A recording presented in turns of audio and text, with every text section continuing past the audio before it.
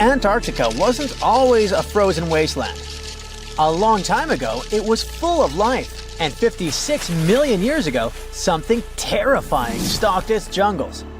A giant, flesh-eating bird. It was around 6 feet tall and weighed as much as a lion. For millions of years, nothing could challenge it, so why did it disappear? And could there be even bigger predators still hidden beneath the ice?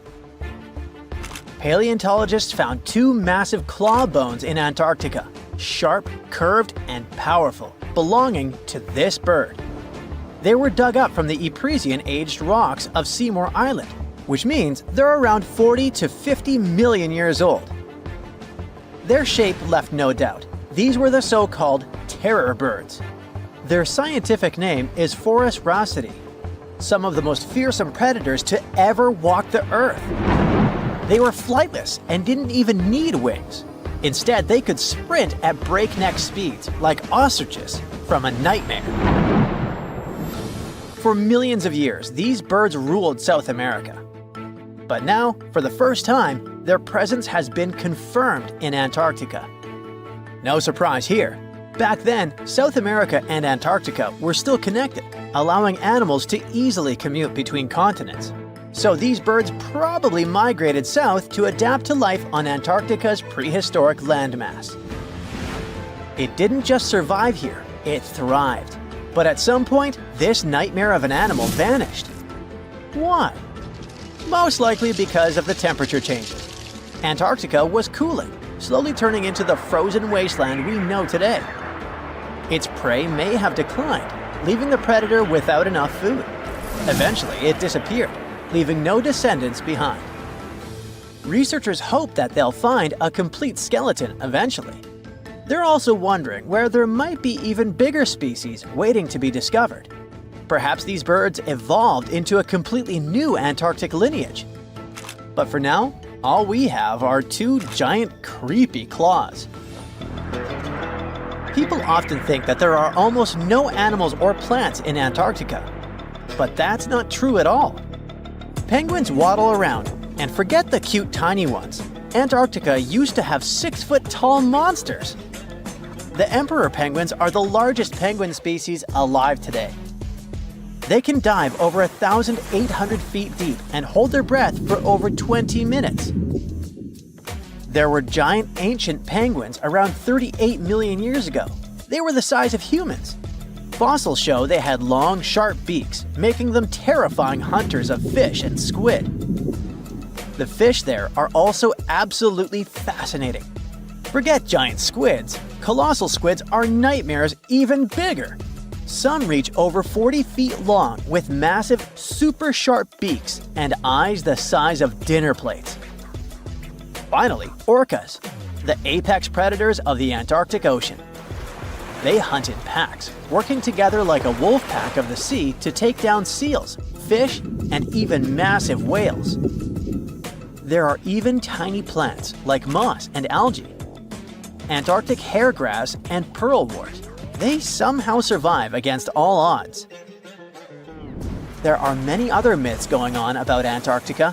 For example, some people think that when icebergs break off from glaciers, they immediately start drifting straight into the open ocean until they melt. But the reality is way more chaotic.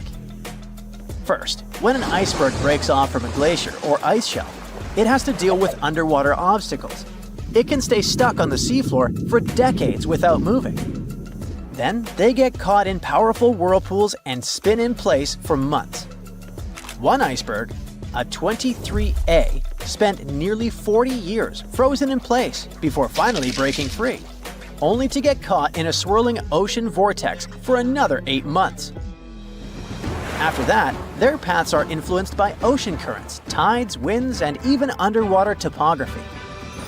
They don't just float freely, their movements are full of literal, unexpected twists. And speaking of glaciers, another strange rumor is that some humans can't travel more than 311 miles inland in Antarctica because of an impassable ice wall, freezing jet fuel, deadly winds, and no oxygen. But this is completely false. Antarctica has been explored by planes, vehicles, and even scientists on foot. There's an entire research station sitting at the South Pole. People live there all year long. The ice wall is real, a massive ice cliff rising above the ocean. But that isn't some secret barrier, it's an ice shelf.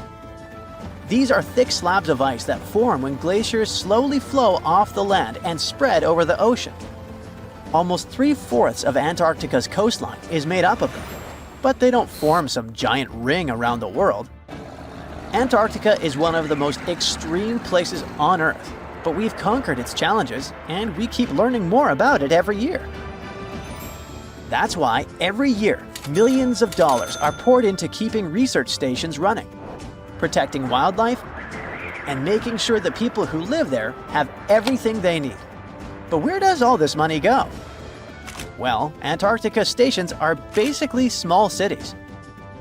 There's electricity, heating, water purification, food storage, and medical facilities. The biggest station, McMurdo, is basically a town with over 1,000 people in summer. It has everything from a fire station to a gym. The South Pole Station is super deep inland, so it's one of the hardest places to supply.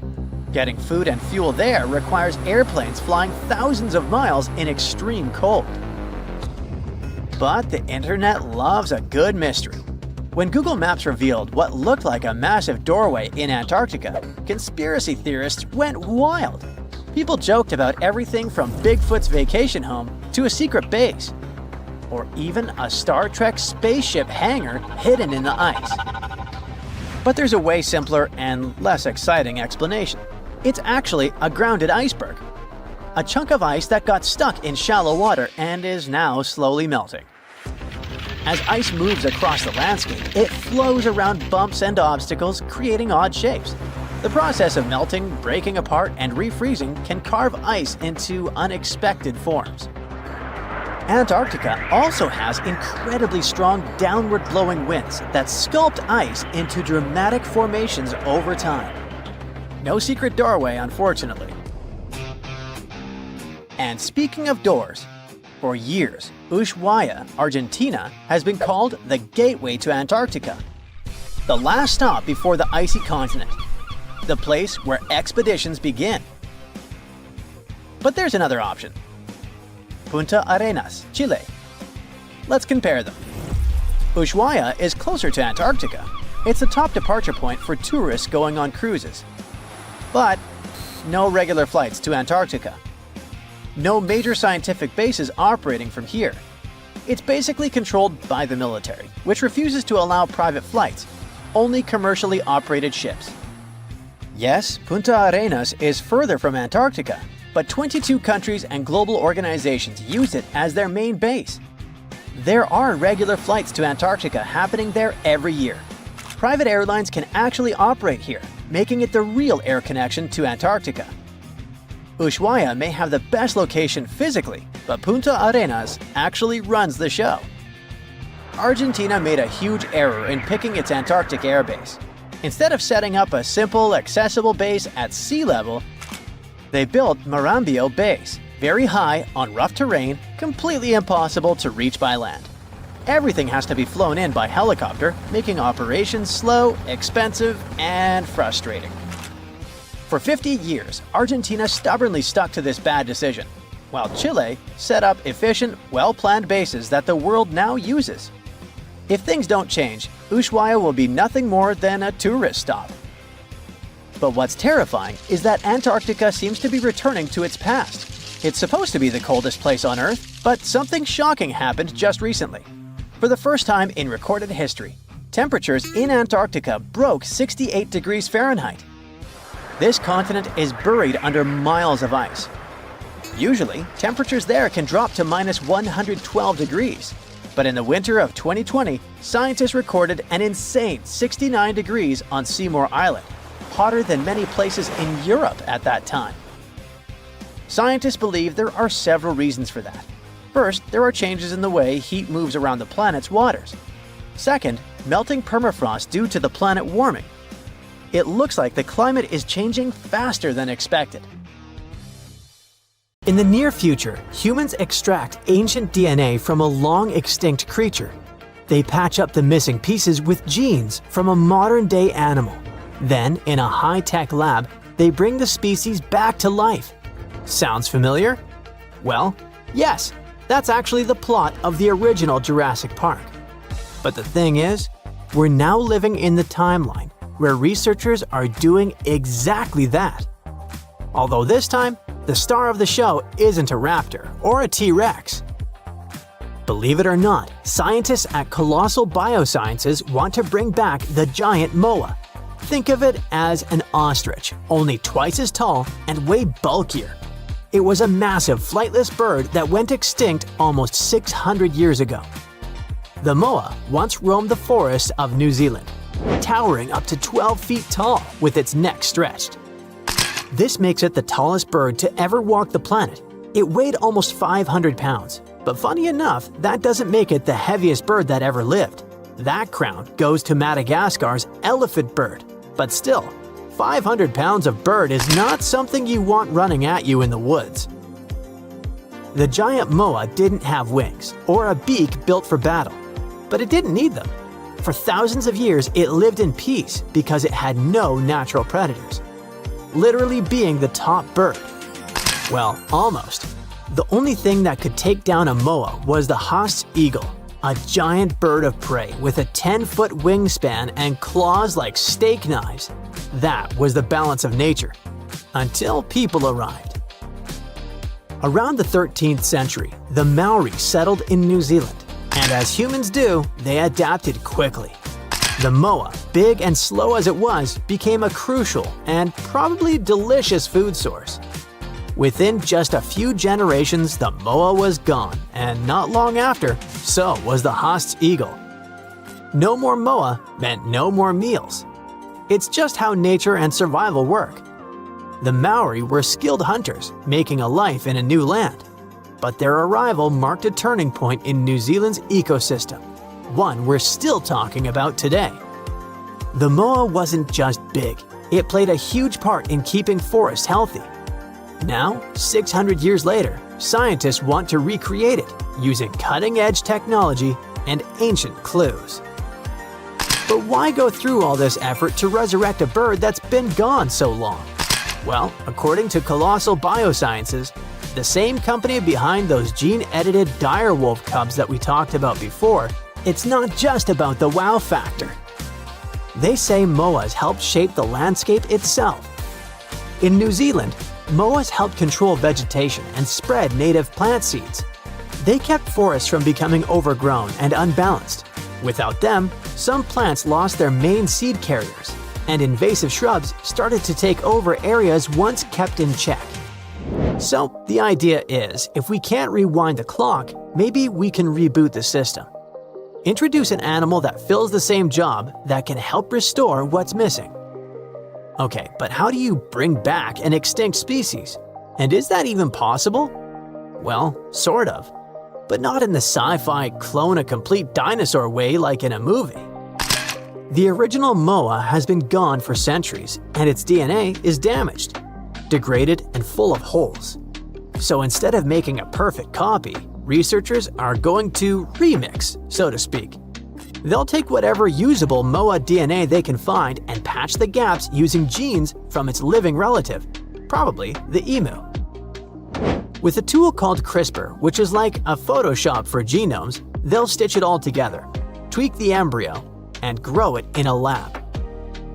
If all goes well, the result will be something that looks, walks, and stomps like a moa, but not exactly a genetic twin. It won't be a clone, and it definitely won't be 100% authentic. However, Colossal Biosciences says that's fine. If it behaves like a moa and fills the same job in the ecosystem, that's mission accomplished. So no, we're not recreating the past. Not literally. We're building something new that plays the same role. But here is where it gets interesting. Colossal Biosciences seems to be just getting started. They've got an entire extinction comeback roadmap in place. In addition to the giant moa, the company is also working on reviving the woolly mammoth, the dodo, and the thylacine, also known as the Tasmanian tiger.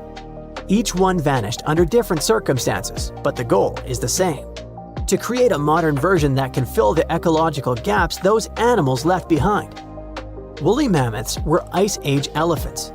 They were befriending ground sloths and shaking the Arctic ground with each step, knocking down trees and flattening snow. During the Ice Age, this region wasn't the frozen wasteland we know today. It was called the Mammoth Steppe, a dry, windy grassland stretching from Spain to Siberia to Alaska, filled with cold, hardy grasses and scattered shrubs. Mammoths helped keep it that way. However, some scientists think that their disappearance may have turned open ecosystems into soggy, carbon-trapping wetlands. So now, the idea is to mix mammoth DNA with Asian elephants to create a fuzzy, cold-loving hybrid that could help the Arctic stay grassy instead of swampy. Maybe even help slow down climate change by keeping the permafrost frozen a little longer. The dodo bird is probably the most famous extinct animal in history. It lived on the island of Mauritius, where it ate fruit and helped spread seeds across the forest. After European sailors arrived, the number of dodos slowly dwindled. It disappeared in the late 1600s, less than a century after it was first discovered, and some scientists believe that its absence had lasting effects on the island's ecosystem. One example would be the Tambalakoke tree, also known as the dodo tree, which might have depended on the dodo to help its seeds sprout. The theory has been debated, but it's safe to say that the dodo had a part in keeping the island's plant life balanced. Now, Colossal is aiming to reintroduce a bird that's similar to the dodo, hoping it can help those forests regrow as well. And then there's the thylacine, my favorite. It's part wolf, part kangaroo, with tiger-like stripes. Despite these strange features, it was a top predator and helped control prey populations in its habitat. But after being blamed for attacks on livestock, it was hunted to extinction. Researchers believe a new thylacine could rebalance nature where things have gone out of hand. So yeah, the MOA might be the headline this time, but it's just one project on a much longer to-do list. However, this is where the big debate begins, because not everyone's on board with this whole bring back a beast plan. While scientists dream of second chances, plenty of people still have big questions. For example, are we actually helping the environment or just poking it with our really expensive science stick? These new animals aren't exact copies. They're mashups. Close enough maybe, but not the originals. Also, ecosystems aren't machines where we can just swap out a part and expect them to work the same. There's also the wildcard factor. A lab-made MOA might not act like the ancient one. It could munch the wrong plants or throw off the balance by outcompeting something that wasn't even around the last time it existed. Some experts worry that tossing new species into today's ecosystem could backfire. After all, the world they're coming back to? It's different. And in some cases, their old homes don't even exist anymore. There's also a deeper concern: the message this sends about extinction. If people believe we can just bring things back, will they take conservation any less seriously? Will protecting endangered species feel less urgent if extinction stops being permanent? So while the science behind all this is undeniably impressive, the ethical questions aren't going away. Should we be reviving species, or should we be doing more to protect the ones that are still here? If both options are true, how do we do so successfully? Whether it's mammoths, moas, or dodos, one thing's clear: we're not just studying nature anymore. We have the power to rewrite it. And like Uncle Ben said, with great power comes great responsibility. Let me know what you think. And as always, stay on the bright side. A man went for a walk not far from Buenos Aires in Argentina and found something that looked like a dinosaur egg lying in the mud. When he shared his find with his family, everyone thought it was a joke, but it was actually very real. Except it wasn't a dinosaur egg, but a glyptodont shell. These guys went extinct thousands of years ago. Some of them grew up to be the size of a small car. The Paleo-Indians, who were the ancestors of Native Americans, must have had a fun time living alongside those beasts. People keep finding similar black scaly shells, which are fossils of glyptodonts in the Americas. These creatures thrived in South America for tens of millions of years and also spread up north. They had thick armor, called a carapace, and tough, grooved teeth for eating grass. They weren't always giant, but it looks like a colder climate before the Ice Age, with open woodlands and plenty of grass, helped them evolve. It's pretty hard to hide when you're huge, so they may have developed their fused armor to protect themselves. One of the most famous types had a long tail with spikes that it used to fight other glyptodonts for territory or mates. Although they look similar, the ancient glyptodonts were really different from today's armadillos. Glyptodonts had a hard, heavy armor made of fused plates, and today's armadillos have flexible armor and can roll up into a ball to protect their soft tummies. Plus, glyptodonts ate grass using their grooved teeth, and armadillos prefer insects for lunch. But despite all the differences, recent studies of their DNA showed that glyptodonts actually belonged to the armadillo family. If you think the glyptodont was scary, just wait till you meet the giant short-faced bear. This bad guy grew to almost twice the height of Michael Jordan when it stood on its hind legs. It also weighed over 1,500 pounds, and it was able to run at the speed of over 40 miles per hour. This bear preferred meat to all other foods. Even its skull and teeth were designed for slicing through meat, and it had forward-facing eyes that gave it sharp vision. Its strong jaws and large muscles helped it crush bones to get to the nutritious marrow inside. The giant short-faced bear lived in places like Minnesota and west of the Mississippi River, all the way up to Alaska. It went after or scavenged big animals like bison, musk oxen, deer, and even ground sloths. But it eventually went extinct because its prey didn't survive the Ice Age. Today, the only living relative of the short-faced bears is the spectacled bear from South America. This guy is much smaller, about the size of a black bear, and it eats both plants and meat. Game of Thrones fans, the next one is for you. The orphaned wolf cubs adopted by the Stark family in the epic series were inspired by dire wolves. Their name translates from Latin as terrible wolf. These great uncles of modern dogs were almost 5 feet from head to tail and weighed around 150 to 200 pounds. The oldest record of the dire wolf is from 250,000 years ago. They adapted well to different conditions and lived pretty much all over North America, from as far north as Alaska to down into southern Mexico. They went extinct around 10,000 years ago, soon after the last Ice Age.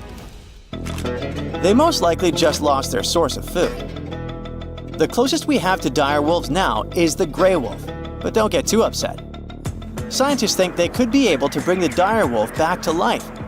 They can combine intact straps of their DNA, recovered from the museum specimens and the genome of modern dogs.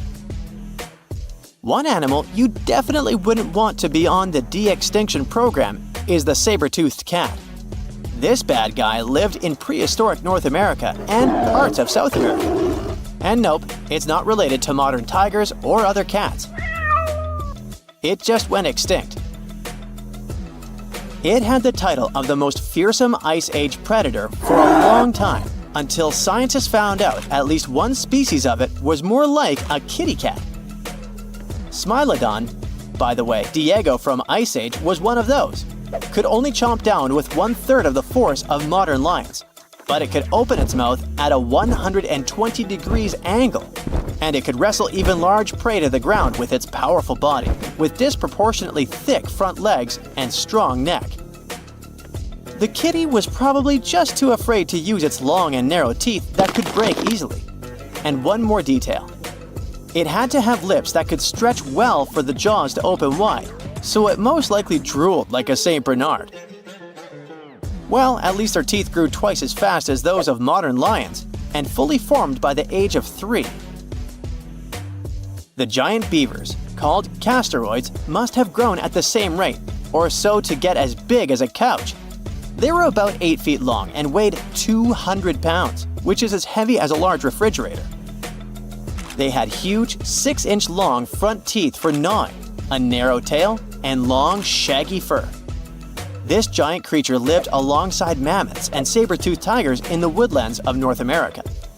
Like today's beavers, the giant beaver probably spent a lot of time in the water since it was too heavy to move quickly on land. Unfortunately, we don't know for sure if giant beavers built equally giant dams. Even if they did, none of those structures survived over time. Some people think a giant beaver built a 4-foot-tall dam in Ohio, but it's just a guess. Eventually, the giant beaver disappeared, just like other big animals from the last ice age. Early human settlers in North America may have sped up its extinction, as they probably liked its thick fur and meat. By the Ice Age, mastodons, some remote offsprings of the early elephants from Africa, crossed a land bridge that once connected Siberia and Alaska and made it to North America. Mastodons, like woolly mammoths, had thick, shaggy fur that helped them keep warm in the cold climate of the Ice Age. But unlike the mammoths, who mostly grazed, mastodons were mostly browsers. They like to eat leaves from shrubs and the lower branches of trees. Scientists often find woolly mammoth fossils together, which means they probably lived in groups, like family herds. Mastodon fossils are usually lying alone. This means they may have preferred living on their own and only came together to mate or for a short time with their young. Sadly, both mastodons and woolly mammoths went extinct around 11,000 years ago, not long after the Ice Age. Scientists think this may have happened because of changes in weather patterns, fewer food sources, and possibly early humans. They figured out that one mastodon could feed a tribe for a week and dress them for years. You can mostly find camels in deserts in places like North Africa and the Middle East now. But scientists believe they actually came from North America, especially the lands west of the Mississippi River. Fossils show that camels appeared on Earth about 44 million years ago. In 2015, a team of scientists from the University of Louisiana discovered the bones of a giant ancient camel in Oregon. This camel was between 12 and 14 feet tall, like a modern giraffe. It lived around 7 million years ago and had a long neck to help it reach high plants. About 6 million years ago, some early camels crossed into Asia over the Bering Strait land bridge. Once they arrived in Asia, these camels split into 2 types we know today: the Bactrian camel with 2 humps and the dromedary camel with 1 hump. You won't find wild camels in North America anymore, but some of their relatives, such as llamas, alpacas, and guanacos, still live in South America. Ah, that's funny. Well, everything is when you're a giant hyena, Pachyrhocruta. If you want to picture how animals from ancient times look like, just imagine them way bigger with larger and sharper teeth. And wait, like that isn't enough? Yup, you had to be one mighty beast to survive in such times when everything around you is like 5XL. This hyena was up to 3 feet tall with a weight of 400 pounds. That's the size of a modern lion and around 3 times bigger than today's hyena. The ancient one also had shorter legs, which is also the reason plenty of prehistoric creatures went extinct. Over time, they ran out of food, but couldn't run fast or long enough to catch prey. Also, they couldn't escape quickly enough if there was some bigger guy nearby. Ancient and modern hyenas have quite similar habits. Diet, meat, meat, and meat. They both prefer to steal food from other usually smaller predators rather than go hunting on their own. And of course, they're both always smiling at everyone around. Cheese! You always somehow picture sharks as those marine animals we should be afraid of, right? Not whales. They're mostly good-natured, eating their plankton, spraying out water through that hole in their backs and stuff. And of course, they could get a little clumsy from time to time, so they turn over a ship. Anyway, they're not that into hunting humans.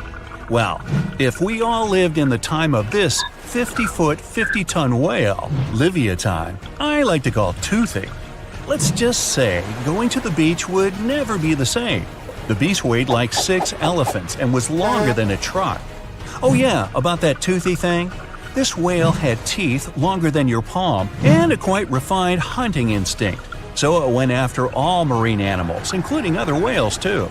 Its only rival was the megalodon itself, the only biggest and scariest shark that ever lived on our planet. Okay, of course, this list is full of giant and dangerous animals with extra sharp teeth who you're certainly glad they went extinct. But there's also some close relative to a human ancestor here too. Hello, distant cousin? Paranthropus. So our cousin P had a big brain, well, at least for those times, and good reflexes, which is why they could defend themselves against some bigger and less brainy creatures that were after them. They mostly ate plants, roots, nuts, soft fruits, young leaves, probably insects, and seeds. They were around 5 feet tall and 150 pounds in weight. Not that big compared to other prehistoric mammals, but still big enough to survive those tough times. Way to go, P! The next one is, yes, I'm very happy these things went extinct, prehistoric mammal, Gorgonopsia.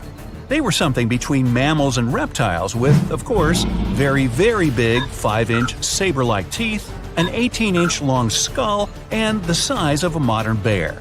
At their beginnings, these guys were really small, no bigger than a dog. After a while, evolution did its thing and turned them into the biggest carnivores of their time, which was over 250 million years ago. I wasn't around then. Scientists still don't know if they had clear skin, fur, or scales, but they do know these beasts had rather long legs compared to the rest of their body, which means they could run much faster than many other animals from those times. Andrewsarchus, or Andy, my nickname for it, is everything you would attribute to today's predators, such as tigers, wolves, or hyenas. Only a bit more intimidating version, of course, with extremely sharp teeth. Who would have thought the biggest meat-eating mammal that ever lived is actually a part of the family where pigs, camels, and antelopes came from? It had the size of a modern bison, with a weight of at least half a ton. Andy wasn't that picky with the menu, so it went after most other animals that lived back then, which was around 40 million years ago. It seems ancient times were those where tigers or some other predators were afraid of pigs, unlike today. Yup, step back, Terminator pig, Entelodon, is on its way. Okay, research actually showed they were more like hippos, whales, and its cousin Andy. But this cool nickname has already been given, so we can't go back. Early Terminator pigs were no bigger than today's swines, but they grew to become cow size over time. They also had short snouts, but a couple of million years later, evolution decided that's not scary enough and made their lower and upper jaws much longer. Oh, and they got an even sharper set of canines, a special How to Creep Your Rivals edition. Phew! Finally an ancient mammal we don't have to be afraid of. Well, at least if we're not in its way, because if this giant accidentally stepped on you, squish. But at least its menu consisted of plants, so we would be safe at some point. Let me introduce you to the gentle giant thunderbeast, Brontotherium. It had quite a sturdy nasal horn, weighed 3 tons, and was 16 feet in length, which is bigger than a modern rhino. The size, unfortunately, didn't help it much. Andy was always just breathing down its neck, preying at it and its companions. Such a list definitely can't go without the menacing saber-toothed cat. Around 4 feet long, 100 pounds, agile, completely capable of hunting in coordinated packs. But you know cats, they like to brag about the catch they got on their own. That's our Megan, Megatherion. You can find her and her companions all over the world, in Europe, Asia, North America, and Africa.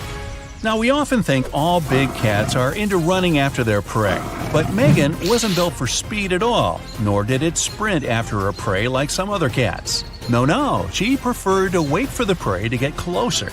She would choose a good spot, climb up some tall tree, hide, and simply chill.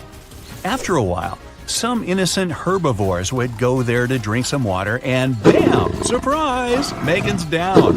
Her hunting style is something we see in leopards today. Teeth were her main weapon, so gotta watch out for those big upper canines. Oh, finally a name I can more easily pronounce, so I don't have to come up with my own. The giant short-faced bear. This beast could run up to 40 miles per hour. After it cornered its prey, the bear would rear up to its full height, 13 feet, so the poor animal knew nothing good was about to come. Cave bears usually prefer vegetables, but as far as this short-faced one was concerned, nah, meat is way better. It liked to hunt as well as collect what other predators would leave behind. Also, as far as is known, apparently no one ever asked this short-faced bear, "Hey, why the long face?" Leo, the prehistoric lion, Thylacoleo. Gee, sounds like a pharmaceutical. Anyway, 5 feet long, 200 pounds, insanely strong jaws, sharp teeth, long retractable claws, muscular body. Hey, it's me. No, not really. It also had a surprisingly powerful tail. Leo actually comes from the land down under, where ancestral kangaroos live, and they also had quite strong tails to balance themselves. Okay, speaking of kangaroos, here's one small surprise: Leo's roots. You would think kangaroos, koala bears, and giant wombats were there just to live a happy life until they became someone's breakfast. But their family somehow raised an animal that looked like a saber-toothed tiger but with bigger teeth. Yes, Leo, way to go, breaking the stereotypes. Leo was somewhere at the top of the food chain in his times, even though he had one quite strong rival, a giant monitor lizard, Megalania, or even some plus-size crocodile, Quincana. Okay, move guys, this is not a video about reptiles, wait your turn. Prehistoric age, dinosaurs ruled all over the region, making a mess, while other animals shiver in fear and hide from them. Hey, not so fast, dinos! There's Mr. R, Rapenomamus, a mysterious mammal that decided to stand up to the authorities. He showed up 130 million years ago and was a badger-like 3-foot-long animal. Doesn't sound much compared to the T-Rex and bigger dinos, but was way bigger than some of those feathery dinosaurs from the same time. Not only that, he would eat them. We don't know how exactly, but let's just say Mr. R had his own ways. I'm guessing it was for breakfast. Psst, run! Really, it's not safe out there. There's a saber-toothed tiger lurking around. You better be careful. What are you doing? Don't peek. Okay, just one little peek. How's this possible, you ask? That's because you're in virtual reality, of course. These cool but very dangerous-looking big cats were alive during the last ice age. What if they decided to show up at your doorstep out of nowhere?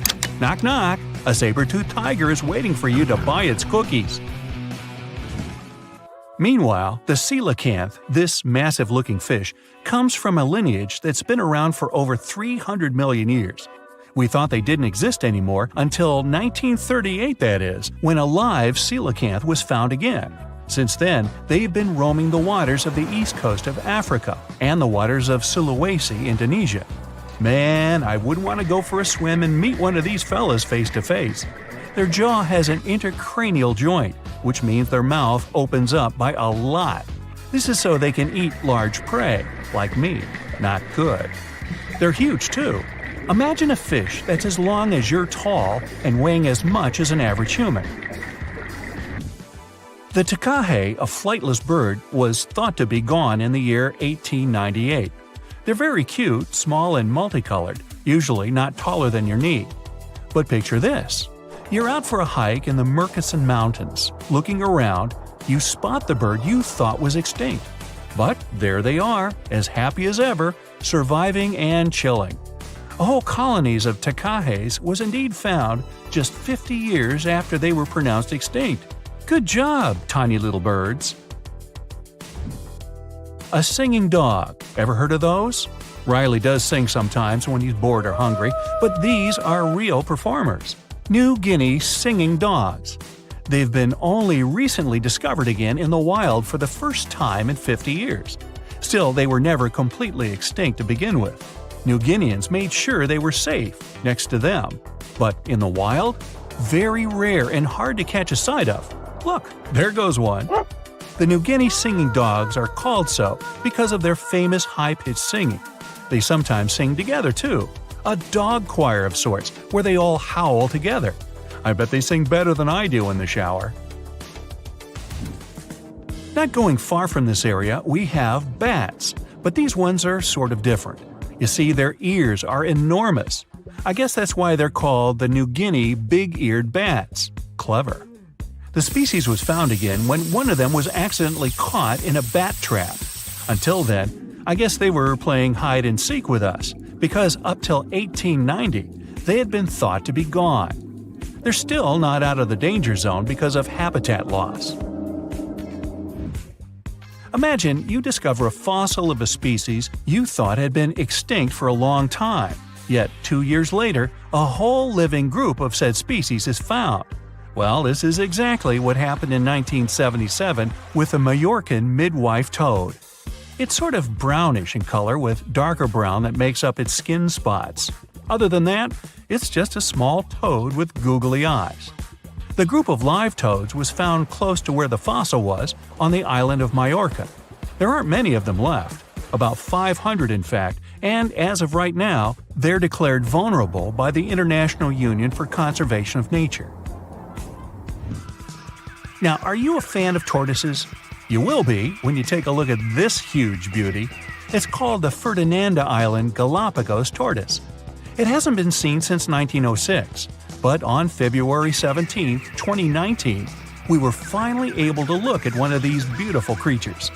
It's probably out there with a few of its mates right now, but they also don't allow themselves to be seen. We only know they exist because there's a few tracks and scents. With yet another frog, we have the horned marsupial frog. They're out and about in Ecuador, in the Chocó forest to be more specific. They're called this way because of their distinctive horns directly on top of their eyes. You know the pouch kangaroos use to carry their offspring? Well, the female horned marsupial frog also has that, except it's on the back, so it acts as sort of a backpack. They develop their embryos there, and when they're ready to come out, they hatch as complete infants, unlike regular frogs where they start out as tadpoles. One more toad, the starry night toad or harlequin toad. They're black and covered with loads of white spots all over them. Lost for 30 years, it was discovered back in 2019. Picture them as big bodyguards, water bodyguards to be exact. Oh, that's a very big toad on your screen. Well, for the Arhuaco people, that's exactly what they are, guardians of water. They also have their own name for them, Guna. Sounds like a cheese. When scientists found them yet again, they came across 30 of these little creatures, but initially, they were expecting only one. Well, what a nice surprise. Here's a tiger for you, although it doesn't quite look like your typical tiger. It's called the Tasmanian tiger, and it seemingly disappeared since 1936. But then, out of nowhere, people started seeing them out there in the wild just 5 years ago in 2016. They sort of resemble dogs more than tigers, or a fox maybe. Just take a look at its muzzle. Maybe even a mix of both. Then, a few others started popping up too. And if you happen to think you're seeing one right in front of you, but you're not quite sure, check if they've got stripes on their back. They're definitely out there, but still technically marked as extinct by the IUCN. Okay, picture a horse that looks straight out of a movie scene. Tiny, gorgeous fur, very well behaved. It's tiny, but it's not a pony. It's a Caspian horse. They have an interesting backstory to them. They were discovered by Louise Leyland, who got married to an aristocrat in 1957. Having moved to Tehran, Iran, she didn't quite like how the horses behaved there, so she took matters into her own hands. She took a few people with her, and off they went to the Caspian Sea mountain. And in there, they found 3 of these beautiful tiny little horses. Well, that's how the story goes. Coming up next, a possum that was found in an unexpected place. Guess where? You have 3 options to pick from: hiding in a ski resort, in the Australian outback, or in someone's apartment in the bathroom. Which one do you choose? You have 3 seconds. The right answer is a ski resort. Yes, this possum is called the mountain pygmy possum, and it's originating from Australia. So far, there are 3 different living populations of this tiny possum, but it was believed to be extinct until just 1966. There are fewer than 100 of them, so the IUCN has marked them as critically endangered. Also from Australia is the night parrot, an absolute delight to birdwatchers. Very beautiful, yet mysterious. These little fellas live in very remote areas. You can probably count on the fingers of your hand how many times these birds have been seen since they were found again in 1979. That's how rare they are. Have you ever seen a pygmy tarsier? Neither have I. It was only in 2008 that 3 of them were caught. Scientists don't really want to lose track of their movements again, so what they did was gift them with tiny little collars. This way they can live their life as happy as ever and will know they're safe. The last one I want to tell you about is the tree lobster, but as the name might mistakenly tell you, they're not really lobsters. They're just big black bugs with huge legs. Their extinction story is a sad one. In 1920, a cargo ship got stuck on Lord Howe Island, and it had rats aboard. These rats fled the ship and ran straight to land. Even though tree lobsters are bigger than most insects, they're still relatively small compared to rats. The poor things never stood a chance. Still, in 2004, life shone again for these distinct critters. A pair of Australian scientists were out and about on the island and came across 24 of them. All of them were living beneath one single shrub. Hey, if there's enough space for everyone, it's not small, it's cozy. Bottom line, it's better to be distinct than extinct. Don't you agree? It's a perfect summer day. You're relaxing on the beach, dipping your toes into the cool water, when suddenly, BAM! A 56-foot aquatic nightmare rockets from the waves. It's the size of 2 London double-decker buses, sporting about 60 razor-sharp teeth, including bonus chompers on the roof of its mouth, because why not? This aquatic beast isn't picky about its diet either. Sharks? Turtles? Other sea monsters? Yep, they're all on the menu. Meet the mosasaur, a group of marine reptiles that ruled the oceans millions of years ago. If you've seen Jurassic World, you'll recognize them as the stars of that epic moment when a massive creature leaps out of the water to snatch a great white shark like it's sushi. That's a mosasaurus, and it's every bit as terrifying as it sounds. Recently, scientists stumbled upon a fossil of one of those marine monsters in, of all places, Mississippi. Yes, Mississippi, the land of magnolias and catfish. Turns out it's also home to ancient sea dragons. This discovery was a happy accident. A team of geologists was mapping the terrain in east-central Mississippi when they noticed something strange poking out of the ground. It wasn't a rock or seashell. It was a vertebra, and a massive one. In fact, it was so large it barely fit in the hand of the scientist who found it. The fossil likely belonged to the largest known species of mosasaur, the Mosasaurus hoffmanni. Now, the biggest mosasaur ever found clocked in at a staggering 56 feet long. This new specimen hit a solid 30 feet at least, and while it might not break the world record, it certainly makes the crown for the biggest mosasaur ever discovered in Mississippi. Fun fact, that's still longer than the average RV, and with way worse gas mileage.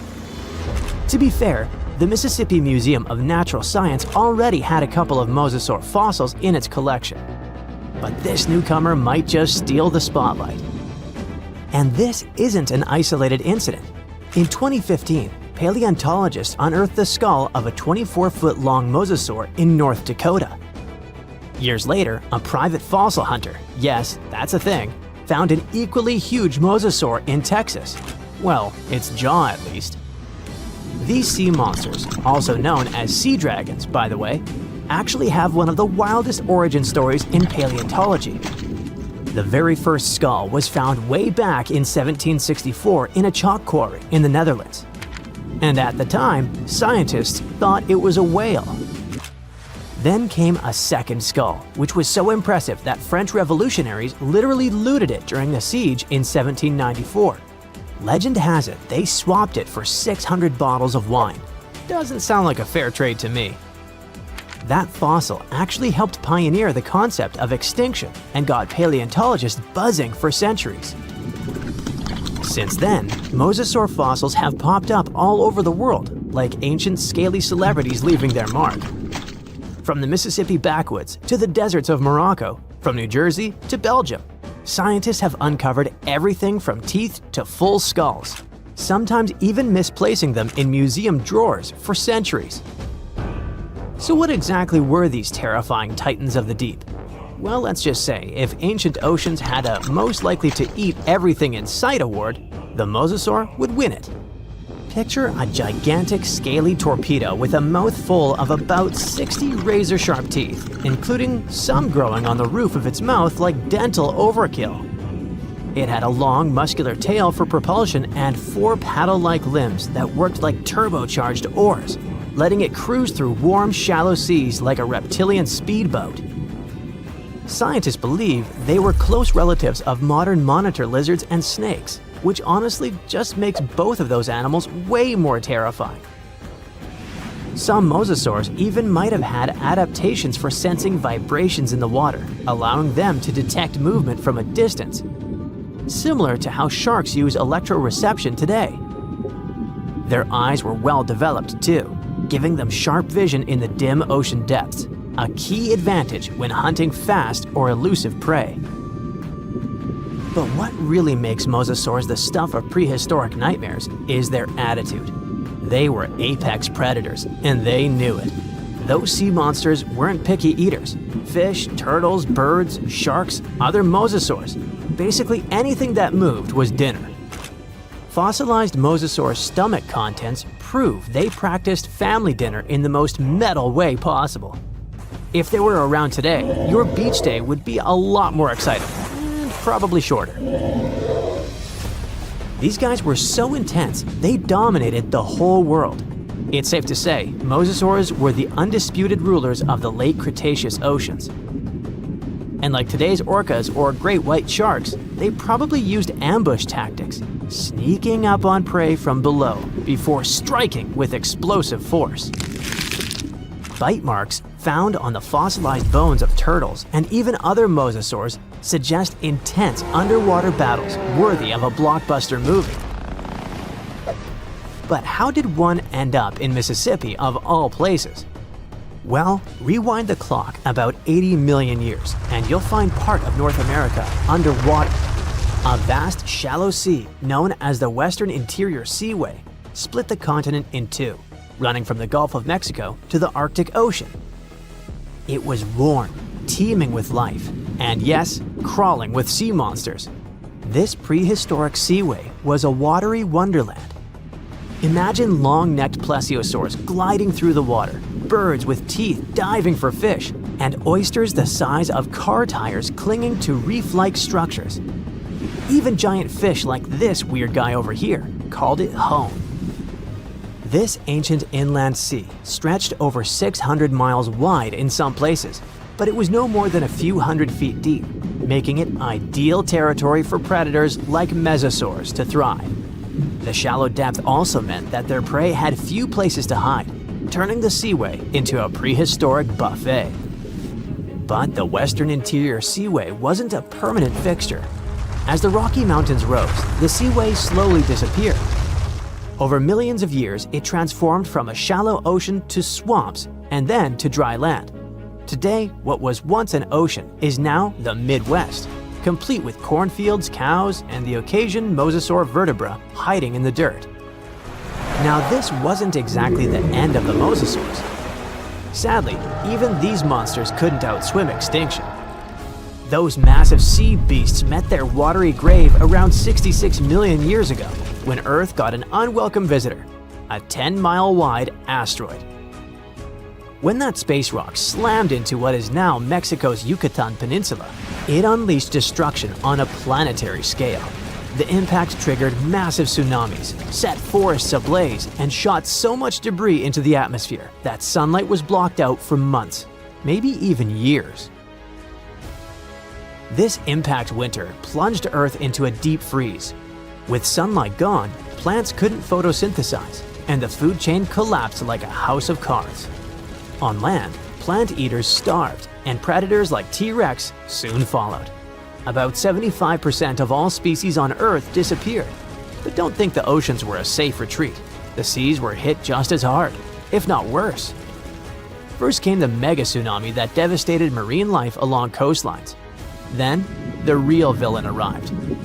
You see, without sunlight, phytoplankton, those tiny microscopic plants that serve as the foundation of the marine food web, perished.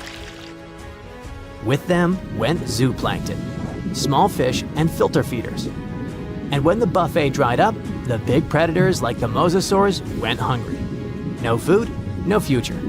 With plunging temperatures and ocean acidification, even the ocean's top predators couldn't survive. Mosasaurs, along with plesiosaurs and ammonites, were wiped out in the blink of a geological eye. So ended the reign of sea monsters. The good news is that you can now swim at peace knowing that no sea dragon will ever come at you. I mean, it's a bummer that they went extinct, but let's be honest. Beach days are way more relaxing without 56-foot lizards crashing the party. So, we all know that Mother Nature is wise. If she blesses some creature with a particular body part, it should make perfect sense, right? Well, yeah, but still, some wildlife shots make you wonder if evolution has gone the wrong way. Snakes' natural design allows them to swallow a whole mouse. But in some cases, this cool ability can turn against them. Yes, snakes can actually swallow themselves. Scientists believe that they mostly do this because of stress, captivity, temperature regulation, hunger, or illness. The snake is pretty helpless in this situation, you can tell. If it doesn't get help in time, digestive juices may begin to corrode the swallowed tail. So if you ever catch your pet snake doing this, try to stop it, or take it to the vet. Okay, but what about the fangs, I hear you ask? Does a venomous snake have immunity to its own venom? Well, if the snake digests it, it will be okay. It's because protein is a primary component in venom. And besides, the venom is excreted by the gland in the snake's mouth. So no matter whom the snake bites, chances are that it's going to drink a bit. So the only way a snake can actually suffer from its own venom is by biting itself straight into the blood vessel. In this case, it'll experience the same reaction as any other animal. Now, think you're having a bad hair day? Hey, check this guy out. Chris was an Australian merino ram who became a celebrity in 2015 after being discovered in the wild. Farmers shorn him and gained nearly 90 pounds of wool. When the animal was found, he carried over 5 years' worth of fleece on his body. But Chris belonged to the domestic sheep breed that needs to be shorn regularly. Otherwise, the animal is at great risk of injury and infection. So the lives of these cuties depend directly on going to the hairdresser. Shall we talk about horns? Cattle, goats, and many other species proudly wear this fancy headdress not only for fashion, but also as a weapon for brutal battles. If you ask this bighorn sheep ram directly how old he is, you'll probably hear something like, "Bah." But if you want to get a more precise answer, you can count the number of rings on his horns. The biggest and the darkest ring usually marks the 4th birthday, when the ram matures enough for mating. Although animal horns may look very tough, in fact, most of them are made of keratin. It's the same protein that builds human hair and nails. Horns never stop growing as the animal ages, just like our own hair. And eventually, they can curl into really extravagant shapes, making these weapons turn against their owners. This is what a Wiltshire sheep horn looks like when it's young. But as the years go by, the horns typically curl in front of its face. And while most grow out harmlessly, the inward-growing horns can end up dangerously close to the sheep's head. Like this ram who's having bad luck, to say the least. Its horn has slowly grown into its own skull, and eventually, well, it didn't end well for the sheep. Of course, this would hardly have happened on a farm, because people would have made a preventive horn cut. But unfortunately, in the wild, animals cannot use hairdresser services. That's why they use rocks and branches to rub and grind away at their horns to keep them safe, just like humans trim their nails. Faulty genetics is not the only reason for the horn distortion. You see, when males of this species want to fight for dominance, they begin to butt heads to show each other who's the alpha male here.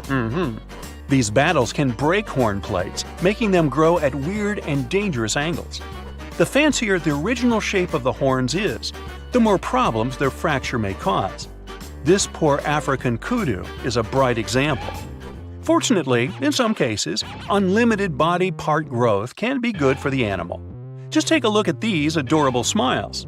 If you happen to break off your own molar tooth, your dentist would probably say it's irreversible and offer a replacement.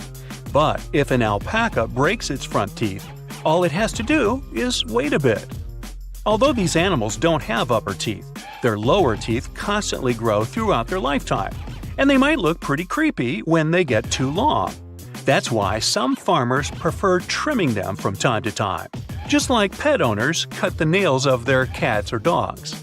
Now, llamas look so similar to alpacas that many people confuse these two species. But the significant difference between them is that llamas' front teeth are encased in enamel. That's why, unlike alpacas, they don't possess the superpower of limited growth.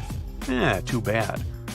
Unlike the keratin horns, deer antlers are made entirely of bone. Typically, only male deers, called stags, grow antlers. Very rarely, females can grow them too due to a serious hormone imbalance. This is a deer equivalent of a beard on a human female that sometimes can appear due to various diseases. Adult deers grow and shed their antlers annually, which coincides with the breeding season. At first, their antlers are covered in velvet, a protective skin with blood vessels. But once the antler is fully developed, the deer gets rid of the velvet, just like snakes shed their skin. Although this process doesn't harm the deer, it may look pretty spooky. Once the brand new antlers are ready, stags begin to fight with other males over the lady's attention. Usually stags barely eat or sleep during this competition. And if you ever question whether the antlers of two deers can get locked together, the answer is yes. Every stag is risking ending up stuck with his own rival instead of having a romantic night out with a female deer. Bummer. Moreover, all the traumas that the deer gets during the mating season can influence further antler growth if specific nerves get damaged. Just like horns, antlers can develop at distorted angles because of genetic failures. Some mutations can even make them grow monstrously large. This unlucky deer can barely move his head without losing balance. Also, if a deer breaks one of its legs, its body can speed up the healing by sacrificing the bone and blood material from one of the antlers, and thus this antler will get thinner and weaker. And speaking of facial extensions, we cannot skip the tusks. Please meet Babirusa from Indonesia. This ancient boar first emerged over 35,000 years ago. It's easy to confuse these big tusks with horns, but they are actually upper canines. They tend to pierce through the skin of the boar's face as it matures. Scientists believe that these intimidating tusks have evolved as a tool to protect eyes and throat while fighting with other males during mating season. But this design doesn't seem very thoughtful. If a male boar doesn't grind his tusks regularly, they can end up curling back into his own skull, which can blind him or even worse. Now, what if I told you that hoofs can grow out of control just like horns and antlers? It took evolution millions of years to turn the middle toe of the animal's foot bone into the hoof. And just like toenails, they tend to grow and curl into creepy shapes if they aren't cut regularly. When donkeys or horses don't have a chance to wear down their hoofs naturally by walking on hard surfaces, they tend to overgrow. This makes the animals walk on the balls of their feet and overstretch the tendons, which may result in pain and bone loss. And eventually, they can lose the ability to walk at all. So if you ever come across a horse with curly hooves, consider calling the experts to give it an emergency manicure. Perhaps one of the most obvious questions regarding the undersea world is, can a fish drown in the water? Yup, it can. Although gills are an amazing gift of nature, there are still many factors that may deprive a fish of healthy breathing. When the oxygen level in the water is too low, fish begin to suffocate. but it happens very rarely in the wild. Oxygen deficit usually appears in aquariums that are not washed and replenished often enough. Also, parasites, diseases, and an overall imbalance in water components can cause the fish to drown. And on that note, I need to hoof it on out of here. See you next time. There's a lake in the heart of Asia that holds 1/5 of all the world's liquid freshwater. It's more than all the 5 Great Lakes have together. Even if all the rivers on our planet suddenly changed their direction and set on a mission to drain this lake, it would take them a whole year to finish the job. I'm talking about the deepest lake in the world, Lake Baikal. If you decide to go all the way down to its deepest point, prepare for a journey of almost 5,400 feet. The descent takes several hours, but the rift floor of the lake is way deeper, between 5 to 7 miles beneath the surface. It means it could be even further down than the Challenger Deep, which is the deepest known place on Earth. The amount of water it has would be enough for everyone on Earth to have something to drink for up to 50 years. This mighty giant of a lake replenishes its water completely every 383 years. Baikal has a great delivery crew of over 300 rivers and streams, bringing their waters right in. And only one river flows out of Baikal, the Angara, which is headed straight for the Arctic Ocean. Baikal isn't only the deepest, but also the oldest existing freshwater lake in the world. It formed at least 25 million years ago.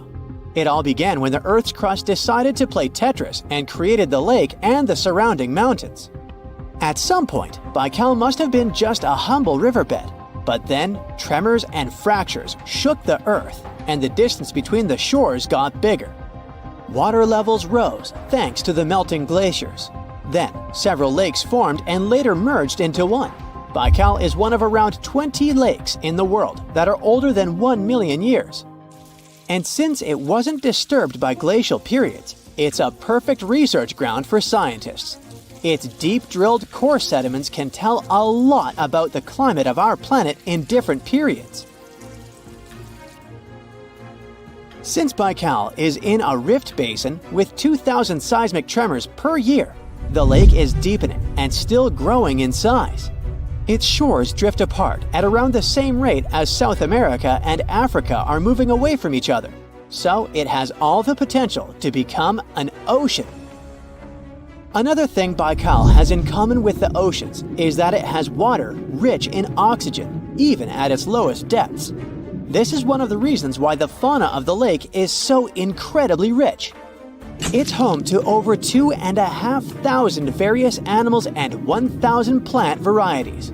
Around half of them are unique and only exist in this area, like the endemic algae, the Baikal omul fish, and the Baikal oilfish. There are also some bears, elk, and lynx living on its shores. They must appreciate the fact that the temperatures around the lake are always higher than the rest of Siberia, thanks to its huge water mass. Most Baikal dwellers prefer to stick to the bottom of the lake, but there's one brave guy you'll meet if you decide to visit. Meet the Baikal seal, also known as Nerpa. It's the only true freshwater seal in the world. Nerpa's eyes are so cute it nearly landed the part of Puss in Boots in Shrek. Nerpa in Boots sounds good to me. These huge eyes are there to help them follow their favorite pelagic fish underwater. There are other seal kinds that can handle freshwater or use it to breathe, but these cuties spend their entire lives in it. But wait, how did seals, which are supposed to be oceanic creatures, end up in a lake miles and miles away from the sea? About 400,000 years ago, during the Pleistocene era, these adventurous creatures traveled up the river and drainage systems that connected Lake Baikal to the Arctic Ocean. The ringed seal that still lives in the Arctic is believed to be the Baikal seal's closest ancestor.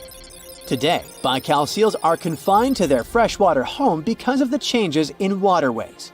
And they seem to be pretty happy with their home as they can choose from a huge variety of food to eat.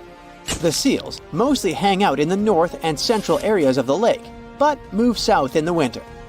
The lake gets covered with ice, which they use as a chill-out zone, just like their oceanic cousins use rocks or the beach. Since at least 1969, Lake Baikal has had some mysterious ice rings pop up randomly here and there. At some point, they got so big that the astronauts even spotted them from space. The rings usually appear in late April, but can be there in January or May. Scientists couldn't crack the code on how these rings form for a while. They had all sorts of theories, and the most popular involved methane gas bubbles from the lake's depths. But then, scientists noticed that some of the rings were in shallower waters, where gas emissions don't happen. So, an international team of scientists decided to solve the mystery. They traveled to Lake Baikal, drilled holes in the ice, and dropped sensors into the water. In 2016, when they started the research, they heard that 2 vans had gotten stuck in the mysterious ice rings. Once they had analyzed the data from the sensors, it turned out that the secret behind the rings was warm eddies flowing clockwise under its ice cover. The currents were less intense in the center of the eddies, so the ice above them was thicker at the edges. The waters of the lake are so clear that you can see some extremely deep parts up to over 130 feet down. This is thanks to the surrounding mountains that send off melting ice right in. Plankton that live in the lake also helps clean the floating debris. When this crystal clear water freezes, it forms an unusually thick and see-through layer of ice. The wind likes to play sculptor on Baikal and creates one-of-a-kind pieces of art here. It picks up water, which, of course, freezes into the most unusual designs. Frozen bubbles and icicles you've never seen before. The location and geography of the lakes and the cycles of melting and refreezing create the perfect conditions for this ice workshop. And you can even see rocks that seem to be floating. The bottom of the rock freezes to the surface of the ice. Then, the strong winds wear away the surroundings, leaving a perfect pedestal for the rock.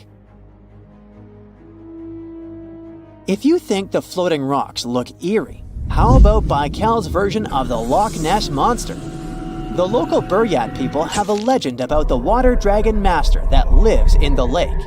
A dragon is believed to be the most powerful creature living on Earth in Asian mythology. They believe there are 4 dragons living in the 4 seas, each responsible for one of the cardinal directions. Baikal is the North Sea in this story. The image of this dragon is supposedly etched in ancient petroglyphs on the cliffs of Baikal. There's also a hefty stone slab that looks like a monument dated back to somewhere between the 3rd and the 9th century BCE, depicting a mysterious water monster. Imagine the stories this stone could tell, echoing the whispers of a bygone era and leaving us to unravel the enigma of the Baikal cliffs. The legend says that a local warrior was chasing the dragon. He finally reached the largest Baikal island of Alkan. He was ready to face and defeat the dragon, but the beast turned into a beautiful girl, and they got married. That's one unusual twist to a classic defeat the dragon and take the girl story. So, local legends describe that dragon as a giant sturgeon with an almost gator-like snout and armored body. In reality, the mythical monster must be one of the many huge fish living in the lake. They can afford to grow to several feet in length thanks to the high levels of oxygen in the water.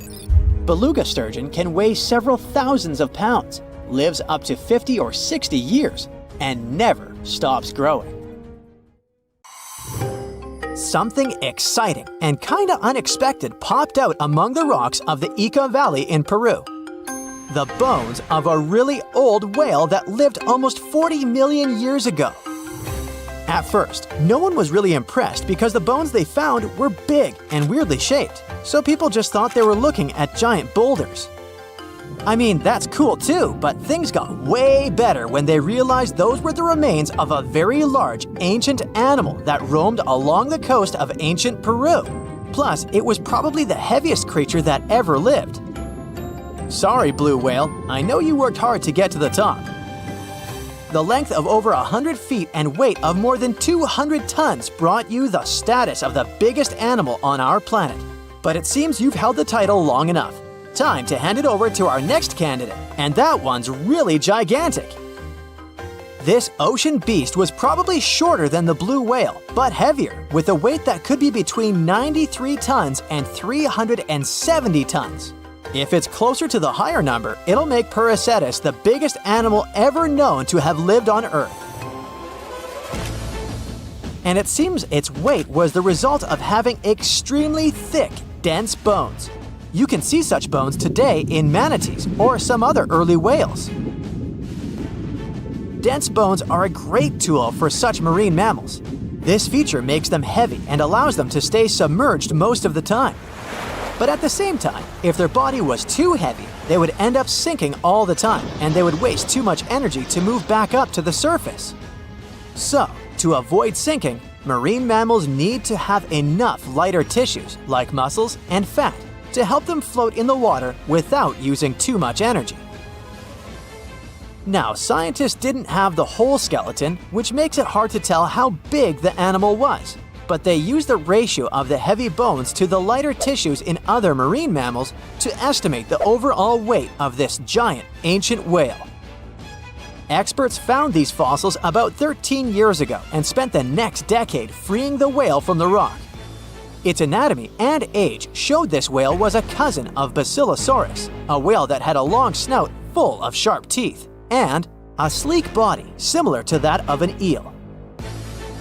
Even if Paracetus wasn't bigger than the blue whale, it was still a giant that ruled the ocean depths. Unlike modern whales, there's a possibility that this ancient fellow was a predator that liked to go after bigger prey. And this also changes how we see the history of whales. Scientists used to think these magnificent creatures became really big about 5 million years ago when they started eating lots of small creatures. But here's the proof that giant whales existed even before that. But it's still unclear how this whale managed to find enough food to sustain its enormous body. Plus, it's still hard to tell what exactly this ancient creature had on its menu. It was pretty large and not such a fast swimmer, so it's possible it searched for food in shallow waters. Then it probably ate crustaceans, clams, or some other small animals hiding in the sand. One theory says it was a scavenger, which basically means it munched on remains of everything that would come its way. It's not so unusual to find marine animals in deserts. Many of these regions used to be covered with water anyway. The Sahara in Africa is a perfect example. About 50 to 100 million years ago, this was not a dry desert, but a shallow saltwater body called the Trans-Saharan Seaway.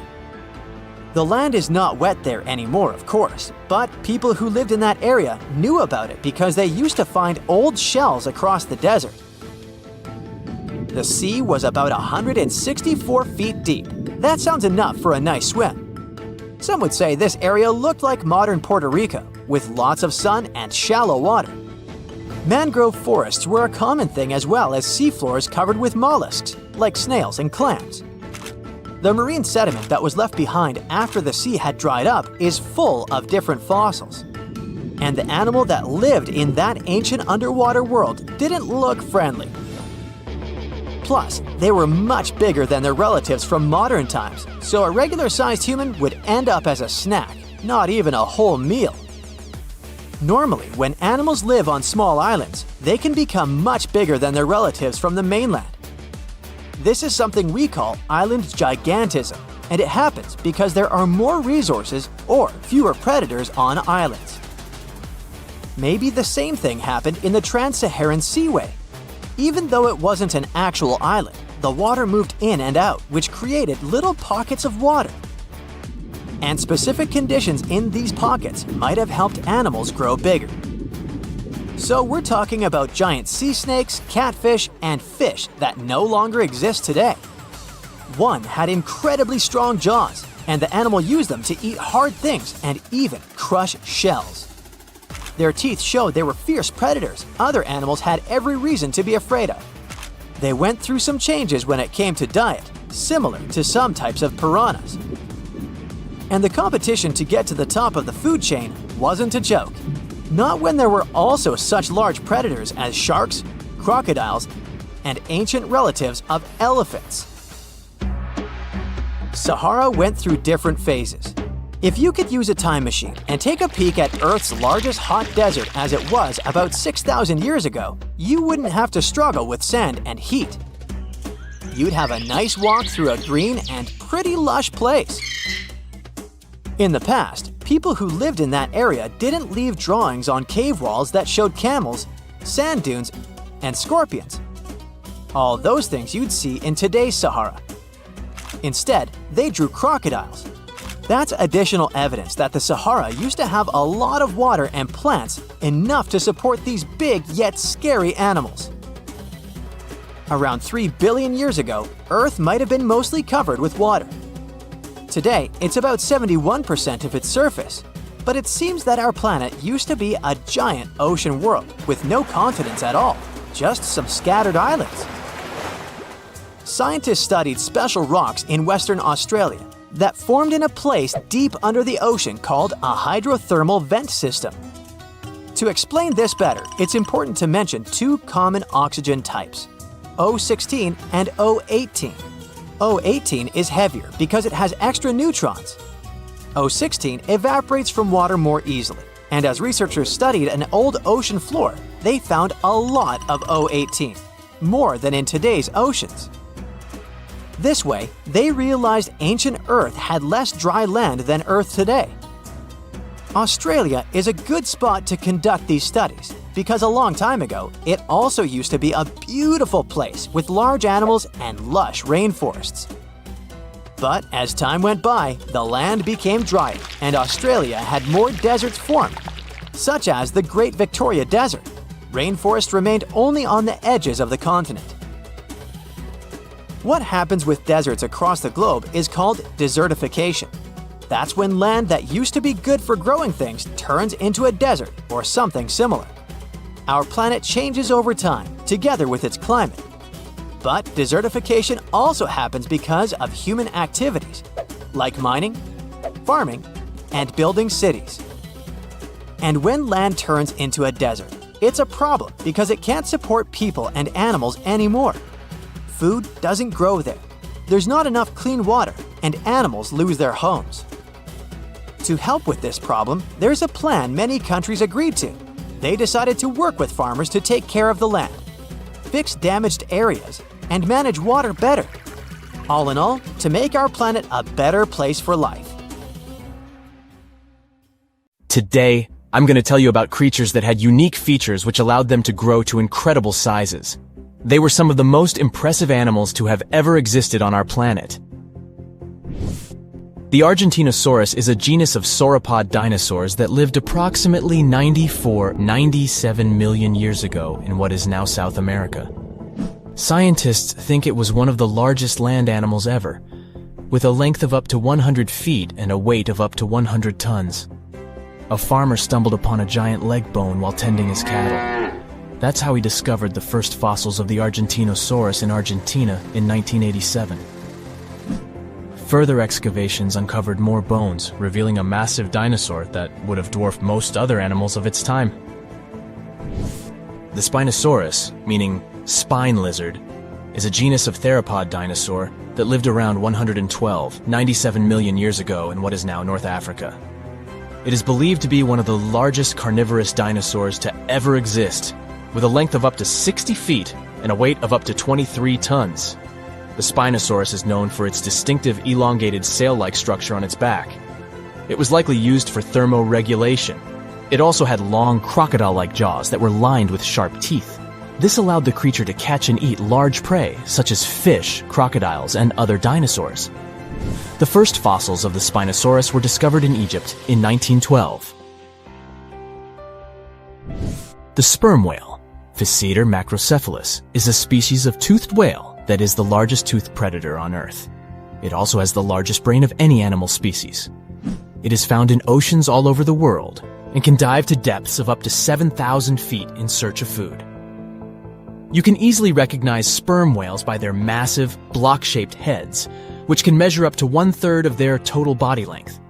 They have dark brown or grayish-blue skin and a distinctive wrinkled appearance. The Titanoboa is an extinct genus of a giant snake that lived approximately 58 million years ago. It is considered to be the largest known snake ever. It could grow up to 42 feet and weighed around 2,500 pounds. The first fossils of the Titanoboa were discovered in a coal mine in Colombia in 2004. This discovery meant a lot because it provided insights into the size and behavior of snakes during the Paleocene era, as well as the overall climate and ecosystem of the time. The blue whale, Balænoptera musculus, is the largest animal on Earth, measuring up to 100 feet in length and weighing as much as 200 tons. These marine mammals are found in oceans all over the world and can live up to 90 years. Blue whales have a long, streamlined body that is usually blue-gray in color with mottled patterns. They have a small dorsal fin and 2 pectoral fins that are about 1/3 the length of their body. Blue whales feed on tiny shrimp-like creatures called krill, and they eat a lot. A single adult blue whale can eat up to 8,000 pounds of krill in a day. The Leadsichthus is an extinct genus of large, bony fish that lived during the Jurassic period, approximately 155 million years ago. It is believed to be one of the largest fish that have ever lived. Some estimates suggest that it could grow up to 55 feet in length. The first fossils of Leadsichthus were discovered in England in the 19th century, and more recent discoveries have been made in other parts of Europe, South America, and Africa.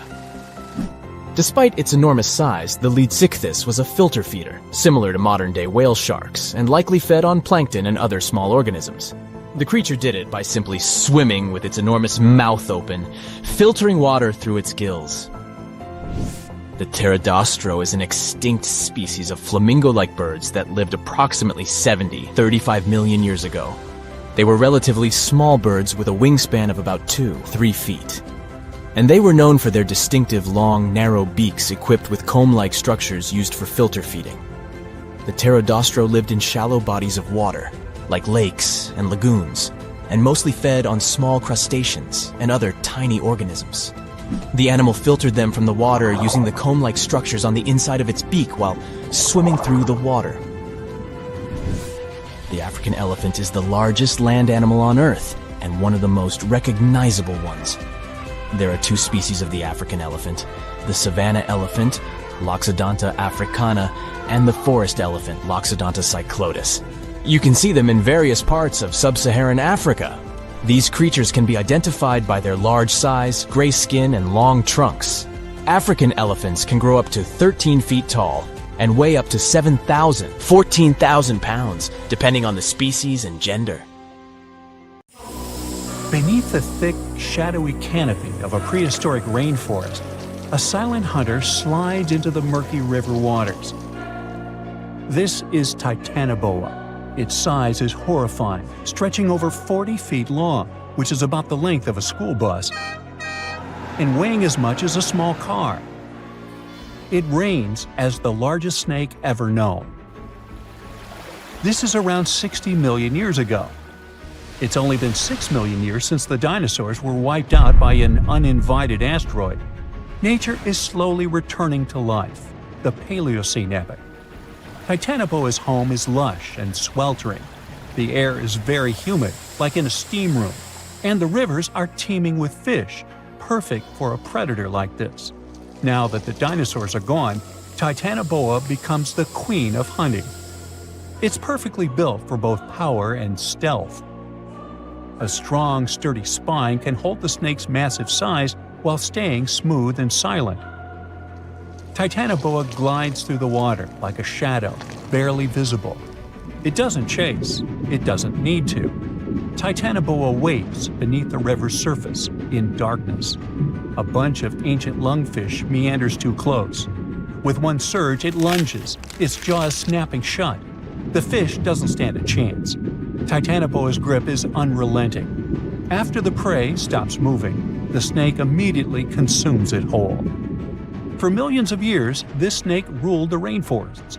Nothing could challenge it, not the prehistoric crocodiles, not the small mammals, not even the birds. But, as it turns out, it wasn't the only apex predator. Alongside Titanoboa, there was this entire family of snakes, a huge biological tree full of snake genomes and species.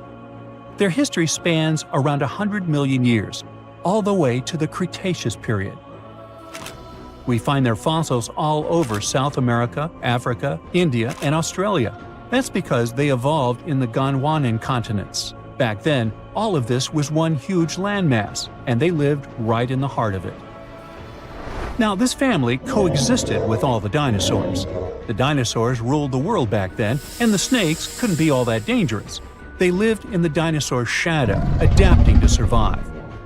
Some of them fed on small mammals. Others waited for the dinosaur eggs to hatch. Some were super bold and went straight for baby dinosaurs. Fossils of one species showed the remains of a little titanosaur, that giant long-necked dinosaur, inside its stomach. And when the age of dinosaurs finally ended in a fiery cataclysm, it was time for these snakes to celebrate. After the asteroid disaster, the world entered a new era of heat and humidity. The warmer the climate, the easier it is for cold reptiles to thrive. Snakes, including Titanoboa, grew larger than ever, but so did the members of this family. All the snakes spread across continents, growing larger and scarier by the century. And eventually, Titanoboa stopped being the only ruler of jungles. Fast forward to about 47 million years ago. Now it's the Middle Eocene epoch, the tropical lowlands of what today is Western India.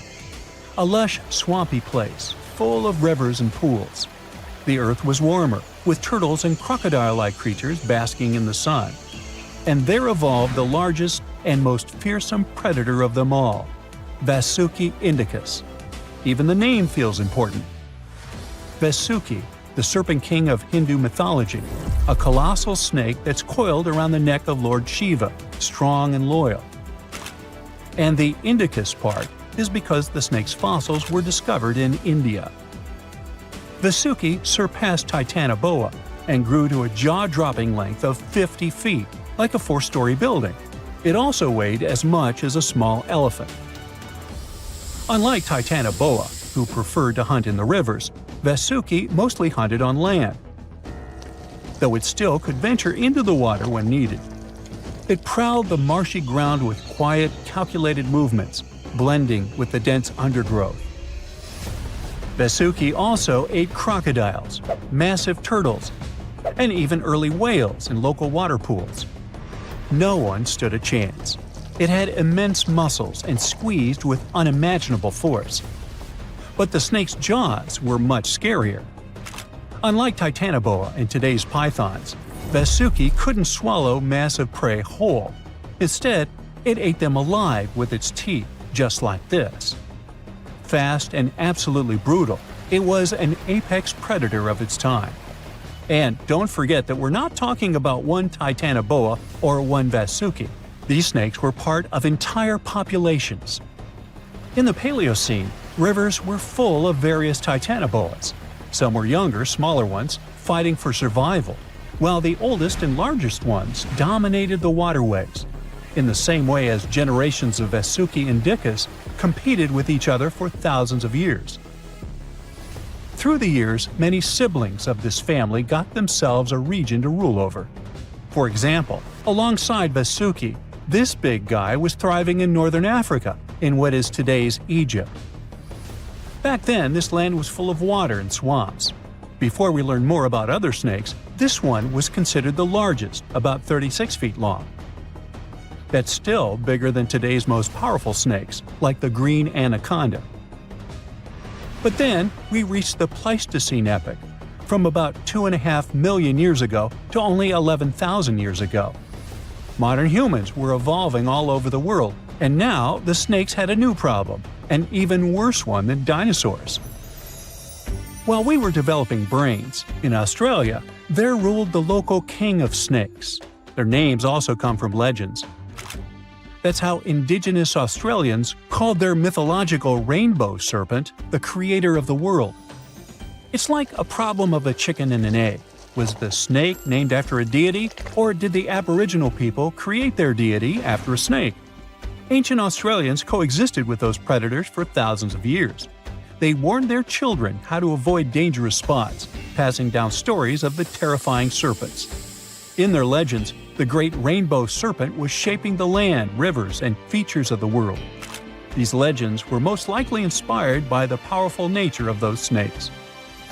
If only they knew that these animals weren't even as huge as Vasuki or Titanoboa. Though they were still dangerous, Urlungor was up to 26 feet in length. They preferred the more green and humid parts of Miocene Australia, like waterways with lush plants around the riverbanks. And there was much more potential prey. Urlungor had a thick body as wide as a human thigh. It loved to hunt in what is today the northwest Queensland. Its fossils were found in the limestone of Riverslade. It was a fascinating find.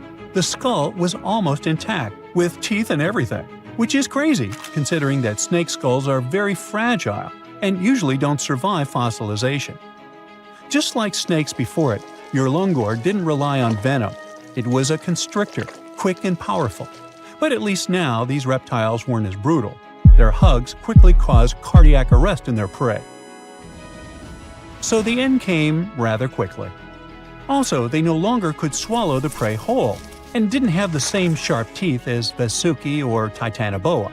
So both Urlungor and Wanambi had to eat very slowly, just like pythons today. Meanwhile, Wanambi was about 20 feet long.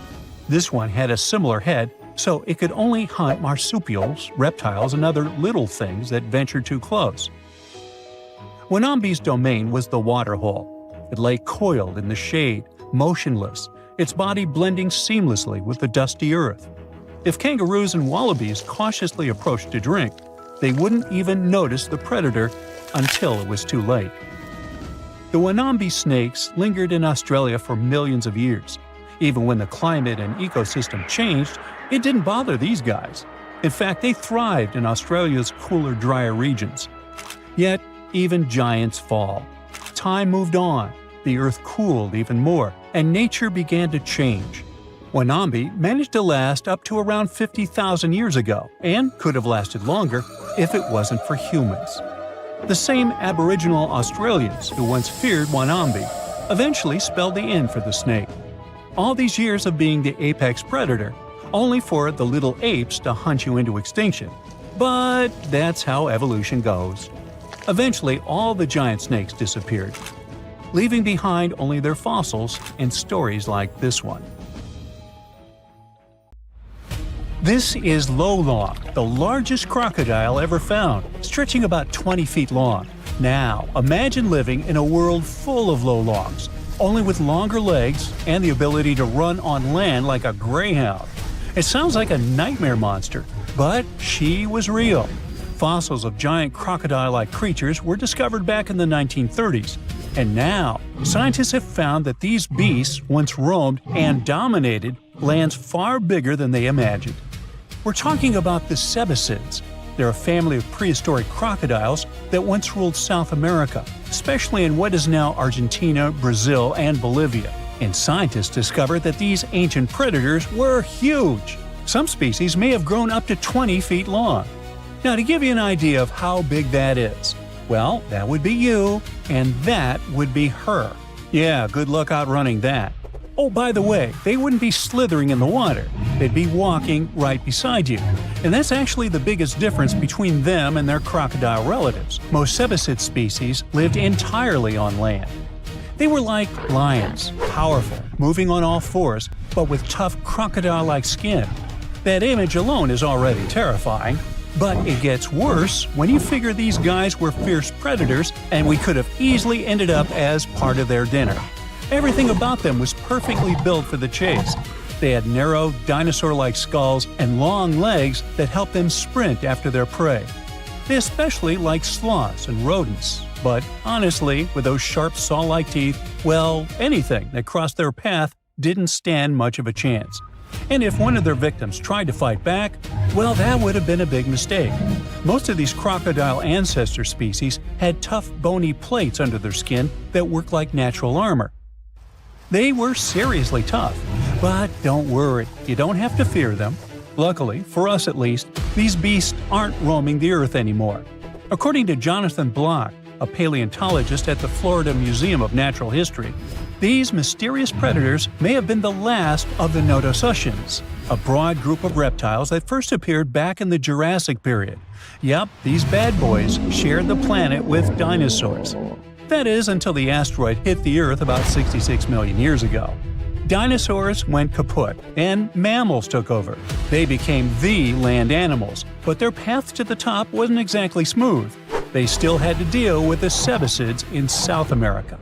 That's right, those tough crocodile-like predators actually survived the asteroid disaster.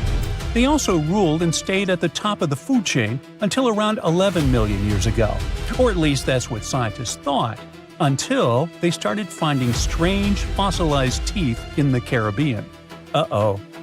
Let's go back about 30 years when researchers uncovered two roughly 18-million-year-old teeth in Cuba.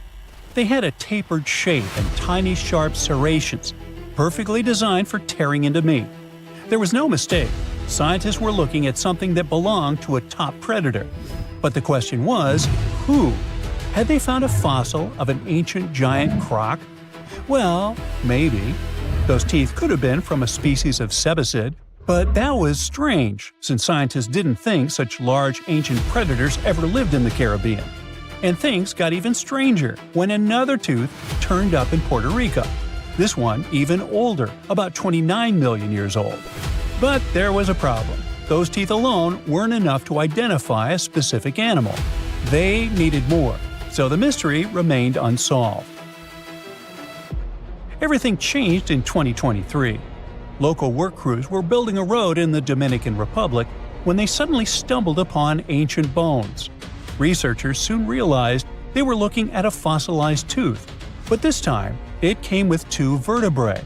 That was a big deal, because it's really hard to tell ancient crocodile species apart just from their teeth. But with those two vertebrae, things were different.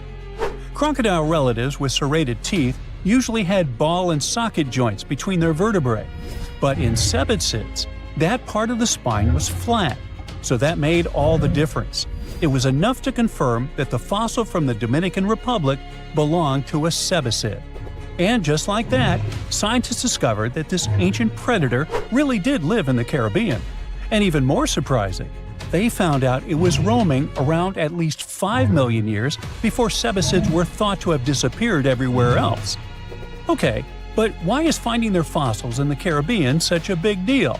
Or better yet, why were scientists so sure before this discovery that they didn't live there? Well, that's because this prehistoric reptile didn't like the sea. Let me explain. The Caribbean is a region in the Americas made up of islands and the surrounding coastal areas. That meant for a land-loving ancient crocodile to travel from, say, Colombia to the Dominican Republic, it would have had to swim. And I mean really swim. We're talking over 350 miles of open ocean with strong currents and rough waves. You can see why that would have been a serious challenge for a land-based Cebicid to cross, right? So, that's why scientists thought these prehistoric crocodiles could never have lived in the Caribbean. But now that researchers are finding their fossils there, they may have to find an explanation. And that is where this discovery becomes even more interesting, as it actually supports the Garlandia hypothesis. This idea first appeared in 1994. It suggests that millions of years ago, the movement of Earth's tectonic plates caused a stretch of land, now mostly underwater, to rise up in the Caribbean. This land, called the Aves Ridge, may have connected South America all the way to Puerto Rico, and then to other Caribbean islands like Hispaniola, Cuba, and Jamaica.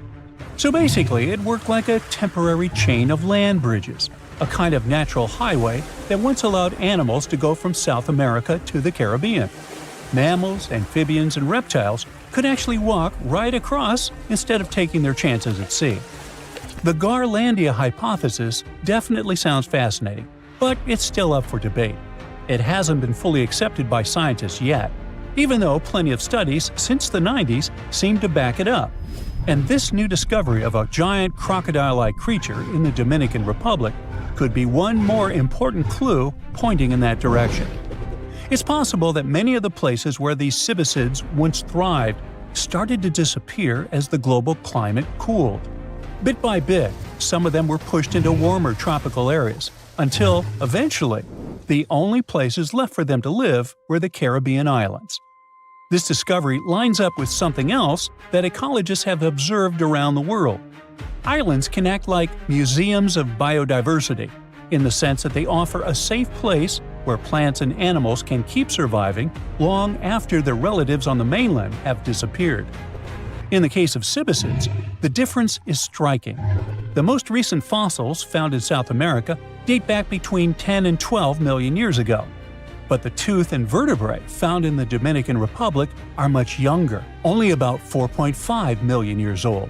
That means this island might have been the last place these giant reptiles called home.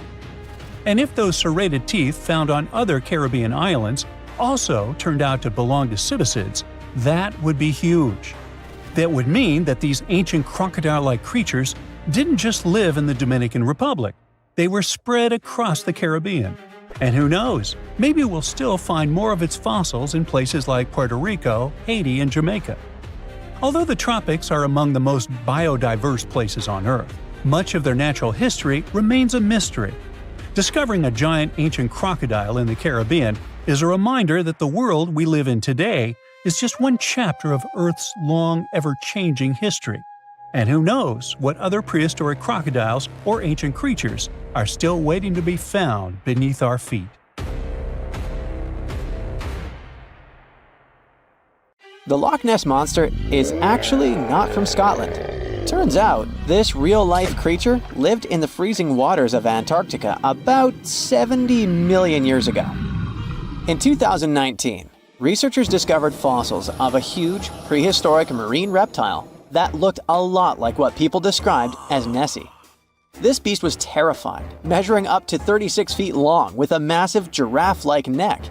It also weighed around 15 tons, which is about the size of 3 elephants. Next up on our list of huge animals is a penguin.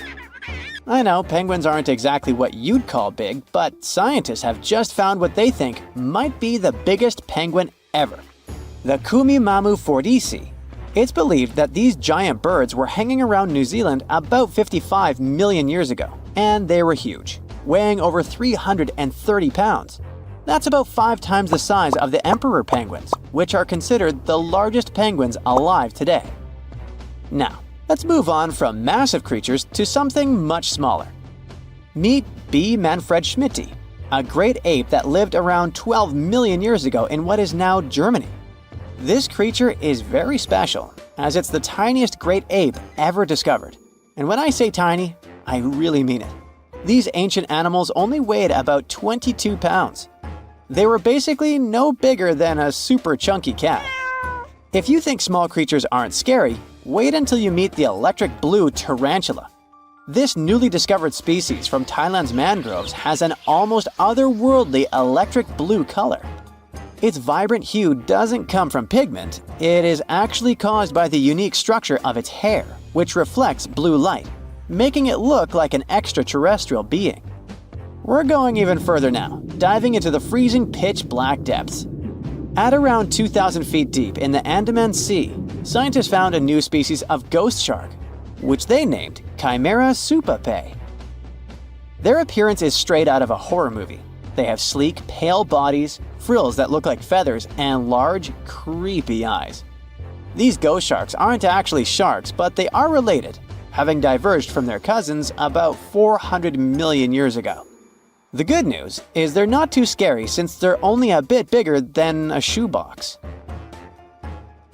Just when you think we can't find stranger creatures, we come across this ancient amphibian from Brazil.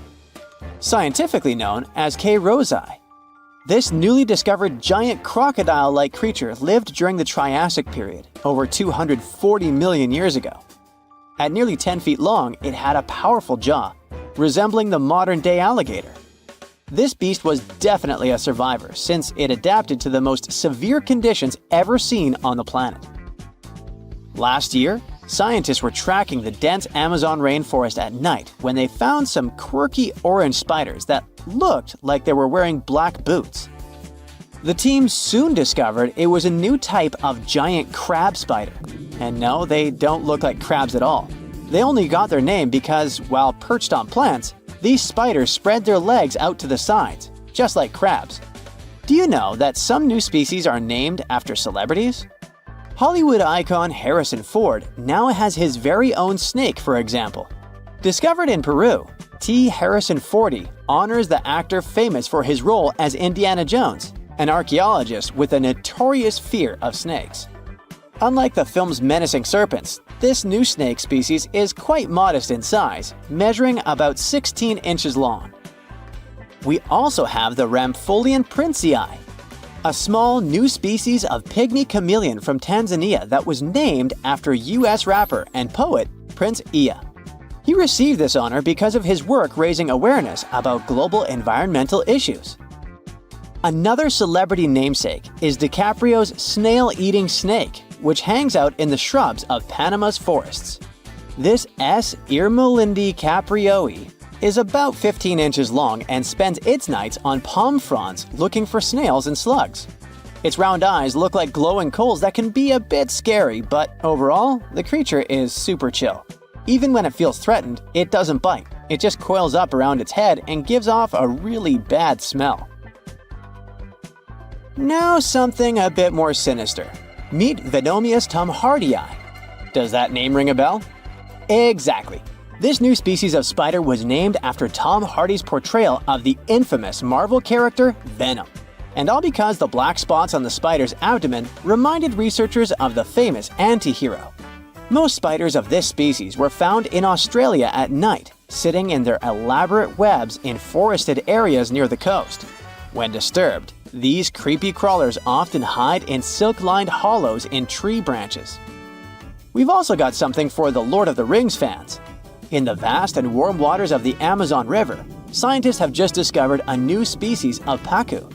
This fish is a relative of the terrifying piranha, with a plant-based diet and human-like teeth. It was named Myloplus sauron because of a bold vertical black mark on its side, which reminded researchers of the fiery eye symbol of the villain Sauron from Tolkien's epic saga.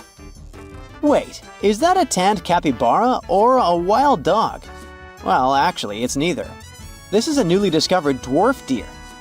This tiny creature, about the size of a basset hound, scurries through the forests of Peru. The combo of large eyes, stocky body, and short legs makes this animal simply adorable. This cute little deer is the complete opposite of what we've got coming up next.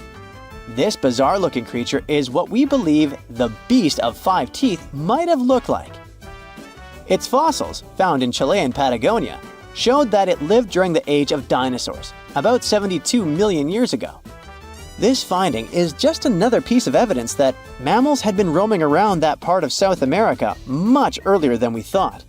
Moving from the forests of South America to the deserts of Australia, we come across a sand dragon lizard, known scientifically as Tenephorus tayacalpa. With its sandy color and long, lean body, this lizard looks like it could star in a Dune movie. Discovered last year, this sand dragon lizard blends in perfectly with the hot sands of the Great Victoria Desert in southern Australia. For over 10 years, a large-eyed creature managed to hide from scientists who ventured into the mountains of southwestern China. But not this time. In 2023, the group finally managed to take photos of 7 frogs that didn't match any known species. They're now known as Leishan odorous frogs, a species that grows to be about 2 inches long and has small bumps all over their grass-green bodies. Off the coast of Chile, we have recently found a seamount nearly 4 times as high as the Burj Khalifa.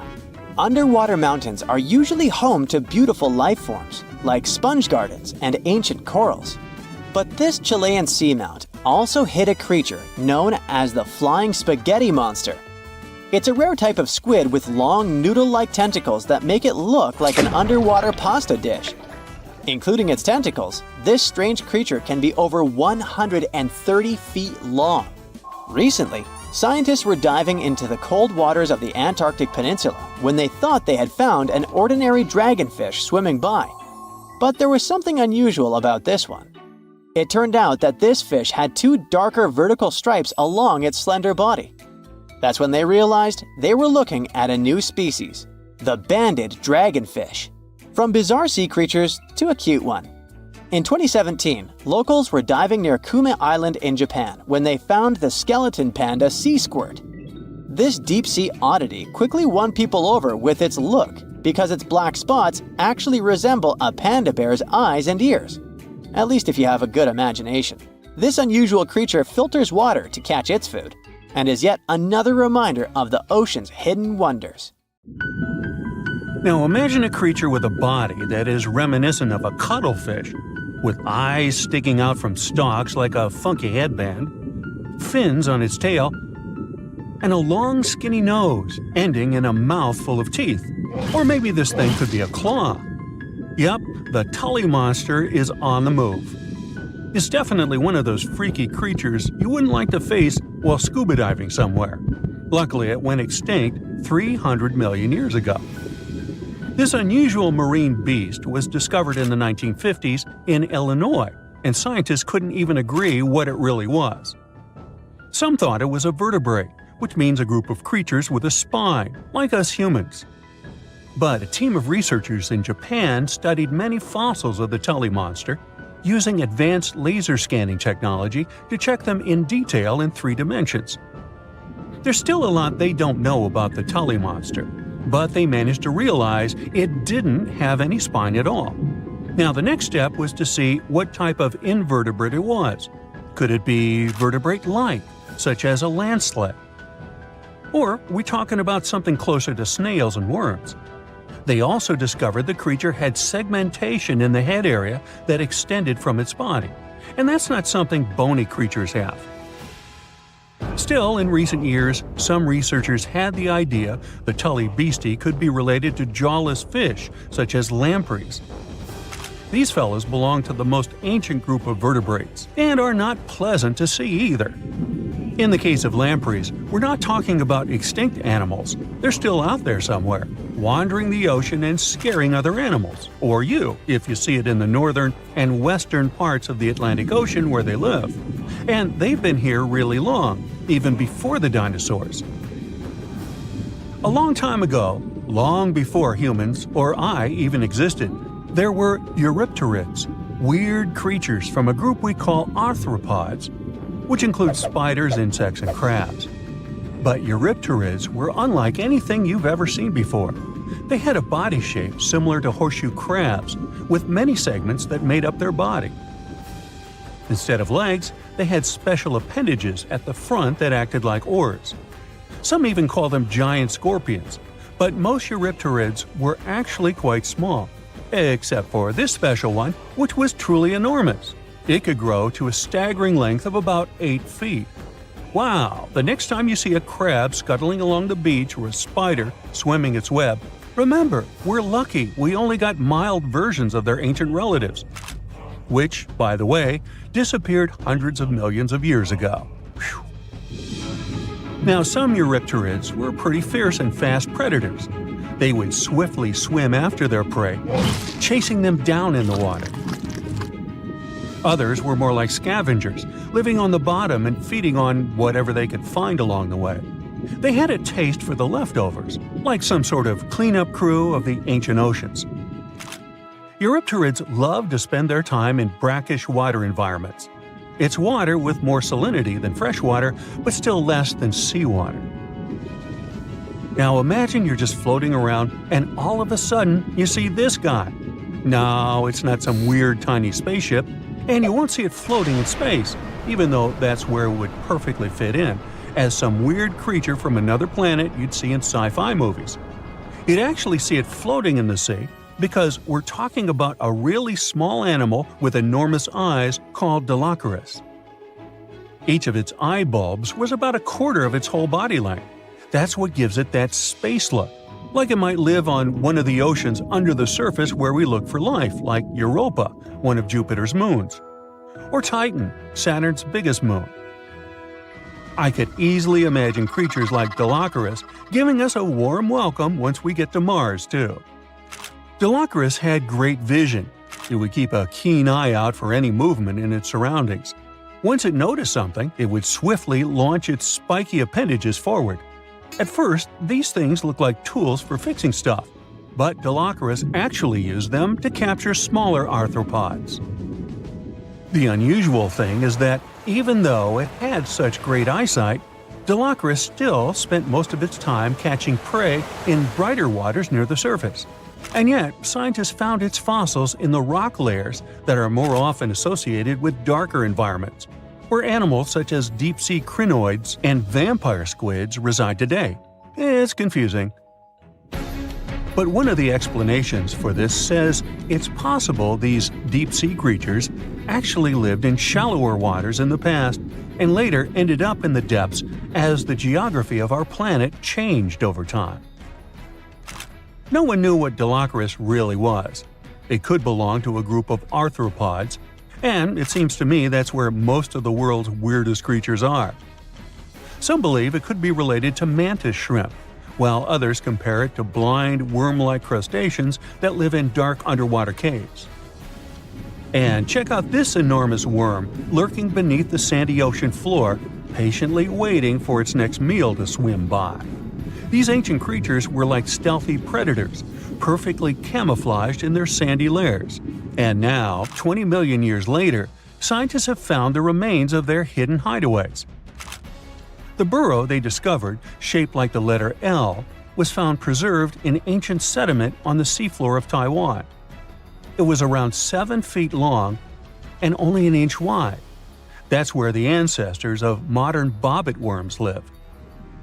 Bobbit worms have been around for a long time. They can grow to be a few inches to a whopping 10 feet long. A pretty weird creature dominated the skies at the end of the dinosaur age in North America. We know it as Quetzalcoatlus, and it soared above famous dinosaurs like Tyrannosaurus and Triceratops, showing them who the ultimate ruler of the skies was. Quetzalcoatlus belonged to a group of flying reptiles called pterosaurs. They were some of the biggest flying animals ever known to exist. When you think of Quetzalcoatlus, imagine an animal as tall as a giraffe. These incredible creatures had long necks, small bodies, long legs, and wings that were relatively short compared to their size. The biggest of its kind was really massive and held the title of being the largest flying creature of all time. They had long, pointed skulls, while some also had short crests at the back of their heads. And for a long time, researchers were confused about how these giant pterosaurs hunted for food. At first, some even believed that Quetzalcoatlus and its relatives were like giant vultures that scavenged the remains they would find around. They drew such a conclusion because Quetzalcoatlus fossils were found inland, away from the coast where other big pterosaurs were found, such as the crested pteranodon. Plus, many thought these fellas were skilled at skimming, which means lurking over freshwater systems and catching fish. But it appears these massive animals were actually predators with excellent hunting skills. The exact technique they used to catch their prey remains a mystery, though. Now here's another cool discovery, a specific fossil as the oldest evidence of muscle tissue ever found. This fossil belongs to a group of animals that includes modern creatures such as jellyfish, corals, and sea anemones. And it looks so cool and unique, right? It has bundles of fibers arranged in a four-fold symmetrical pattern, similar to what we see in Nedardians today. This arrangement is different from any other fossil from that period.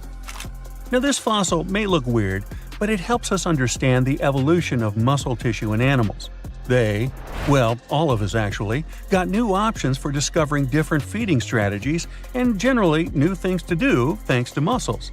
And it's not like scientists usually get to study fossilized muscles.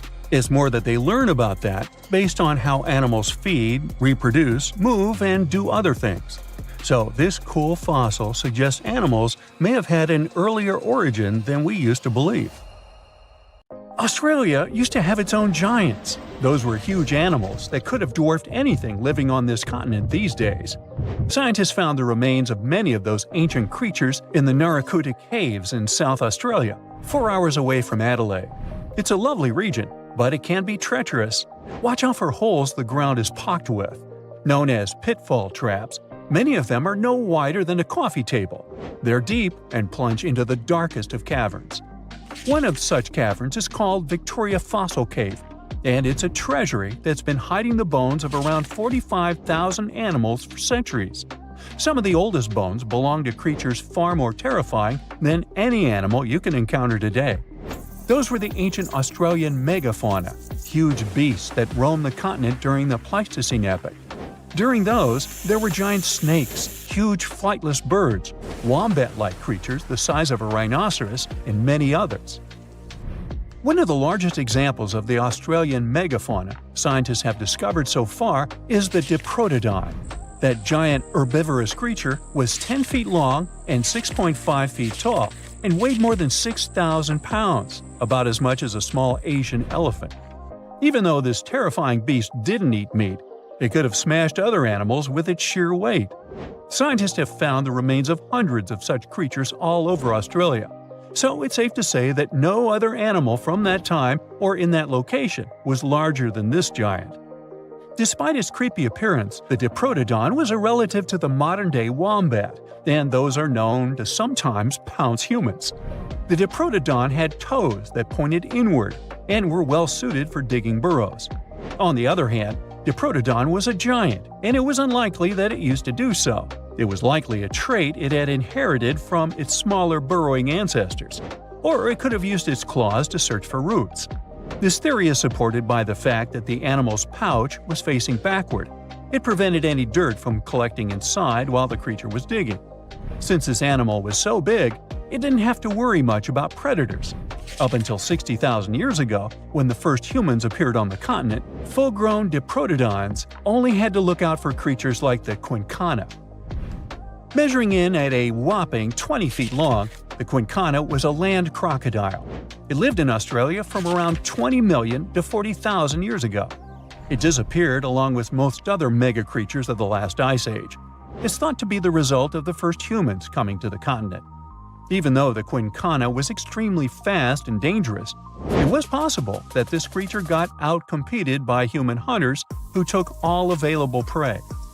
Unlike modern crocodiles that are mainly aquatic, that mighty beast was a land dweller. Scientists figured it out by studying the quincana's legs. They were able to support and carry the body clear off the ground. It means there was no escape for ancient people once the quincana spotted them. Modern crocodiles can only push themselves along on their bellies. Such an adaptation allowed the quincana to chase its prey for long periods of time, exhausting it in the process. Another creepy feature of this ancient monster was its teeth. Aquatic crocs have conical teeth. Those are great for gripping and holding on to prey underwater. But quincana had knife-like teeth, ideal for slicing soft-bodied animals like, mammals. Another Australian monster, Thylacoleo, wasn't all that large, but it didn't make it any less terrifying. It was still among the top predators and the biggest carnivorous animals in Australia. This creature was a true oddity of nature, even by prehistoric standards. First, its teeth resembled not those of a regular predator, but those of a rodent. Its front incisors were enlarged, taking the place of canines. Premolars were also shaped like blades. They were used for cutting flesh and bone. At first, scientists thought that Thylacoleo used those teeth to eat nuts and fruits. But later, a study showed that the use of such teeth was better suited on necks and spines. The jaws of this ancient creature were immensely powerful. A 220-pound Thylacoleo had a bite force similar to that of a present-day 550-pound lion. It means that the animal could easily bring down prey much larger than itself. Then there was Thylacoleo's tail. It had strong muscles which provided the animal with the ability to use the tail as support when tackling large prey. The Thylacoleo had retractable claws, and this feature is very uncommon among marsupials. It allowed the animal to keep its razor-sharp hooks from getting blunt and could help it get a better grip on its prey. Scientists are quite sure that, like today's leopards, the Thylacoleo could climb trees and jump on other animals from above. It was done so fast and stealthily, they never knew what hit them. The creature's rear feet support this theory. The first toe there was reduced, but the foot had a rough pad like what modern-day possums have. It allowed them to have a better grip while climbing. Right after scientists found the first skull of the Meliolania, this animal was classified as a lizard. That's why its name translates to small groomer. But after they discovered more complete fossils, it turned out that the Meliolania was a giant turtle. But that's not all. It was one of the largest land turtles to ever have existed. The main reason researchers initially believed the creature to be a lizard was the fact that its skull was adorned with a series of spikes. It's something the modern-day horned lizard can boast. But even after discovering the true nature of the Meliolania, scientists still don't know how to properly catalog it. It might have been a creature that folded its neck under its spine, or it could have folded it to the side. Beside those defensive mechanisms on its head, the Meliolania was also equipped with a spiked tail, which was probably used to prevent predators from attacking the animal from behind. Most species of the Meliolania disappeared around 2,000 to 3,000 years ago because of humans who hunted them to extinction in both Australia and on the surrounding islands. It took around 2 centuries for these turtles to go extinct in that region of the globe. The Megalania was a giant Australian lizard that existed at the end of the Pleistocene epoch. It looked like a Komodo dragon and the Australian monitor lizard, which are both believed to be Megalania's closest living relatives. Fossils tell us that the ancient animal was anywhere from 15 to 26 feet in length. Ow! The youngest fossil remains of this ancient Australian monitor lizard date back to about 50,000 years ago. The first indigenous settlers must have encountered Megalania, which led to the lizard's extinction. Originally, scientists thought that the Megalania was the only member of the genus Megalania, but these days it belongs to the genus Varanus, which means that the prehistoric creature is closely related to other Australian monitor lizards. Our next giant creature on our list was once dubbed an ostrich on steroids. I mean, look at it. It was the last of the thunderbirds to go extinct in Australia.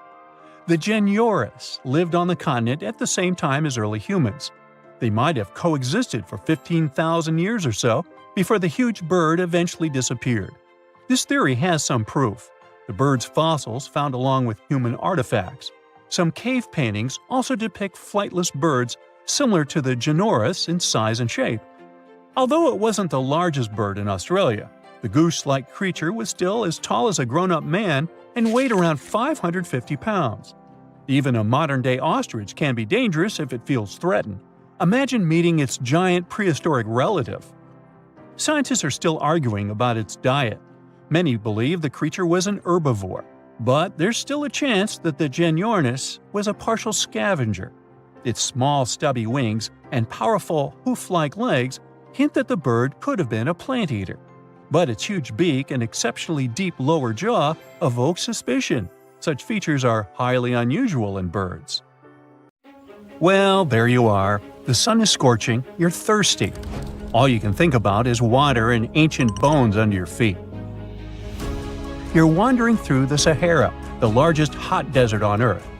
Right now, you're crossing a stretch of sand called Whale Valley. And all over these 75 square miles of land, fossils cover the ground so thickly that you can't help but step on them. Paleontologist Hesham Salam says it's an unusual picture in this place. The bones are poking right out of the cliffs, as if they're calling to you to come check them out. You can spot ribs scattered all over the place. Look at these vertebrae. They're giant. Ooh, the creature they once belonged to must have been up to 65 feet long.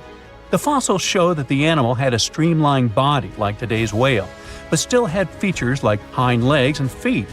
For scientists, it means a very exciting thing. They might have discovered a fully intact skeleton of a prehistoric whale. It was an animal that lived in this area when Egypt was underwater. You see, today, the Valley of the Whales is the world's largest ancient whale graveyard. You're likely wondering what marine animals are doing in a desert more than 100 miles away from the nearest coast. Well, millions of years ago, This desert was at the bottom of a massive ocean called the Tethys, which stretched from Europe to India. When sea levels dropped, the ocean left behind a seabed covered with fossils. And today, the fossils of some of the earliest known whales rest here, which gives researchers a peek into how today's massive ocean whales may have evolved. The fossils here are super detailed, even with some stomach contents still intact. Uh-oh. Scientists have also found fossils of ancient sharks, crocodiles, and turtles, helping to recreate what this marine world looked like millions of years ago. Now, the first whale bones were discovered in 1902, but it wasn't until the 1980s that people really started to explore the area, only when access to this area became better. Sadly, some fossils had been taken away by collectors before the site turned into a protected area. Most of the fossils are just under the surface, slowly revealed by erosion. Whale Valley gives us an amazing glimpse into millions of years of ancient coastal marine life. But let's move further. Ancient whale fossils aren't the only discovery you're going to make today. For over 150 years, scientists have been puzzled by a strange creature that lived millions of years ago. But now, thanks to some amazing fossils found in Morocco, they've finally figured it out. Look at them. These creatures are called blah blah blah. Nah, I'm kidding. Stylophorans. They look like flattened armor with a long arm sticking out. Researchers discovered these creatures in 2014 and were shocked. The fossils dated back around 478 million years. They found around 450 specimens, and to their surprise, some even had soft tissues preserved, which is super rare. Before this, they only knew stylophorans from their hard parts. Originally, scientists thought these creatures were good old echinoderms, animals like sea urchins and starfish.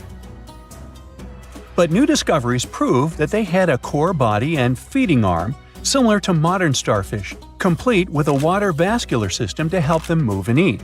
This finding ends a long debate about where stylophorans fit in the animal family tree. Now we know they're related to echinoderms, but are more advanced because they don't have the typical 5-ray symmetry. Ooh, come here and look at this giant fossil.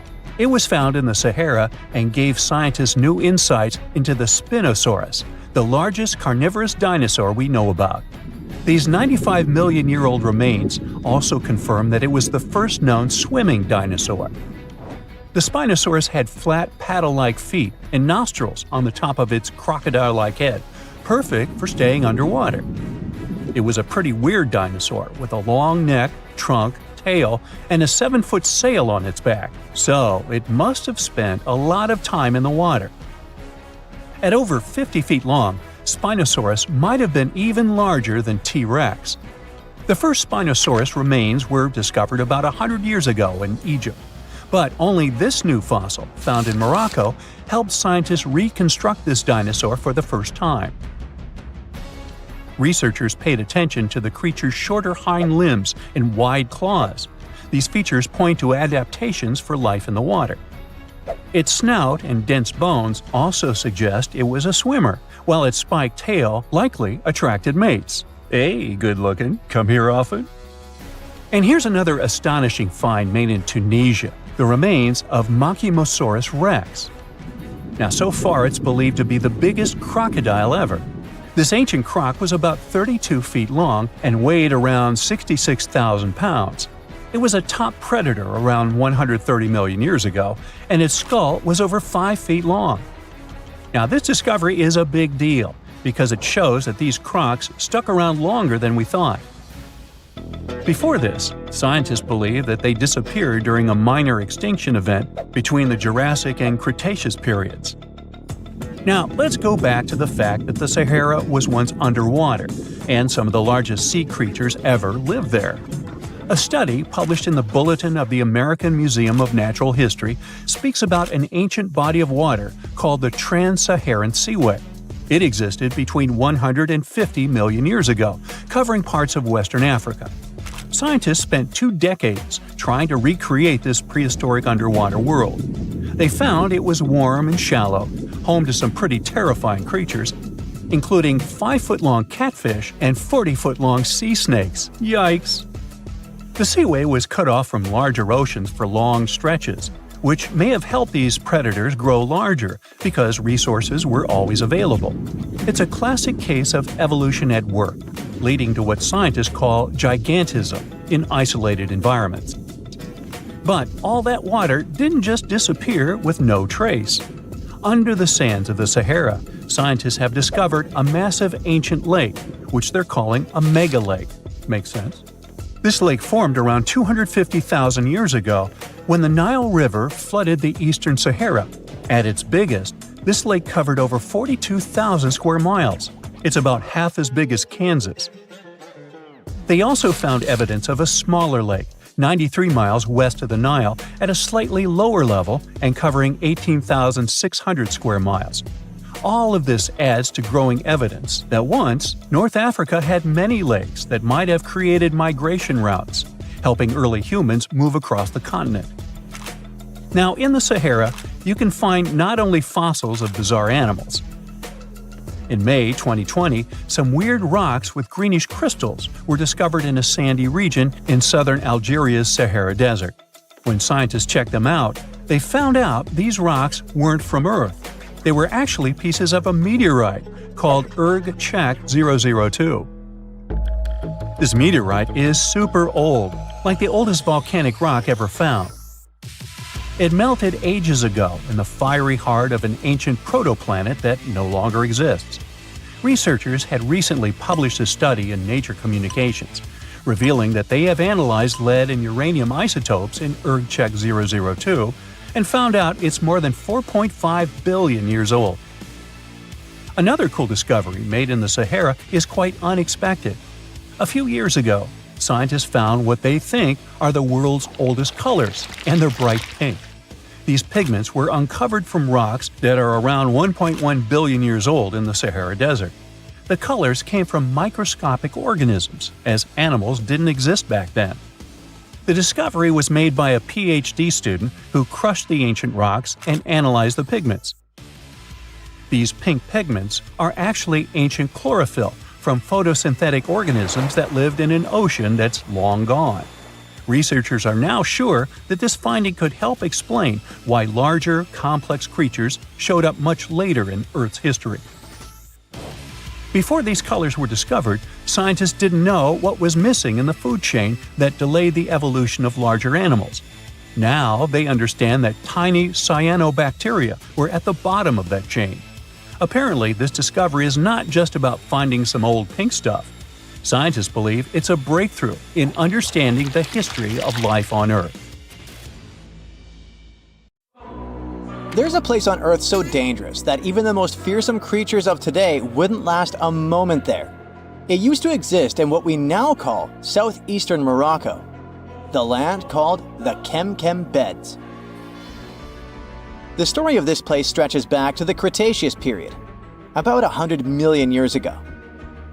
It might have looked like a beautiful place at first sight, a lush green forest, rivers glittering in the sun, until you meet some terrifying dinosaur. The lions or sharks of today are nothing compared to what the fossils show us. The Kemkem Beds were dominated by terrifying predators, and above them all, 3 of the largest predatory dinosaurs ever discovered. For example, Spinosaurus. This dinosaur was unlike anything you can imagine. A half-reptile, half-monster standing over 50 feet tall, bigger than a T-Rex. This hybrid with a crocodile-like snout and a sail on its back hunted the forests. But this dino could dive into the rivers, so not even waters were safe from it. It could catch huge fish, as if plucking them from the shallows. There was also Carcharodontosaurus, a carnivore with the name that literally means shark-toothed lizard. Its razor-sharp teeth could slice through flesh with terrifying ease. This monster stood almost as tall as a house and was faster, stronger, and more aggressive than nearly anything that had ever walked the earth. There was also Deltadromedas, a raptor-like dinosaur built for speed. It was a quick-moving ninja that stalked its prey with horrifying precision. Oh, and the skies were a fun place too, with all these pterosaur creatures flying around. These guys are often mistaken for flying dinosaurs, but they were actually a different kind. more like close cousins of dinosaurs. These majestic reptiles soared above the Kem beds and had wingspans that could stretch up to 30 feet. The fingers were feathery, with a fourth finger kinda like bats. They could glide through the air so easily thanks to their super light skeleton. But it wasn't just the dinosaurs that made the Kem beds so horrifying. The waters also hid their own dark secrets. They were home to giant, terrifying fish and crocodile-like creatures. Their jaws were strong enough to crush bone, and they were lurking beneath the surface, waiting for anything unlucky enough to stumble into their path. One of the river creatures was Sarcosuchus, also called the super croc. Being about 40 feet long, it could easily swallow an adult human. Or better yet, it could take on a full-grown dinosaur and win. Its jaws snapped with unimaginable force, and no creature, not even Spinosaurus, was safe from it. Coelacanths could also hang out in the rivers. It was a monstrous predator that could easily swallow a huge fish whole. They had these creepy, icky fins that moved in a way similar to how human arms and legs move. And they could also kind of raise their heads like humans because of a special joint in their skull. Ew. Fun fact, we thought these monsters had gone extinct 60 million years ago, together with dinosaurs. But recently, we rediscovered them living and thriving in the Indian Ocean. Turns out they were just hiding in the deep waters. They probably didn't even notice the dinosaur asteroid or humans at all. Yay? Don't worry, over millions of years, they became basically harmless. They got 4 to 5 times smaller, even though they still weigh about 200 pounds. Just imagine what they were like back in the day. Kem waters were also home to giant lungfish and other creepy aquatic creatures. So you couldn't even drink or take a swim safely without getting bitten by something. Whew, what a place. Even turtles there were the size of cars. Imagine trying to survive in a world where creatures like this are literally everywhere. And I mean everywhere. This place was unique not because huge beasts lived there, but because of the sheer number of predators. You might think, it shouldn't be that easy for all these predators to hang out in one place, right? And you're right. Seems like prey was scarce there. That's even more chilling. All the predators just wandered around, hunting whatever meager life remained. And if there's none, then fighting each other. For years, scientists have wondered why it was the case. Maybe that's just how life was back then. And all corners of Earth were crazy like that. Or is there something special about this place? Some even say that maybe it's just because we only found predators' fossils, while normal friendly animals have disappeared, and that the fossil record might be skewed. But who knows? And the environment itself was just as fascinating as the beasts who lived there, just a bit more friendly. It's hard to imagine, but back in the day, this desert was a green paradise, humid and full of rivers. The heat of the sun scorched the land. The climate was hot, so hot that even the poles were warm. The weather there was extreme. Dry seasons followed by intense storms, which shaped the land and life. The giant rivers carved their way through this landscape. They stretched from the Sahara, emptying into the ancient Tethys Ocean to the north. If you were there, you'd see vast, interconnected basins, and beyond them, the central Atlantic Ocean. The floodplain stretched out beneath a sweltering sky.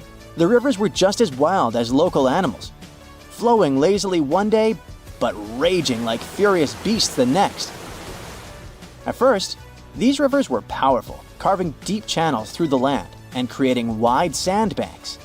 But over time, they slowed down, and the landscape changed into shallow ponds and salt-covered flats.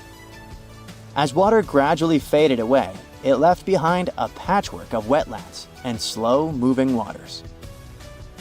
Right now, the Kem beds is a vast, rugged desert where time has stood still for millions of years. If you visited it, you'd see a giant escarpment, its rocky face winding along the border of Morocco and Algeria, bathed in the sun's harsh light. Beneath your feet would lie layers of fossilized history. That's one of the reasons why scientists were long fascinated with this place. It must be one of the most comprehensive collections of fossils ever discovered in northern Africa. There are fossils from other parts of Africa, of course, like Egypt's Bahariya Formation. But they don't tell us much about life during this time, not like Kemkem. That's all because those rivers we mentioned in hotter and drier places, they've eroded or still remain buried under the sand. The first discoveries from Kemkem began in the late 1940s. A scientist named Schubert uncovered bony fish fossils among the escarpment near the Morocco-Algeria border. Just a few years later, a paleontologist, René Lavoca, took things to the next level. Traveling by camelback, he scoured the desert landscape and uncovered a real treasure trove of fossils. He found the partial skeleton of a massive herbivore dinosaur. Finally, at least one peaceful creature in the Kemkem beds.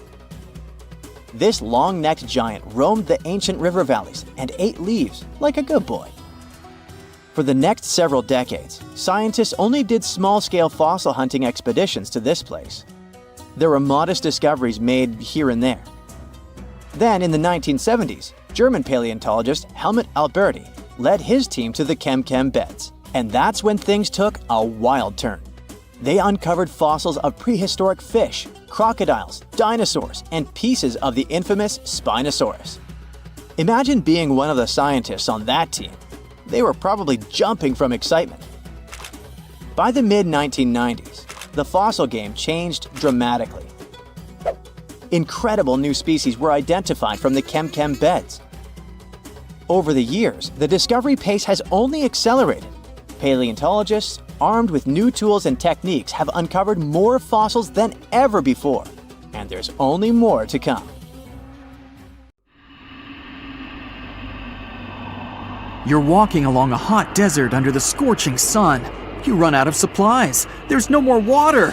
You dream about rain, but there are no clouds in the sky. With each step, you lose more and more strength and fall. You notice a small pond nearby. Is it real water or just a mirage? You can't get to your feet, so you crawl there. The water is getting closer by the minute, but not because you're moving towards it. It's the water approaching you. In a few minutes, the pond area increases. Here, you're already in it. A small lake is formed, 60 feet deep, at the place where the piece of desert was. This real event happened in 2014 in the Tunisian desert. No one knows exactly on what day the lake appeared, since this part of the south of Tunisia is sparsely populated. At first, shepherds passing by saw the lake and didn't believe their eyes. In the next few hours, hundreds of locals came running to the place. They began to swim, jumping into the water from the surrounding rocks. But a few days later, something strange happened to the lake. In the beginning, it was a crystal clear turquoise blue color, but then it turned dark green. People didn't attach any importance to this and continued to swim. They shouldn't have done that. The scientists and geologists arrived and immediately announced that it wasn't safe to swim in the lake. Muddy green water means the lake is stagnating. It's not refreshed, it's not fed by underground springs. Now the lake is filled with algae and a lot of harmful bacteria that can cause serious diseases. They also found out that this region of Tunisia is filled with huge deposits of phosphate. This substance can disintegrate and leave radioactive traces.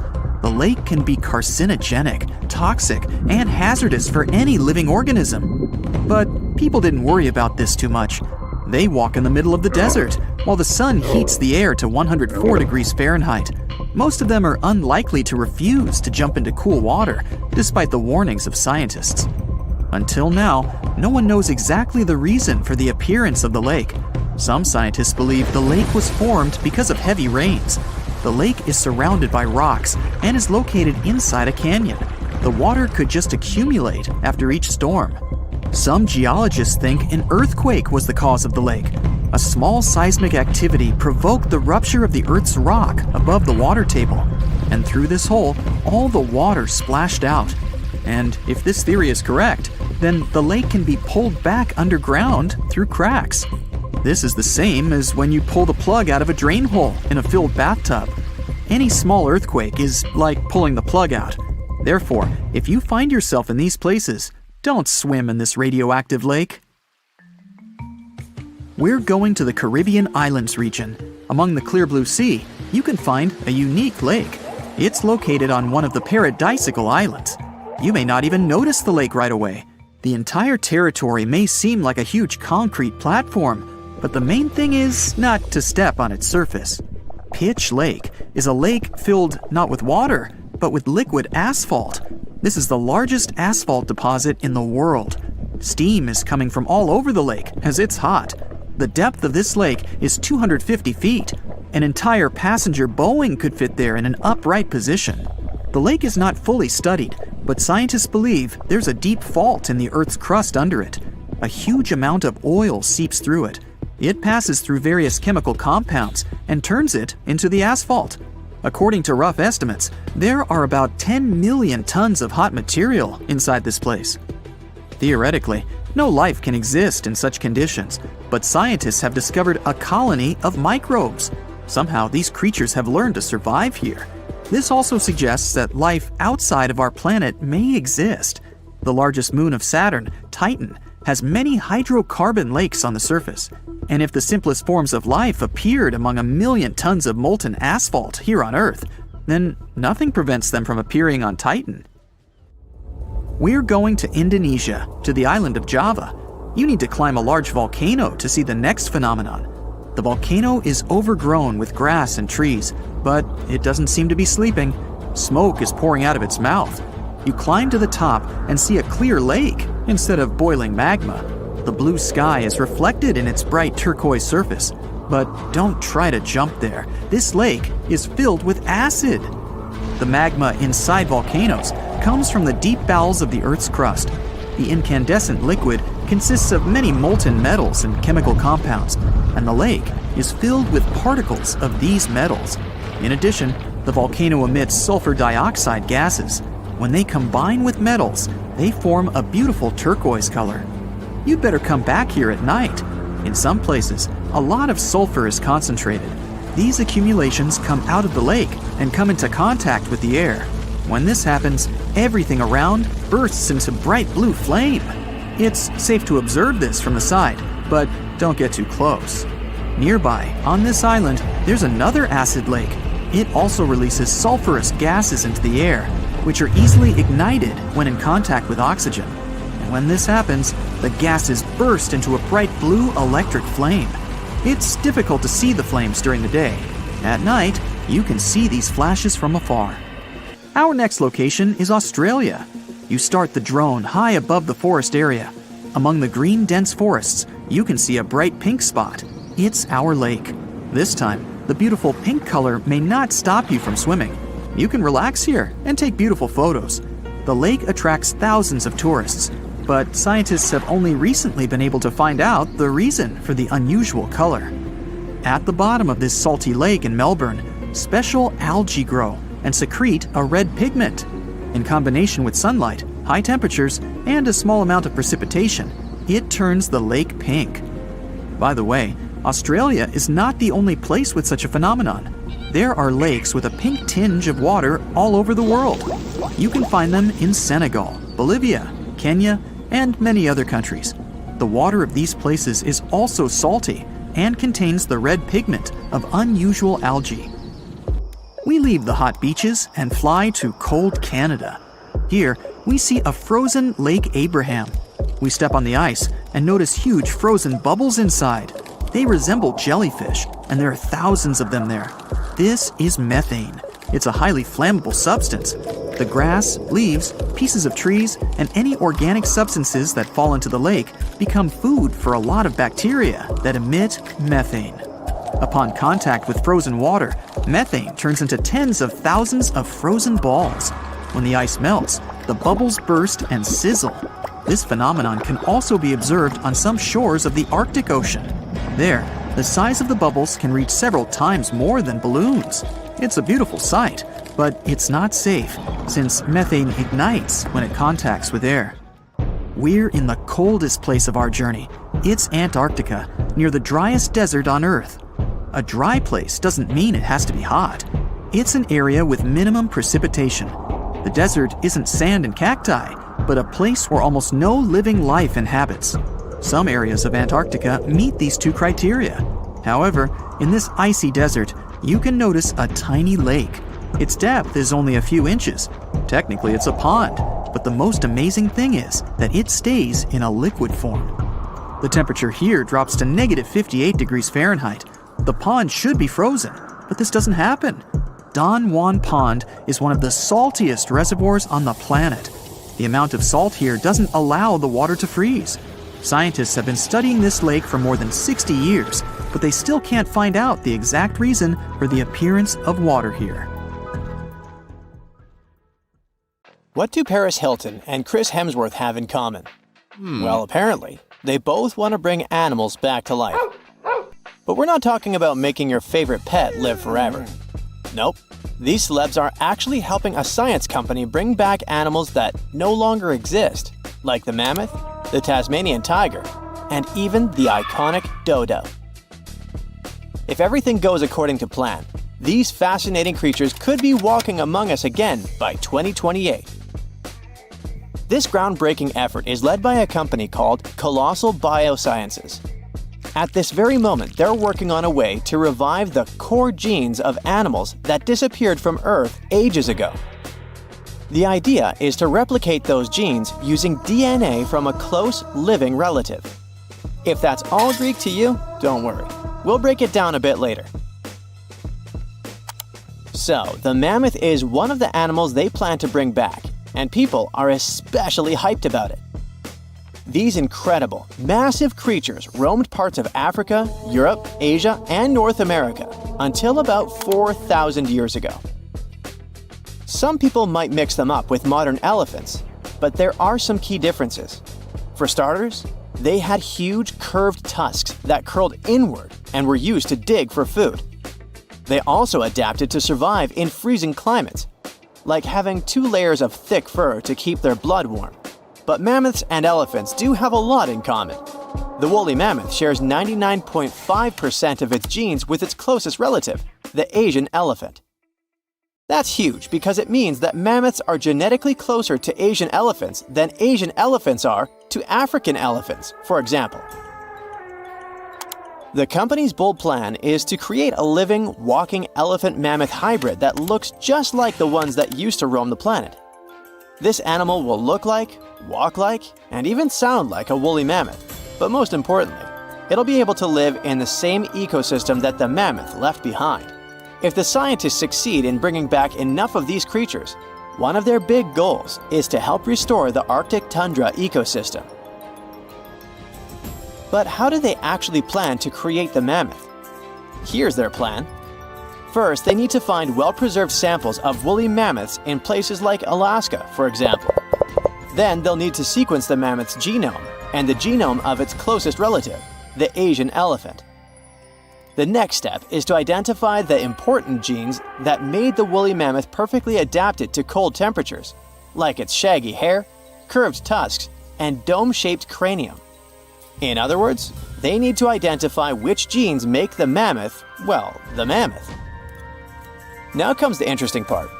They will use top-notch gene editing tools, kind of like scissors, to cut the Asian elephant DNA and replace those spots with the mammoth sequence.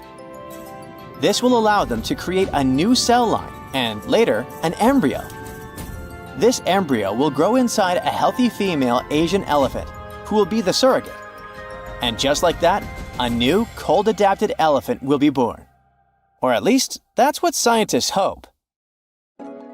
Specialists predict that this Mammoth 2.0 could be on Earth as early as 2028. The reason it will take a while is that their gestation period is around 22 months. But if that deadline feels too far for you, there is actually a chance we could get a surprise a lot sooner. That's because some of the other animals they plan to revive have a much shorter gestation period, like Australia's thylacine, also known as the Tasmanian tiger. The company is also doing whatever it takes to give this animal a second shot at life. And the good news is that the process seems to be well advanced. Recently, the group announced that the Tasmanian tiger's genome is about 99% complete. This animal was native to the Australian mainland and the islands of Tasmania and New Guinea. A big part of the Tasmanian tiger population disappeared over 3,000 years ago. But about 5,000 of them kept roaming around until pretty recently. It's believed that the last thylacine passed away in 1936. To revive the Tasmanian tiger, scientists first need a sample of the ancient animal. So they took RNA molecules from a 110-year-old preserved head that had been kept in ethanol. The team was really lucky because it's rare to find old samples that are so well preserved, allowing scientists to use advanced DNA analysis techniques. And by that, I mean they did a full, complete analysis. By studying RNA samples from important tissue areas like the tongue, nasal cavity, brain, and eyes, experts were able to learn a bunch of interesting things about the Tasmanian tiger. They could figure out how its brain worked, and also what this beast could smell, see, and taste. By the way, these semi-nocturnal animals had a special appetite for small rodents, lizards, and birds. After finding the perfect sample, the process of reviving it will be pretty much the same as with the mammoth, but with an elephant as a DNA donor, of course. In the case of the Tasmanian tiger, its closest living relative is a small marsupial called the fat-tailed dunnart. Even though this animal is small, it is a ferocious carnivore. So experts believe the whole DNA editing process will work just fine with its sequence. Their goal is to turn a fat-tailed dunnart cell into a thylacine cell. To accomplish that, they did more than 300 unique genetic changes into a dunnart cell. So there is no doubt they're pushing all the boundaries to make the dream of reviving animals a reality. This project also plans to revive the iconic dodo. You know, that funny-looking bird from the paradisiacal island of Mauritius in the Indian Ocean? And here, things get a little trickier, since we don't know much about this creature, which has origins that go back about 23 million years. Basically, the only clues we have about what dodos looked like when they were alive come from a handful of drawings, paintings, and written descriptions from the 17th century. But since those pictures are all pretty different from each other, and only a few of them were based on real, live dodos, we're still not 100% sure what they actually looked like. And as for how they behaved, well, we don't know much about that either. That's why reviving this long-absent legend will be super interesting and really enlightening. The sample they used to extract an old dodo genome came from a skull in the collection of the Natural History Museum of Denmark. And the dodo's closest living relative, which will provide the host cells, is the Nicobar pigeon, a gray bird with colorful features found in the Andaman and Nicobar Islands in India. If everything goes smoothly, in a couple of years, we might see the fabulous and iconic dodo with our own eyes. Reviving animals might sound impossible, but science and technology together can be a real game changer. Not only by protecting today's animals, but also by restoring species that disappeared from the planet long ago. Actually, we've already pulled this off. A wild goat called the bucardo, also known as the Pyrenean ibex, went extinct in the year 2000. But 3 years later, scientists managed to bring it back to life, using a method pretty similar to what we've talked about in this video. It took 57 tries, but one of them finally worked, and a bucardo clone was born. Unfortunately, the animal only lived for 10 minutes. You might think that wasn't a success, but it was actually a huge step forward in the whole animal revival field. Now, specialists can only hope the project to bring back the dodo, the mammoth, and the Tasmanian tiger go a bit better.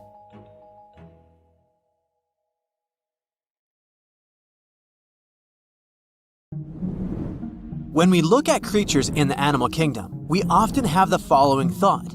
If they have similar traits, they must be related somehow. Zebras, horses, and camels must have some common ancestor. Same goes for dogs and jackals. Somewhere back in their lineage, they must have some common great-great-great-grand wolf, right? Well, the way evolution works in nature is way more complex. Take, for instance, convergent evolution, which is when different creatures evolve independently from each other but end up having similar traits. We only need to look at sharks and dolphins to see how this works.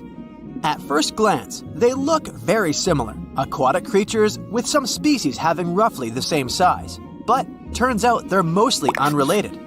Sharks are fish. They reproduce by laying eggs and evolved to have the ability to sniff out blood in the water to feed themselves. Dolphins, on the other hand, are mammals. They're friendly and have a way more interesting social life. Take bottlenose dolphins, which have their own special whistles that they use similar to how humans use their names. Not only do they develop this type of whistle to introduce themselves to other dolphins, but they can also learn such names so they can better communicate with each other. Sure, sharks and dolphins did have a common ancestor, but this one lived in the sea almost 300 million years ago. It's safe to say, dolphins and sharks aren't even cousins these days. Another more shocking example of convergent evolution is that of whales and bats. Most of the creatures we can name on the top of our heads use light and sight to understand the world around them. But there is a specific set of creatures that relies on sound to paint them a picture of their environment. What they do is they emit a sound which bounces back to them depending on the object it hits. This ability is called echolocation. Animals that have this feature emit sounds at frequencies above human hearing, called ultrasound. Those sound waves bounce off objects while they move around, allowing them to figure out where they are in a certain space. Echolocation is mostly used by toothed whales and by some species of bats. What's similar in both of these animals is that they need to hunt in the darkness. Despite this, they echolocate in very different ways. Bats, for instance, use their throats to generate ultrasound from their mouth or nose. Then, they proceed to listen for changes in the echoes. Their echolocation is so finely tuned that they can distinguish targets less than 0.01 inches apart, even if their target is moving. Whales, on the other hand, echolocate by pushing air through their nasal cavity. This movement creates vibrations in a special fatty organ called the melon. This organ focuses and modulates the sound, which then passes into the water around the whale. Whales then pick up the reflections of these sounds through their lower jaw and around the ears. Another striking example of evolutionary convergence is that of ichthyosaurus and dolphins. Visually, the Mesozoic fish lizards named Ichthyosaurus seem very similar to modern dolphins.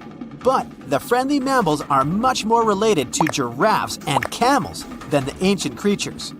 Despite being 200 million years apart, they do share some common traits which mislead people into thinking they belong to the same species. But that's mostly because they lived in the same environment. They both evolved to feature dorsal fins, which keep them balanced while swimming. Now, let's look at Phytosaurus and crocodiles. The first ones were reptiles that roamed the Earth back in the Triassic period. They weren't dinosaurs, but they lived at the same time as the first dinosaurs did. Even though they look very similar, the first crocodiles popped up more than 70 million years later in the Cretaceous period. These two even fooled paleontologists at first. They initially assumed that phytosaurs were the ancestors of crocodiles. Placodonts and turtles look similar too. Placodonts, however, appeared about the same time as the dinosaurs did, somewhere around 235 million years ago. Like modern turtles, they lived in marine environments, but they were surrounded by predators. So, they evolved to have really strong shells to protect themselves. Turtles, however, made it to the scene around 100 million years later. Even modern cats have ancient lookalikes.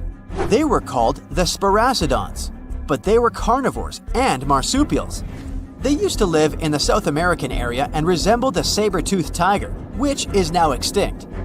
Speaking of saber-toothed tigers, how about one that's also related to the kangaroo?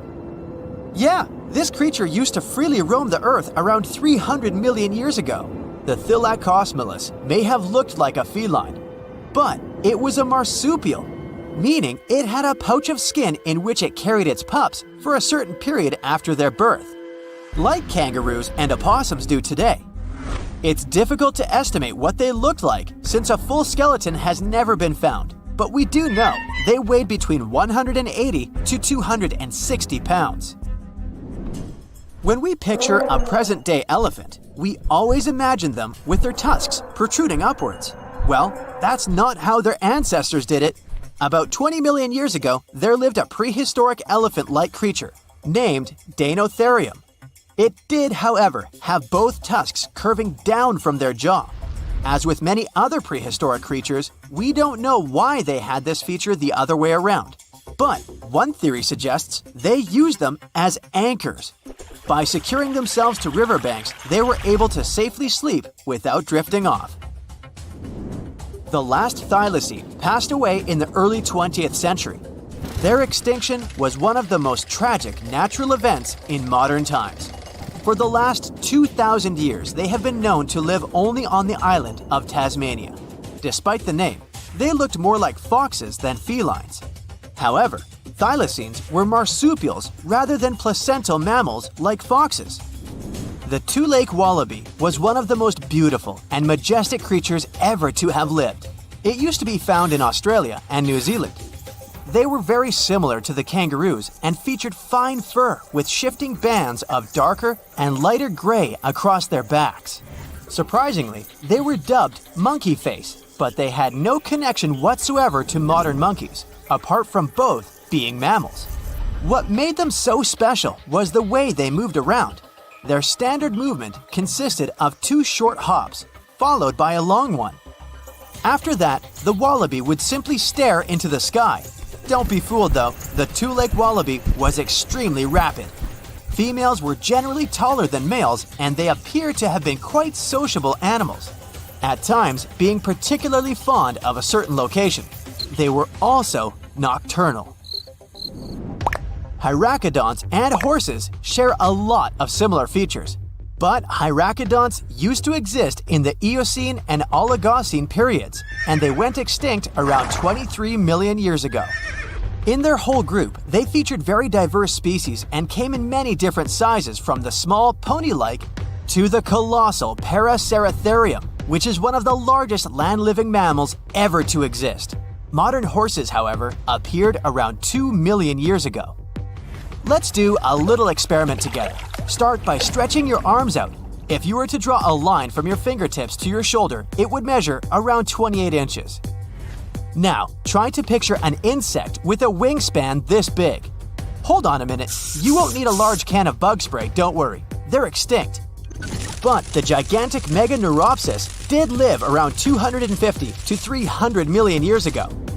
However, they most likely resembled the present-day dragonflies, despite not being technically related.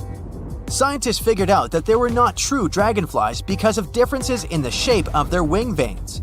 Scientists still don't know why these bugs turned out so big. Some believe insects are limited in size because of the small quantity of oxygen they're able to take in. In the times when these insects roamed the Earth, the levels of oxygen in our atmosphere were much higher, so that might be one explanation. Other specialists think that they got so big because there wasn't any other predator large enough to pick them up from the ground. Well, a biotech company called Colossal just announced something wild. They say they've brought back a direwolf from extinction. But did they really? What they've really done is way stranger, and maybe even more important. Their team has just created a brand new predator. Not a clone, not a revival, but a new species. These cute cubs are built from gene-edited wolves, shaped by ancient DNA and born through cutting-edge biotech. So wait, are the Jurassic Park horrors coming for us? Well, let's see. Now, direwolf was the massive muscular predator that roamed North America thousands of years ago. Most people think these were just some sort of bigger gray wolves, but don't be tricked by appearances and the name. In 2021, a landmark study came out. A team of researchers and major institutions studied actual direwolf DNA and discovered something shocking. These guys weren't just big gray wolves, not even close. They were separate animals. Genetically, direwolves split off from wolves roughly 6 million years ago. Just to put that in perspective, humans and chimps split about 6 to 7 million years ago. So direwolves and gray wolves are as different from each other as we are from chimpanzees. They look similar because of the so-called convergent evolution, when two species evolve similar traits because they live in similar environments. Think of sharks and dolphins, both streamlined, both predators, both ocean hunters, but different animals, and dolphins are way cuter. So Colossal said that they revived this animal, a dramatic and bold claim. But it's not quite true. In reality, they genetically engineered a new kind of wolf. It's not a direwolf, it's not even a known species. It's a synthetic animal, one that's never existed before. And this is a massive deal, both incredible and terrifying. The company basically has taken gray wolves and modified their genes by mixing them up with some direwolf DNA they found. Which is kind of wild, because, as we said, these two animals aren't really relatives, they're completely different species. The Colossal company kind of ignored that, though. They say the gray wolf is the closest living relative to a direwolf, and that the data proves it. But what data? They haven't shown it so far, it's just a claim. Why are they even calling this a direwolf? Well, they're saying their cubs are close enough to a direwolf and maybe fill the same role in an ecosystem.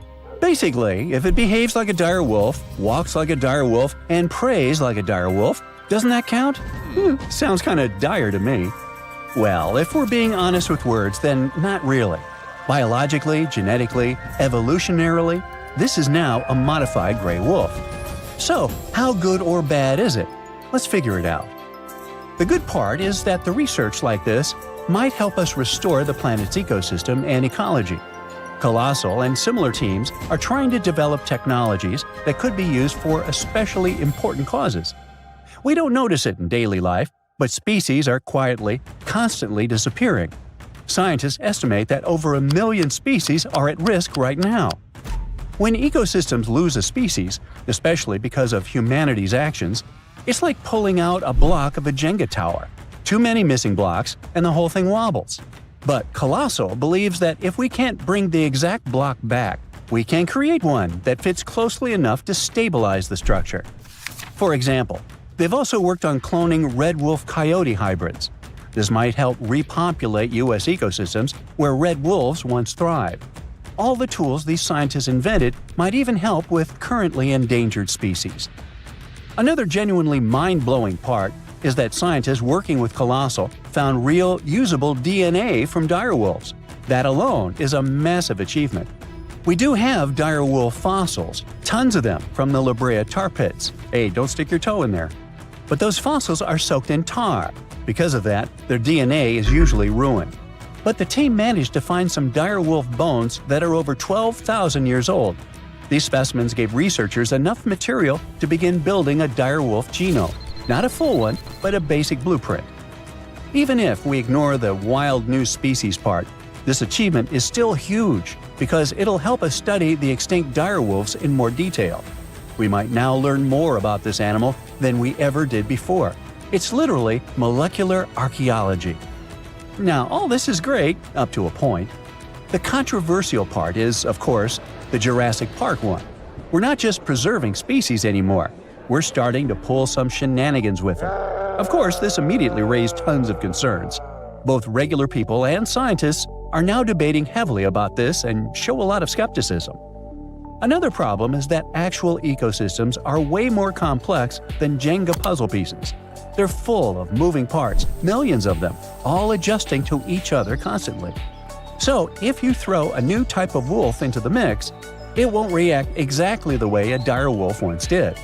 The times have changed, the ecosystem has changed, the extinction happened, nature adjusted, and throwing these cubs into the wild now might be even more destabilizing. That's why these new wolves aren't being released into the wild. They won't be hunting bison or roaming ancient grasslands.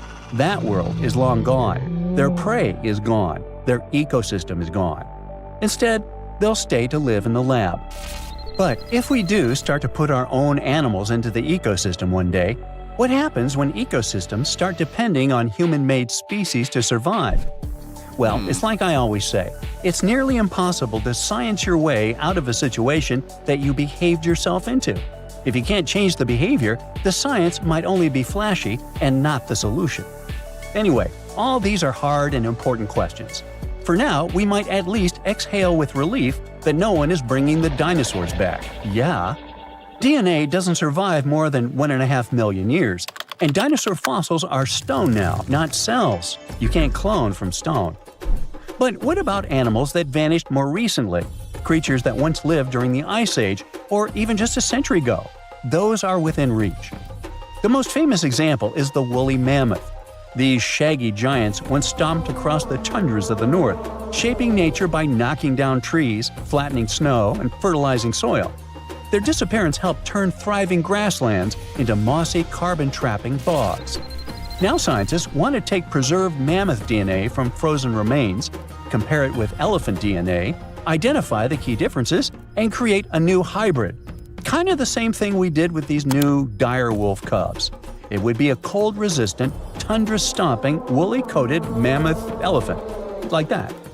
These guys would be close enough to fill the ecological niche that mammoths once held. Then there's also the passenger pigeon. Once the most abundant bird in North America, flocks so massive they could block out the sun, but we hunted them to extinction by the early 1900s. The last one, named Martha, passed away in a zoo in 1914. But we have her DNA preserved in museum samples. And today, using AI and genomics, scientists are working to recreate a living bird that behaves like a passenger pigeon. These birds could help regenerate forests, spread seeds, and restore a part of the lost sky. And finally, the Tasmanian tiger, a striped wolf-like marsupial that once roamed Australia. It was hunted to extinction in the 20th century. But its DNA is abundant. Museums collected pelts, fossils, and even preserved pups. This one was a keystone species, a stabilizer, a hunter that helped keep ecosystems in check. So they want to restore this one as well. The idea is to bring back extinct species using artificial intelligence, genetic sequencing, and the rapidly growing toolbox of biotech. But all this has to be done very carefully. Otherwise, the species could destabilize the environment instead of helping it. Now, on the good side, even if we never bring a mammoth back, this research is already saving lives. For example, the northern white rhino. There are only 5 left, and only 1 male among them. Extinction is practically written into their future. But using preserved cells and cloning techniques, scientists are working on rebuilding the population. In any case, it looks like we're entering a new era of biology, and this discovery is going to start a conversation that will be going on for decades. What's the scariest predator under the ocean? The crocodile? I don't think so. Loch Ness Monster? Please, it never existed. How about the Kronosaurus? Well, it is extinct, but you might be onto something. Let's take a look at what it'd be like if these creatures were still around today. First things first, what on earth was it? The Kronosaurus was a marine carnivore that lived in the cool, high-latitude Eromanga Sea. It covered vast areas of inland Australia between 90 and 120 million years ago, during the early Cretaceous period. Near-complete fossils of the creature were also found near Colombia, which is a country that has a noted connection to prehistoric reptiles and turtles. This fact makes it extremely possible that the monster I'm about to describe existed worldwide. You might have heard saurus and thought, oh, it's a dinosaur. But these were actually reptiles. They were the largest member of the Pleosauroidea family, referred to as plesiosaurs. Fossil evidence suggests they weighed over 20,000 pounds and were roughly 30 feet in length. Just to put that in perspective, the longest crocodile ever measured was a saltwater crocodile by the name of Lolong from the Philippines. It was 20 feet in length and weighed just under 2,500 pounds. And that's still 10 feet shorter and incredibly lighter than the average Kronosaurus. making the crocodile seem like nothing more than a glorified goldfish in comparison. Despite its terrifying length, the most physically daunting feature of the Kronosaurus was its head. Its skull was about 8 feet long, which was actually proportionally large given the size of its body length. Anything that was unfortunate enough to end up inside the Kronosaurus's mouth may have been given false hope. After all, the teeth of the beast weren't actually that sharp. On second thought, I take that back. I wouldn't feel confident around a toothless snake, let alone being inside the mouth of this monster. But it's true that the Kronosaurus's teeth weren't sharp, especially when compared to other carnivorous reptiles, such as crocodiles and alligators. The teeth of this prehistoric sea creature were instead conical. This means that they were cone-like in shape. Unfortunately, this lack of sharpness didn't make them less dangerous. The teeth were enormous and could be up to 12 inches long from the crown tips to the bottom of the roots. This obviously meant that the Kronosaurus had an extremely powerful bite. It was estimated to be up to 30,000 newtons, which is almost twice as powerful as the bite of a large saltwater crocodile. Because of the bluntness of their teeth, they weren't suited for twisting their prey once in their grasp. But the size and shape of the teeth made them perfect for simple open and shut biting. They would have had no problem crushing hard objects such as the toughest of shells any sea turtle could offer. Just like crocodiles, the Kronosaurus is believed to have had a short neck. This may have been an adaptation to allow the beast to successfully catch small, evasive animals. Their body, in general, was fusiform and streamlined. This means it was narrowed at both ends and had very little resistance to the flow of water. The Kronosaurus was also equipped with 4 paddle-like limbs. The hind limbs were larger than the front ones. They could span approximately 7 feet in diameter. All in all, this set the Kronosaurus up to effortlessly propel itself through the waters and be an ultimate predator. Predator X, if you will? That's the name that was given to the fossil of a creature discovered near Svalbard, a Norwegian island group, in 2009. The fossil was identified as a 50-foot-long, 100,000-pound monster with a bite force of 33,000 pounds per square inch. This might be the highest bite force of any known animal. Although Predator X is yet to be classified as any specific type of animal, it was definitely a plesiosaur like the Kronosaurus. And even if it wasn't Predator X, the Kronosaurus was still most definitely a ferocious titan when it roamed Earth's oceans. The Kronosaurus actually got its name from the Greek mythological figure of Cronus, the father of Zeus. Cronus was viewed as a titan from a generation of super powerful beings. So what was it that the Kronosaurus, this terrifying monster, actually feasted on to satisfy its appetite? This creature was known to eat sea turtles, squid, and other larger marine reptiles of that time, such as elasmosaurids and ichthyosaurs. This suggests that if crocodiles existed in the realms of the Kronosaurus, they too might have turned into lunch for the beast. There's evidence from the fossil remains of the Kronosaurus that suggests that they also feasted on sharks, which I know is a disappointment to those of you who view that beast as the king of the ocean. Not when the Kronosaurus was around, my friend. In any case, grounding all kinds of food into small pieces to help digest them would have been difficult without small teeth. This explains the presence of rounded stones found in many of the remains of these sea creatures. Researchers believe these stones may have been swallowed to control buoyancy or to help process food. It's also entirely possible they were accidentally swallowed while feeding on other animals from the seafloor. As if the Kronosaurus even needed to be a meanie with its already existing power and size, there's also evidence to suggest that it indeed might have been. It turns out that after using all its impressive attributes to catch its dinner, the Kronosaurus first liked to play with its food, like a cat does with a mouse. I guess since the hunt was so easy for them, they needed to get their fun from somewhere else. Well, I think now you should have a good idea about these creatures. So let's ask ourselves what it would be like if they were still around today. And by the way, why aren't they? Well, The Kronosaurus was completely finished off by the same KT meteor that took out the dinosaurs 66 million years ago.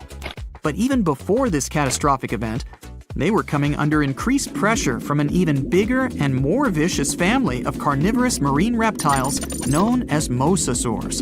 You can't always be a top dog, I guess, or rather, top marine reptile. But what if this never happened, and they were still roaming Earth? Well, this might be obvious, but can you imagine what kind of impact that would have on sea tourism? Based on the impact that famous movies about sharks and killer whales had, what do you think the presence of a Kronosaurus in the ocean would do to beaches? The very creature that would eat sharks and whales for breakfast. Beaches would certainly become a great place to go for a quiet walk, because nobody else would even be there. And what about such activities as boating, surfing, and scuba diving? You think anyone would dare try them, knowing that this 30-foot beast could be lurking beneath them? Let's give humans some credit and assume most of them wouldn't. This would cripple the global sea tourism industry, which is responsible for earning roughly $143 billion every year. Just to make sure this shocking point hits home, the most expensive yacht to ever roam the ocean was called the History Supreme. Its master bedroom was believed to have a statue made of T-Rex's bone and a wall made of meteorite rocks, as well as a 24-karat gold panoramic wall aquarium. Anyway, this yacht was worth nearly $5 billion, meaning you could buy 38 of them with the money lost and potential damages to sea tourism caused by the Kronosaurus. I'm sure that the yacht's owner was happy the beast never made an appearance in their luxurious aquarium. So luxurious, in fact, that some people believe the History Supreme, reportedly owned by some business genius from Malaysia, never even existed. Rumor has it that it was simply an elaborate hoax fabricated by the supposed designer. Anyway, I don't think the trouble would just stop there. People could actually be in serious danger, regardless of being near the ocean or not. No, I'm not about to tell you that this thing would grow legs, adapt to living on land, and start picking us off one by one. At least, I hope not. I'm just going to point out the damage that the Kronosaurus would inflict through its devastating impact on sea trade. In America, ocean transit accounts for 76% of national trade. On top of this, more than 100 vital pharmaceutical products originate in the sea. I'll also state the obvious and point out that the ocean is a huge food source for us humans. The presence of the Kronosaurus could have a great impact on our relationship with the ocean, something we usually take for granted. In 1952, an Air Force plane called C-124 Globemaster II crashed into a big mountain while flying from Washington to Alaska. Sadly, everyone on board, 52 people in total, didn't make it. The bad weather at the time made it hard to find the crash site, and even later, any attempts to locate it failed. But in 2012, a helicopter crew doing a training mission spotted the pieces of the crashed plane on a glacier called Colony Glacier in Alaska. They started looking for more pieces and confirmed it was indeed the missing plane. Since then, every summer for about a decade, different military groups have been helping in an operation called Colony Glacier. They've managed to identify 40 out of the 52 people whose lives were lost in the crash. The soldiers taking part in this mission take their promise seriously to never leave a fallen comrade behind. They believe it's their duty to bring back those who didn't make it. Another discovery comes from the Alps. In 1991, some hikers exploring the picturesque Alps stumbled upon a human body. It was half frozen in ice at the top of a mountain pass between Italy and Austria. At first, the local police thought it might be a mountaineering accident, but in a few weeks, archaeologists started claiming that this guy might have lived more than 5,000 years ago. They eventually gave the frozen fellow the nickname Ötzi. He was named after the nearby Ötztal Valley. He's become quite famous as the oldest ice mummy on record. Ötzi's frozen state might not be as unique as we thought, and that's where things get really cool. Archaeologists have another theory. See, at first, everyone was convinced that Ötzi marked the start of a cooler period because he had been frozen in the ice without any interruptions since he had lost his life. Yet, over the past few decades, glaciers and ice patches worldwide have been melting away like ice cream on a hot summer day. Not just Ötzi, but other ancient relics like bodies, hunting gear, horse droppings, and even ancient skis started to appear. So, archaeologists say there are similar sites. They've found quite a few, and they all fit perfectly into this growing field of glacial archaeology. It seems like as the world warms up, it will show even more ancient secrets from the deep freeze. Moving on to another amazing discovery. In 2018, William Taylor and Nick Jarman were exploring the snowy slopes of Mongolia's Altai Mountains. They found an ancient treasure trove hidden in the ice. Inside the trove, they found a well-preserved 3,000-year-old arrow shaft adorned with ochre markings. It was in pristine condition, a rarity for organic items that old. They found other items too, like a bronze arrowhead with bits of animal sinew still attached. All of these relics had been untouched for hundreds of years, since they had been locked in the ice. In Mongolia, rising temperatures have melted ice patches that remained frozen for centuries. Similar discoveries have been made in the Yukon, US, Italy, Siberia, and Norway. Thousands of sites have been identified.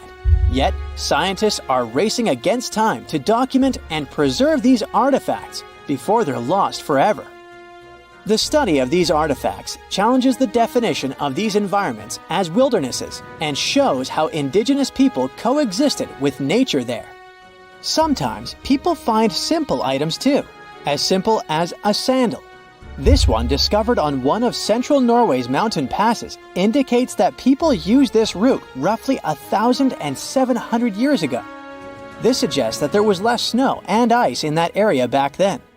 The sandal, dating back to around 300 BCE, resembles Roman sandals of that era. Again, in Norway, hunters found an iron sword high up on a mountain, more than 5,250 feet above sea level. There's no nearby burial site, and it's puzzling why someone would have a sword in such a remote location. Archaeologists speculate that the owner might have become lost. Then, in 2011, unusual objects resembling giant slingshots began to emerge as the ice melted. Radiocarbon dating suggests that this particular object was crafted around 400 BCE. It measures over 3 feet long and has knife cuts. Those puzzled archaeologists until one team member recognized them as tang, or pliers, used to secure loads on sleds when transporting hay or leaving for animal food. People in the area used hay sleds with pliers until the 1950s, when tractors became more common. Now, let's get back in time to thousands of years ago. We can easily do that by looking at this woolly mammoth. This creature looks a bit like a cherished but slightly worn-out toy. This ancient giant, whose heyday was 39,000 years ago, is the best preserved mammoth ever found. Even its signature shaggy hair is surprisingly well preserved, having been trapped in glacial ice until its recent discovery in Siberia. This remarkable animal is stepping into the limelight in Yokohama, Japan. Scientists are running tests that might bring this extinct species back to life. When they stumbled upon this female mammoth, they uncovered a hidden treasure, a sample of her blood preserved beneath the ice. So they believe this ancient blood could hold the key to resurrecting the mammoth. They also found well-preserved muscle tissue. She was between 50 and 60 years old when she met her icy fate. The discovery of mammoth blood has reignited debates about the ethics of bringing back extinct creatures, like in Jurassic Park. Their ambitious plan is to implant an egg into a living elephant for a 22-month pregnancy, hoping that at least one living mammoth cell might survive. Hop on, we're going to the French Alps. We are at a spot not far from where an Air India plane tragically crashed 46 years ago. We're accompanied by a diligent mountain rescuer and his neighbor. They went to this area after a bunch of tourists had noticed a strange-looking thingy on a glacier. It was a bag. The Indian embassy in Paris got wind of it, and it was all set on getting that bag. What makes it kinda cool is that it had diplomatic mail and Ministry of External Affairs written on it. The Air India flight was on its way from Mumbai to New York when it took a nosedive in January 1966. It took 117 people on board down with it. Guess what else was inside the bag besides the soaked diplomatic mail? It had a stack of old Indian newspapers. So, alongside those, they also found bits of the plane's cabin, a lone shoe, and a bunch of cables. Totally unexpected treasures on that mountain. During the summer of 2013, scientists stumbled upon a message left behind by a geologist named Walker, who had placed it there 44 years before. That message sort of served as the man's last testament. He passed away just a month after hiding the bottle in the rocks on the island. The content of the message was quite astounding. In 1959, Walker had measured the distance from those very stones to the glacier's edge, and it clocked in at a mere 167 feet. By 2013, that distance had ballooned to 400 feet. Researchers are convinced that this stark contrast between the two measurements underscores the consequences of ongoing global warming. Imagine the melting ice in Norway's mountains as a time machine revealing a treasure trove. Nearly 800 Viking artifacts tucked away for over 1,000 years have been unearthed. They give us a peek into the bustling trade networks of the Viking era and the critical role of the mountain passes in this ancient commerce. Among the finds are leather shoes, cozy woolen mittens, stylish tunics, feathered arrowheads, horseshoes, walking sticks, and kitchen gadgets from the Viking chef's toolkit. There are even Viking pack horse souvenirs. These artifacts provide us with insights into ancient travel habits and the peak times when those paths were bustling with activity, and give us a glimpse into the lives of adventurers. You decided to go scuba diving for the first time. The water is clear and the sun is shining on the seabed. You take a few selfies and the fish swimming by when suddenly the ocean goes pitch black. You look up and, oh my, what is that gigantic animal? It's definitely not a shark, not a whale. Is it a turtle? Yup, but fear not, it's not gonna hurt you. If you had lived on this same Earth about 72 million years ago, then maybe this could have really happened to you. Scientists have recently found the fossils of a gigantic marine turtle that could have grown as big as 12 feet. If you don't have any idea of how big that is, let's see some examples. That's the average length of a hippopotamus, 6 golden retrievers, or 2 Michael Jordans stacked on top of each other. The turtle's scientific name is an homage to that old-school sea monster called Leviathan. Maybe you remember this from old-school history lessons. The Leviathan is supposedly a mythical creature that would swallow entire ships or people that were deemed too greedy by the creature. Can you imagine being swallowed by this humongous sea turtle? No, thank you. The fossils of this gigantic creature began to be excavated between 2016 and 2021, all the way in northeastern Spain. The first fossil was located by a hiker in the Spanish Pyrenees, and it was around 8 inches long. The pelvis of this turtle alone measured around 35 inches. It would definitely be one of the biggest turtles today if it hadn't gone extinct. FYI, the largest living sea turtles today can reach up to 6 feet in length, which is already pretty big. Now, how about a gigantic prehistoric scorpion? I bet most people here are not huge fans of these creatures, especially since they're poisonous, which is why the thought of a 9-foot-long aquatic scorpion might be the stuff of nightmares. Let's just say that if they hadn't gone extinct some 400 million years ago, lakes and rivers would be much more dangerous places for humans today. These gigantic insects were considered to be apex predators in their time, hunting everything from fish to other animals, even of their own kind. Yikes! I got goosebumps just imagining these creatures. Should we thank the asteroid that hit our planet now or later on in this video? Another prehistoric animal that would shock humans if it were still alive is the so-called Megatherium, a gigantic sloth. This huge sloth is believed to have grown up to 20 feet long, and its weight could be up to 8,000 pounds. It was found in the woodlands and grasslands of South America. The creature used to stand on its 2 feet in order to reach leaves on high branches. These giant sloths had huge claws. They helped them climb trees.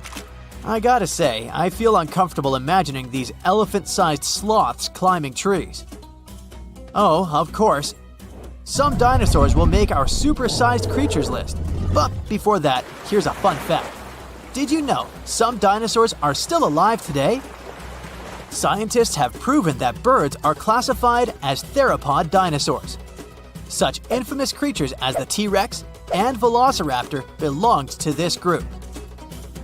I'm sure you've heard these names even before you watched Jurassic Park. The Velociraptor is that scary dino that breaks into the kitchen. Well, they evolved, gained some feathers, and turned into various species of birds we know today. That means that any bird from chickens to those little blue ones is a direct descendant of dinosaurs. Now, does the name Spinosaurus ring a bell? You can see this huge dinosaur in some museums today. Its fossils, I mean. The Spinosaurus was one of the biggest land predators to walk Earth. Actually, to walk its land and water, since scientists believe that this dino was semi-aquatic. It fed mostly on meat, which means humans would be its natural prey if it lived today. This meat-eating dino lived around 90 to 100 million years ago. It was about 60 feet long, 12 feet high, and weighed up to 22 tons. Its head was around the size of 8 bowling balls and was shaped like a crocodile's face. Basically, the Spinosaurus was a big African elephant with the face of a crocodile. Just kidding. But that would look funny though, wouldn't it? A much more attractive dino was this guy.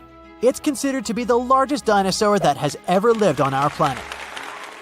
What made it so big was its extremely long neck and very long tail. You wouldn't want to stand behind this creature, believe me. If it decided to swish its tail, you'd get catapulted very far away. This creature lived around 100 million years ago, and its fossils were first found in Argentina around 2012. The dino measured 120 feet from head to tail, which made it almost as big as an American football field in width. And have I mentioned it weighed almost as much as a space shuttle? A staggering 75 tons. If it had been a carnivore, it would have probably been the greatest predator. But this big guy was a peaceful herbivore that had such a long neck that it could eat leaves from high trees. Cute, right? We must also talk about the Shastasaurus. As the name suggests, this animal is popularly known as the Mount Shasta lizard. Even though it was a marine reptile and probably never set foot on the mountain itself, this dino was usually around 23 feet long, but there was a specific strand of this species that could get as big as 69 feet long, about the size of the great blue whale. This made it the biggest marine reptile to have ever lived. A fun fact about the Shastasaurus is that scientists believe it didn't even have teeth, which means it could only feed on soft-bodied prey, such as squid, for example. The next animal on our list is the blue whale. Believe it or not, the biggest living animal on Earth actually started small. These days, the average mature blue whale can reach up to 100 feet in length and weigh up to 200 tons. That's more or less the weight of 40 elephants put together, or 30 Tyrannosaurus rexes, or 2,670 average-sized people. Blue whales have to eat up to 50 million calories per day to support that body. That's the equivalent of 30,000 Big Macs, just FYI. But blue whales weren't always this big. They actually evolved from a four-legged mammal that lived on Earth around 48 million years ago. Their ancestor was called Pachycetus, and it was only 6 feet long. Here's a fun fact. To be able to live in the water as one does today, the blue whale had to go through some intense adaptations.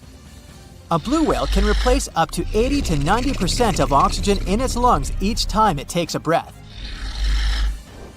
A human replaces only up to 15% for comparison.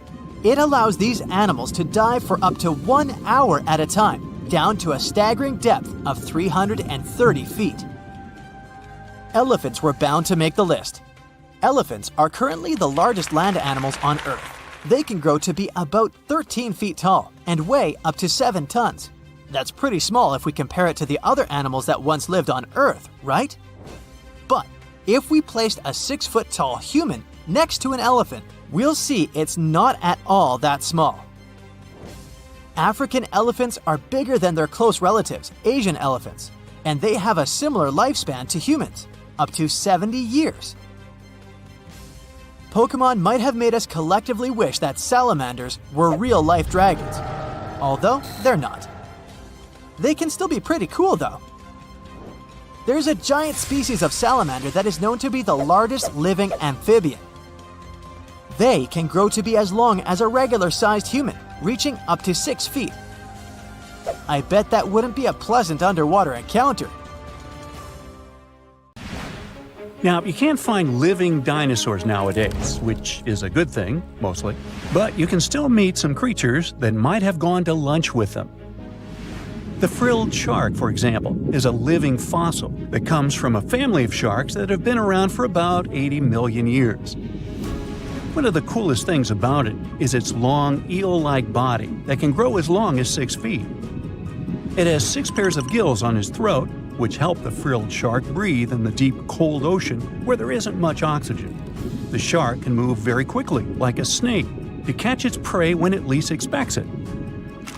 Little frilled sharks take an exceptionally long time to grow, up to 3.5 years, which is one of the longest times for any animal with a backbone. The Chinese giant salamander is another living fossil that can tell you what was going on Earth around 170 million years ago. Now, when I say tell, I really mean it, as it can make sounds like hisses, whistles, and barks, and even a noise that sounds like a crying kid. The biggest Chinese salamander found so far weighed 130 pounds, as heavy as 2 Dalmatians, and was almost 6 feet long. Giant salamanders like to be alone. Hey, I want to be alone. And will chase away other salamanders from their space, except when it's time to start a family. During the day, they hide and sleep under rocks. They can make a special substance from their skin that keeps predators away. Now, gharials are reptiles that have been around for about 38 million years. They live in India and Nepal in slow-moving, muddy rivers. Sadly, there are very few gharials left in the wild, less than 100. These creatures can't control their body temperature, so they need to sunbathe to get warm or cool down in the water if they get too hot. Their eyes are close together and face forward, which helps them see in 3 dimensions and judge distances more accurately. Gharials also have a transparent third eyelid that protects their eyes when they're underwater. They have over 100 sharp teeth, but they can't chew their food. Instead, they use their strong jaws to grab prey and then, swallow it whole. The alligator gar is a fish that has a family history of more than 100 million years. It still has some cool features from ancient times, like being able to breathe both air and water. It also has a special spiral-shaped intestine, like a shark. The alligator gar is one of the biggest and heaviest fish in North America. Just like an alligator, it has a long body and snout, plus a row of sharp teeth. But instead of legs, the gar has fins to help it swim underwater. The tuatara isn't a lizard as you might think, and isn't a dinosaur either. This New Zealand resident is one of the most unique animals in the world. Scientists love studying tuataras because they can help us understand how today's lizards and snakes evolved. One of the coolest things about the tuatara is its third eye, called a parietal eye, on its head. It has its own lens, retina, and a nerve that connects it to the brain. Scientists think it might help the tuatara know when it's light or dark outside and absorb sunlight to make vitamin D or help them keep their body temperature exactly right. Tuataras can live an extraordinarily long time, up to 100 years. Cassowaries are the youngsters on our list, as they've been around for only 60 million years. They have some things in common with dinosaurs, like their three-toed feet and how they breathe. Cassowaries love to eat fruit, lots and lots of fruit. This love of fruit helps the rainforest because when cassowaries eat the fruit, their bodies don't harm the seeds inside. As they move around the forest, they spread these seeds, you can guess how, with their own natural fertilizer, helping new plants grow. Cassowaries are big birds, about 6 feet tall and weigh over 100 pounds. They have a special claw on each foot that is 5 inches long, and they can use it to kick real fast. If they feel threatened, they can charge, kick, and even jump on someone. They can also leap up to 5 feet in the air. So, the best thing to do is stay far, far away from where they live. The order Notostraca is a group of crustaceans that you may know as tadpole shrimp or shield shrimps. These animals have been around for about 360 million years. They have a wide, flat shell that covers their head, and they have a pair of eyes on top. These creatures can be found all over the world in different kinds of water, like freshwater, brackish water, and even salty pools. They can also look different depending on where they live. Notostracans aren't picky eaters and can snack on pretty much anything, from plants to small animals and other shrimps. Some of them are considered pests in places like California rice paddies because they stir up the mud, which blocks sunlight from reaching the young rice plants. Sturgeons are some of the largest fish species on the planet. They live only in the cool waters of the northern hemisphere and never travel below the equator. Even though they are huge, sturgeons don't have teeth. They eat by sucking food off the bottom of rivers, gulfs, lakes, and oceans. Scientists believe that sturgeons came from a group of fish that first appeared around 419 million years ago, long before dinosaurs even existed. Their ancestors survived a big extinction event that wiped out 90% of all species and went on to become the largest fish in many rivers in North America and Eurasia. Sturgeons can live up to 100 years old or even older. Female sturgeons can lay up to 3 million eggs at a time, but not all of the eggs eventually turn into real fish. Our next hero, the Pacific lamprey, has successfully lived through at least 4 mass extinctions. Its ancient ancestors evolved over 450 million years ago. These creatures have cartilage instead of bones and a third eye, which is a special light-sensing organ on top of their heads. Instead of a regular jaw, they have a mouth surrounded by teeth. They latch onto prey and sup up body fluids like real underwater vampires. And although he wasn't living underwater, the story goes that King Henry I of England might have lost his life because of a lamprey. The English monarch loved this fish so much that he defied doctors' orders to stop eating its flesh. He got sick every time he'd have it, but the lack of bones and the unusual taste made the royal fall in love with it. As a result, he got some scary symptoms from eating lamprey and eventually passed away. Can you say clueless? The elephant fish, also called the Australian ghost shark, has been on Earth for around 400 million years. Even though they're related to sharks, they aren't actually sharks. Instead of bones, their bodies are made entirely of cartilage. These fish have a special shiny tissue in their eyes that can make their eyes look like they change color from yellow to green. Elephant fish can be pretty tough and will fight back if they feel threatened. They like to be alone and usually don't hang out with other fish. Horseshoe crabs also deserve the title of survival champs, as they've been around even before dinosaurs, since 450 million years ago.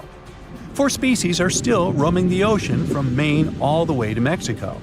Horseshoe crabs are more like spiders than ticks than they are like real crabs. They have 9 eyes, plus extra light sensors near their tails so they can see really well. They breathe underwater using flap-like gills near their belly, and sometimes they use these gills to swim upside down. Every spring, when the tide is high, these creatures come up to the beach at night to mate and lay their eggs, and you can see hundreds of thousands of them. Researchers have been waiting for this find for a long time. They came in all shapes and sizes. It would have been hard to distinguish them from dinosaurs. Most species weren't bigger than a mouse. It's like a reminder of a long-gone era when its ancestors walked on all fours. The first mammals to walk the earth were different from us humans in one important aspect. We walk on 2 legs. That makes us bipedal. But the first animals that made the transition from sea to land were tetrapods. This means they walked on 4 legs. The story of these creatures began in present-day Scotland. The region is home to the first terrestrial ecosystem in the world. The rock here is made from silica. This material is the building block of glass. Hot volcanic springs formed these rocks more than 400 million years ago. Such land composition is a treasure trove for paleontologists. These are the scientists who study the fossil remains of animals and plants. In Scotland, they found everything from plants with preserved cells to the oldest known fossils of insects. They even discovered a fungus that grew up to 29 feet tall. But there was one find that stood out from all the other ones. In 2015, scientists unearthed fossils of 4-legged animals. The place of discovery was Willie's Hole, near the hillside village of Churnside in the south of the country. Researchers dated the finds to the Paleozoic era, about 360 million years ago. This was the time when the early ancestors of the dinosaurs thrived. The world was a much different place back then. Today, we associate Scotland with cold and rain, and kilts and golf. But at that time, this land sat closer to the equator. It had lush vegetation, and its climate was hot and humid. Droughts and flooding were quite common. It was the perfect setting for an important evolutionary event.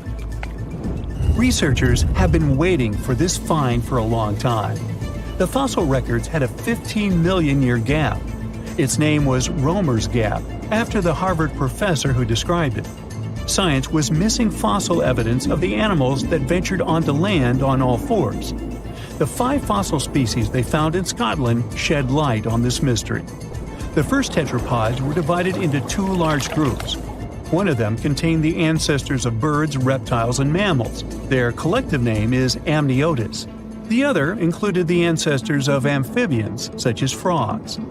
When these and similar species migrated to dry land, they discovered that they weren't alone. The earliest life forms that made this evolutionary leap were liverwort-like plants. We know this because scientists found their spores. They also discovered fossilized remains of an air-breathing millipede. It had tiny holes that allowed it to breathe air. This puts it among the first oxygen-breathing animals on the planet.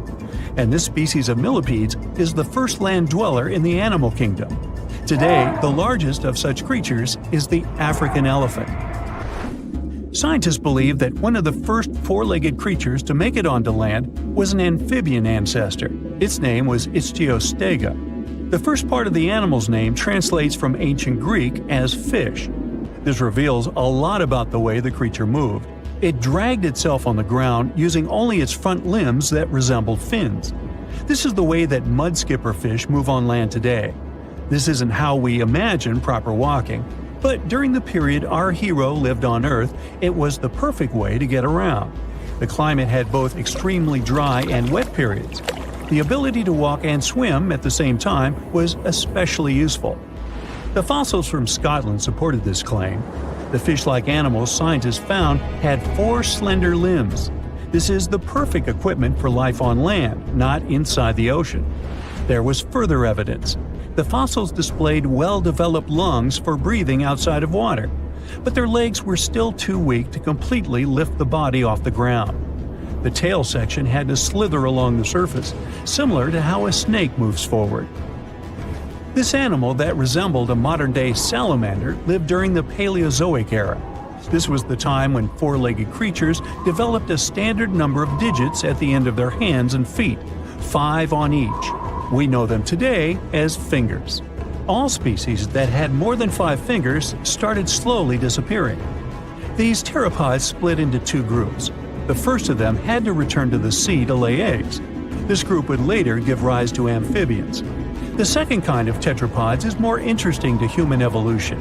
They're considered the ancestors of reptiles, dinosaurs, and mammals.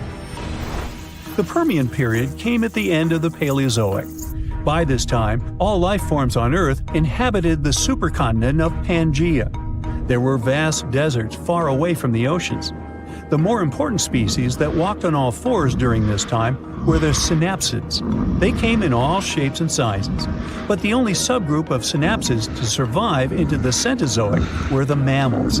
Doesn't seem like much, but we exist today thanks to these ancient tetrapods. As a species, we have come far in the tree of life. A recent study revealed that the first life form to evolve was an ocean-drifting comb jelly. This came as a bit of a surprise. For a long time, researchers believed that the simple sponge was the oldest animal on the planet. After analyzing vast amounts of data, comb jelly came on top, or the bottom, depending on how you look at the tree of life. These ancient beings were squishy and had tentacles, but they weren't the true jellyfish like the ones we see today. The creatures lacked the bell-shaped body and stinging cells. Scientists cannot precisely date the species because they lack a fossil of the oldest comb jelly. This is not the case with other ancient creatures that once roamed our planet. The ancestor of dinosaurs, turtles, and crocodiles are familiar to science. These are the animals that appeared during the Paleozoic era. This was a time when true tetrapods appeared. Paleontologists recognized them by 2 distinctive openings on each side of their skull. The first mammals that appeared during this era resembled reptiles. It would have been hard to distinguish them from dinosaurs. Some of them later evolved features we all know today. These include fur and a warm-blooded metabolism. They developed during the time when dinosaurs dominated Earth. That's why these first true mammals were small. Most species weren't bigger than a mouse. Their diet consisted of plants, as they were herbivores. Also, they were creatures of the night. During the day, they were mostly hiding underground. Now, this wasn't such a bad strategy. Some 66 million years ago, an asteroid fell on the Yucatan Peninsula in today's Mexico, and this spelled the end for dinosaurs. 75% of all species that lived on Earth at the time disappeared. The mammals' small size helped them survive and repopulate the planet. The era in the history of our planet that followed the Mesozoic was nicknamed the Age of the Mammals. The climate became warmer, so grasslands expanded. These were the ideal conditions for tetrapods to grow in size. Some mammals decided not to take this evolutionary path. Bats remained relatively small in size and took to the skies to join birds. And there are some tetrapods that returned to the ocean. The most notable example are whales. Today, their closest living relatives are hippos. Both species are aquatic, but they developed this trait separately. The first whales were actually tetrapods. These were the most typical examples of four-legged land animals. If you saw them today, you would think they were oversized rats. That's what whales looked like some 50 million years ago. Paleontologists came to this conclusion in the 1980s by studying the skull of a now extinct animal. It lived around the edge of a large, shallow ocean. At some point in history, it returned to the marine way of life. Its back legs devolved. But sometimes, biologists stumble upon a living specimen of a whale that still displays tiny hind limbs in its skeleton. It's like a reminder of a long-gone era when its ancestors walked on all fours. Meet Costello. He's a Brazilian reef octopus. But Costello isn't a regular octopus. While watching him, scientists began to suspect that he might be experiencing nightmares. When he was sleeping, he was changing colors, making some wild movements, expelling water, and even releasing ink. They decided to study Costello for a while. His behavior during sleep resembled stress and fear. The study showed that he might see vivid dreams, which are, at times, spooky.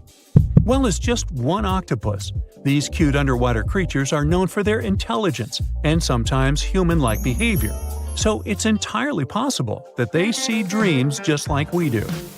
In Costello's case, he might be haunted by memories of tough times off the coast of the Florida Keys.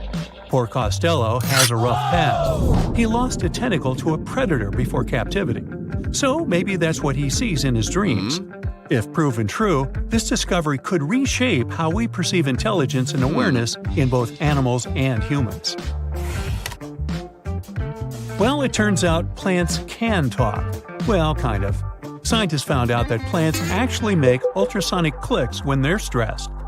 Imagine tomatoes and tobacco plants in a jam. They're making sounds like popping bubble wrap, but way too high for us to hear. These are called ultrasonic signals, and they might be their way of indicating stress. That would mean that plants can communicate with each other, and stressed plants prefer to be drama queens and let everybody know about their troubles. They make around 30 to 50 pops and clicks per hour. Calm and healthy plants don't do nearly as much. And not only do plants talk, but even have their own language. They make different sounds depending on whether the plant is experiencing thirst or is bothered by a snipped stem or something else. Moreover, some of them are so dramatic that they start ringing alarms even before they show signs of dehydration, when they know they're getting close to it. Scientists aren't sure why they do that, though. They believe that it might involve cavitation, a term that means air bubbles dancing in the plant's plumbing. Plants that sing these symphonies include corn, wheat, grapes, and even cacti. That is quite a big discovery in agriculture. We could use it to check if our crops are thirsty and stuff like that. So now we'll be eavesdropping on plants and deciphering their secret language. Okay, time for some universal news. Recent studies are shaking up what we thought we knew about the universe's age. Our findings during the last decades showed that the universe must be around 13.7 billion years old. However, a new study shows that it might be almost twice as old, up to 26.7 billion years. Keep in mind that it's not proven, so for now, the official number stays the same. Scientists were using the time since the Big Bang and studying ancient stars to measure the universe's age.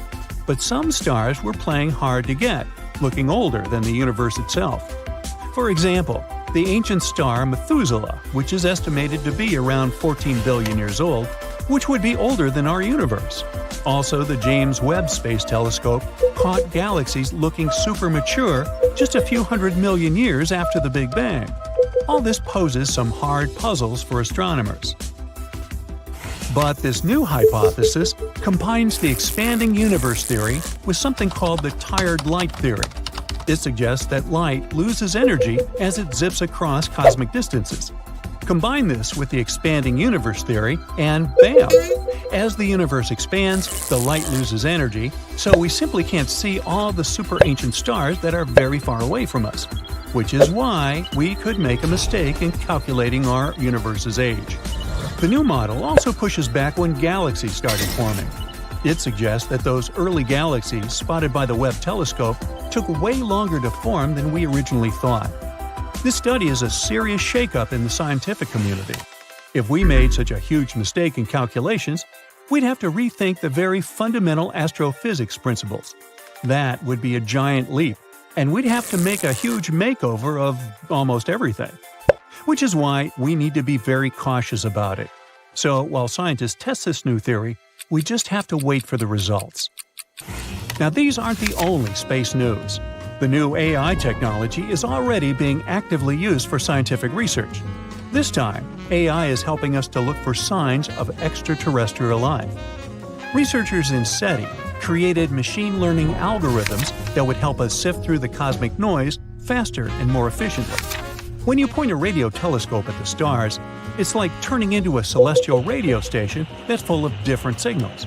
We catch everything from pulsars to radio galaxies and earthly interference. Obviously, it would be pretty hard to identify a potential signal from extraterrestrials in all this mess.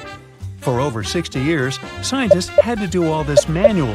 It was a daunting task to scan the skies and explore countless stars and radio frequencies. But now, AI came to help. The algorithms are trained to recognize and distinguish known interference patterns, like those from mobile phones and electronic devices, amidst the cosmic data. They spot anything deviating from known patterns, the potential needle in the haystack. And we've already had some breakthroughs here. The astronomers caught 8 signals that didn't fit known patterns. While not confirmed as extraterrestrial life, they show that there's a great potential for future research. Going back to animals, this time we're visiting prehistoric Earth. Imagine turtles so massive they make today's turtles look like tiny toys. Recently, scientists stumbled upon the fossilized remains of one of these giants. It's a sea-dwelling titan that cruised the European waters about 80 to 70 million years ago. The discovery was accidental. A hiker in northern Spain stumbled upon fragments of this creature near the Pyrenees Mountains. This turtle was roughly the size of a rhino, around 30 feet in length. Just to give you an idea, this creature would be about the size of an average car. It shows that extreme sizes were more common before an extinction event. The turtles we know now, of smaller, still substantial sizes, dominated afterward. But the ancient oceans were filled with giant turtles munching on mollusks and jellyfish. This discovery also challenges the idea that gigantic turtles were exclusive to North America. The existence of this turtle proves that these colossal reptiles were hanging out in European waters too. So this might be just the tip of an iceberg, and you'll want to steer around that one too. And finally, NASA's James Webb Space Telescope has made a great discovery. It detected a crucial carbon compound in space. It's called methylcation, and this tiny molecule, even if it might seem insignificant, could help us unlock the secrets of interstellar organic chemistry. Carbon is incredibly important. Carbon molecules are building blocks that construct everything from stars to planets to, well, us. It's the key ingredient for life, and scientists are eager to understand how it shaped our existence on Earth, and if it could do the same elsewhere in the universe. And methylcation plays a very important role in the creation of complex carbon-based molecules. That's why it's very cool that we discovered methylcation, even if it's very far away. NASA scientists found it in a young star system. This system is chilling about 1,350 light-years away from us, in the Orion Nebula. The star in this system, which is smaller and a bit weaker than our Sun, is bombarded by intense ultraviolet light from nearby hot, young, massive stars. You'd think such strong UV radiation would destroy complex organic molecules. But the research team believes that it might actually kickstart the formation of these carbon compounds. Maybe stronger stars and their insane radiation levels actually work as energy sources for life. They set off a chemical chain reaction, which results in complex carbon stuff like plants and animals. Seems like we found yet another puzzle piece.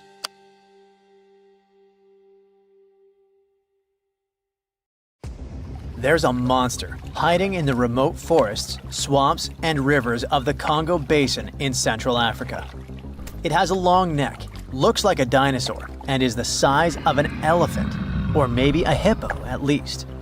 That's what people who claim to have seen it say. It should have gone extinct millions of years ago, but this Congo's version of the Loch Ness Monster somehow survived. This creature is the Mokele Mbembe, which means one who stops the flow of rivers, and more folks are saying they've seen it lately. European explorers first heard the stories of this creature from the people living near the Congo River in the early 1900s. A German captain even included a description of the monster in his official report from his expedition. The locals told him the animal was of a brownish-gray color with smooth skin, a very flexible neck, and only one long tooth that could be a horn. Some of them mentioned a long, muscular tail, like that of an alligator. They also said that the creature lived in the caves, but climbed the shores even in the daytime to find some plants to eat. Locals also believed its favorite snack was a kind of liana with large white blossoms. Some of them even showed the German captain some fresh path the monster left leading next to those plants. And oh, they warned him that Mokele Mbembe definitely didn't like humans and took down any canoe that would sail nearby. Dinosaurs were a real hit in pop culture in the 1910s, and several newspapers in Europe and North America wrote about the dino-like monster from Africa back then. In the later years, several expeditions traveled to the Congo Basin to search for Mokele Mbembe or interview claimed witnesses. They did not find any direct physical evidence, but collected many stories.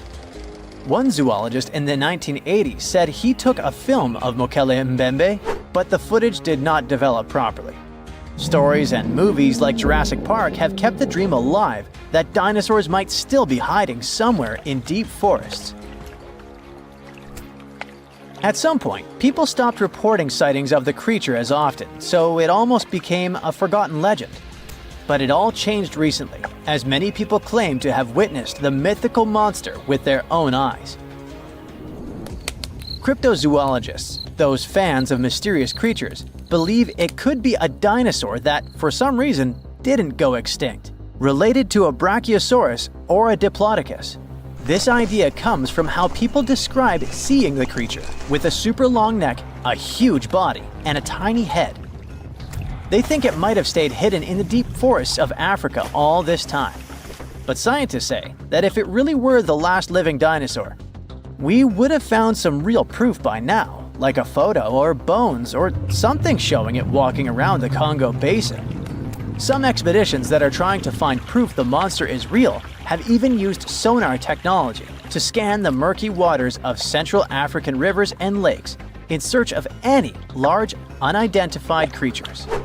Some people even narrowed down the monster's location to a specific remote lake, surrounded by untouched jungle in the swamps. So far, the search for evidence hasn't been successful. The explanation behind all the sightings of the Mokele Mbembe could be the changing ecosystem. More and more human settlements are moving into the huge Congo Basin rainforest.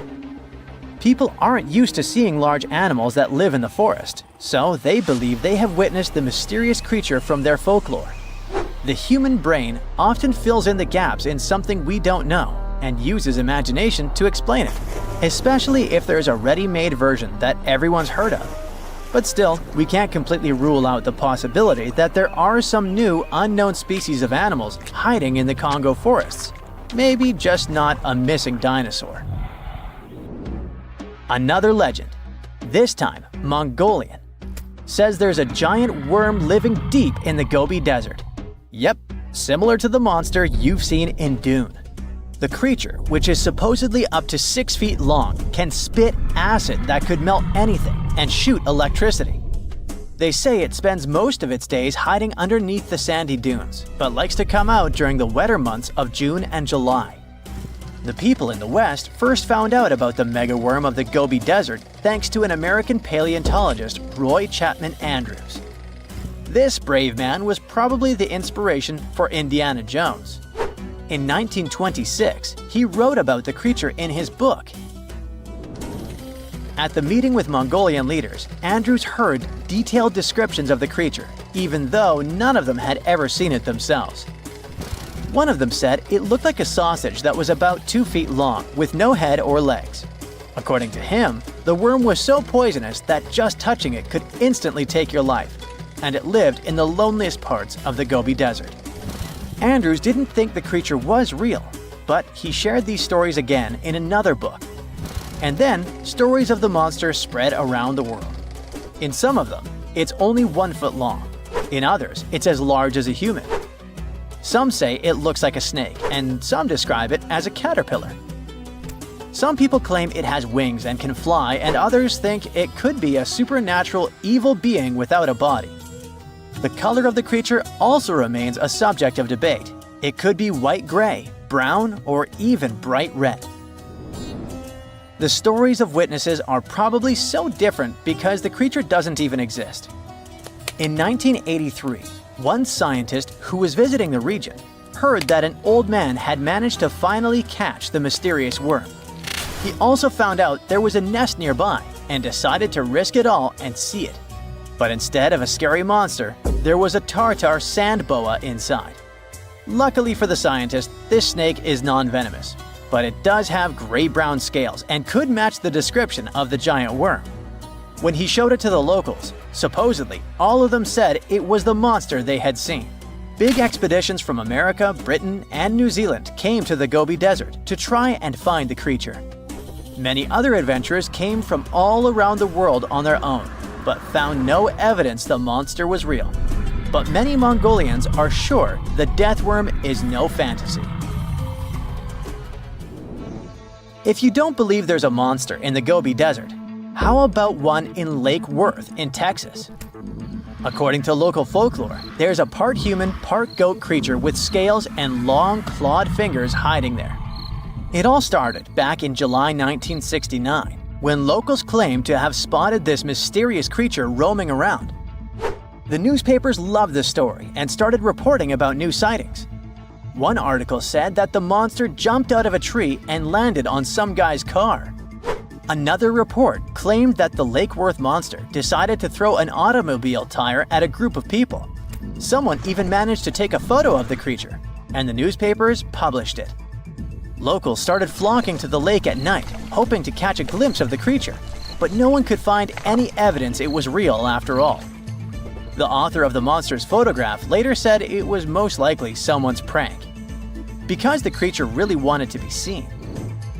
Then, a reporter from the local newspaper received an anonymous letter saying that it was 3 high school students who decided to dress up and scare people. Even despite this, some cryptozoologists think it could have been an undiscovered primate species that walks on 2 legs.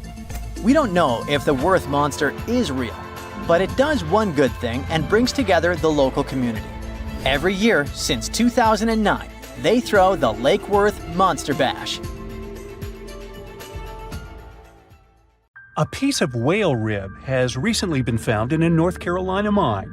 Not a big deal, some might think. Hey, why can't a whale be a miner, right? But this fragment offers scientists a unique glimpse at the interactions between prehistoric sharks and whales from around 3 to 4 million years ago. The thing is, 3 tooth marks embellish the rib. That means that the whale was once badly bitten by an animal with a super powerful jaw. Judging by the spacing between the tooth marks, and it reaches almost 2.5 inches. This animal could be a mega-toothed shark. I'm talking about the megalodon. Or it could be a different shark species which was around at that time. The curvature of the shark's jaw shows that the animal was relatively small, between 13 and 20 feet long. Yeah, small. As for the whale, it seems to be the ancestor of a great blue or humpback whale. Researchers are amazed. You don't usually expect to find evidence of animal interaction and behavior preserved in the fossil record. After examining the sample carefully, they concluded that the shark must have gone away with a mouthful, but the whale had survived because most of the fossil fragment is covered with what is known as woven bone. It quickly forms in response to localized infection. Such bone isn't particularly strong, and later the body remodels it into compact bone tissue. But it takes time. The presence of this bone means that the healing was incomplete and the whale passed away 2 to 6 weeks after the unfortunate encounter. On the other hand, its demise could have been unrelated to the infection and injury. Only a handful of fossils show such kinds of interactions between ancient animals. You can often find bite marks on fossils indicating where the animal passed away and its carcass was scavenged. But this fossil is one of a few examples that not only show a wound inflicted by another animal, but also demonstrate that the prey survived. All fossils are exciting for paleontologists. Yes, they need to get out more. But some might look terrifying to regular people. For example, look at this picture of tentacle arms and octagonal-shaped heads. When it first appeared in mass media, internet users claimed that it was some ancient organism that had come from space. Others thought the story was fake, but in fact, both the picture and the fossil are real. The fossil is known as a mortality plate. a fossilized representation of a mass extinction event of one or several species. The fossil actually contains more than a dozen specimens of a type of marine organism called a crinoid. Despite their looks, crinoids were not plants but marine animals. This particular species lived deep underwater on the seafloor. Crinoids were related to starfish, sea urchins, and brittle stars. These creatures could attach themselves to the seafloor with stalks made up of flexible porous discs connected by soft tissue. The stalks were hollow, and that's where the animal's nervous system was located. Crinoids absorbed oxygen through thin-walled tube feet. The creatures usually reached the length of more than 8 inches and had 5 arms lined with leathery-looking, tentacle-like structures. They fed on plankton and sloughed off organic material. Now, even though these fossil finds seem to be super exciting, few creatures in the fossil record confuse scientists as much as the Tully monster. This curious sea creature sported a toothy, trunk-like snout and eyes splayed out on a rigid rod. But the most bizarre thing? It has been impossible to classify. Researchers have been considering a variety of organisms, for example, segmented worms, swimming slugs, and primitive eel-like creatures, since the monster was discovered in 1966. Recently, they have even tried to connect it to some species of jawless fish with a backbone-like structure. A team of scientists from Japan has used high-resolution laser scanners to examine the anatomy of Tully monster fossils in 3D. They concluded that the enigmatic fossil might be an invertebrate after all, and still, the true identity of the creature remains elusive. In the 1950s, amateur fossil hunter Francis Tully found a ghostly imprint of a torpedo-shaped organism with a huge tail fin in the Mizon Creek fossil beds in Illinois. Tully had never seen anything similar to the torpedo structure. He took his find to Chicago's Field Museum of Natural History. Paleontologists working there were baffled as well. Since then, scientists haven't been able to determine where the creature fits on the phylogenetic family tree, or where they should spend Thanksgiving. In 1741, an explorer and captain named Vitus Johansen Bering led an expedition to map the coast of Alaska.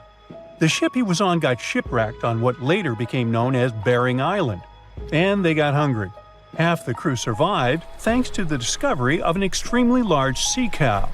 With the meat of these animals nourishing them, the sailors managed to build a small ship from the wreckage and return home. On their way back, a scientist who was among them spent his time documenting the animals and plants they had found.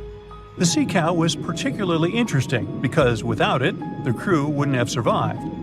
These animals were more than 26 feet long and weighed around 10 tons. All sea cows are member of the order Sirenia, marine mammals more closely related to elephants than cows. The scientists described them as having black skin, a small head, and stubby forelimbs.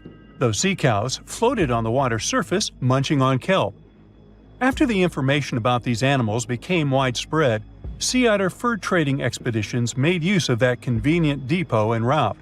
Sea cows were docile and could be easily hunted. Long story short, within 27 years after the scientists mentioned those animals, they were driven to extinction. But it's not the saddest part. The fossil record reveals a much deeper and darker history. Fossils of sea cows have been discovered all over the world, from Japan to Mexico. It means that the animal once thrived in the vast kelp beds around the entire North Pacific Rim. That small population discovered by the expedition was probably the last remains of a once much larger and way healthier population. More likely, Aboriginal hunting had already reduced the numbers of these animals to near extinction levels, and the final blow came from Western hunters. The living close relatives of those ancient sea cows are rarely hunted today. Still, they're under threat of extinction themselves. To some, this amazing fossil might look a bit disturbing. Slaves' lentils are fossils that belong to animals called nummelites. They lived and thrived in a warm, shallow sea covering part of Egypt around 40 million years ago. The name nummelites hints at the fact that larger specimens resemble coins, and in Egyptian folklore, they're even referred to as angel's money. These creatures have a simple, single-celled structure, which contrasts with their super intricate skeleton. Look at this series of spiral overlapping whorls. Each whorl is divided into countless tiny chambers. Nummulites can grow to be 4 inches in diameter, and still, they are the fossils of single-celled animals related to amoeba. How and why did they grow to be so large? The reason could be their symbiotic relationships with other smaller organisms. In the case of modern species, such symbionts are tiny golden-brown single-celled algae called diatoms. The shells of nummulites are relatively transparent, and since they're flat, there's a large surface area for the light needed for the diatoms to photosynthesize. For some reasons, scientists are still debating about them. The presence of plant symbionts in animals dwelling in the sea encourages the growth of a calcareous skeleton in hosts. So, the gigantic size of the nummulites in Egypt could be due to their close relationship with symbiotic diatoms. Does that make sense? Fun fact: a species of nummulites evolve very fast, and their fossils change from one layer of sediments to the next. So, the limestone used for the pyramids of Giza are so packed with such fossils that it's known as nummulitic limestone. This limestone also contains 2 kinds of nummulites, the smaller slave's lentils and the larger angel's money.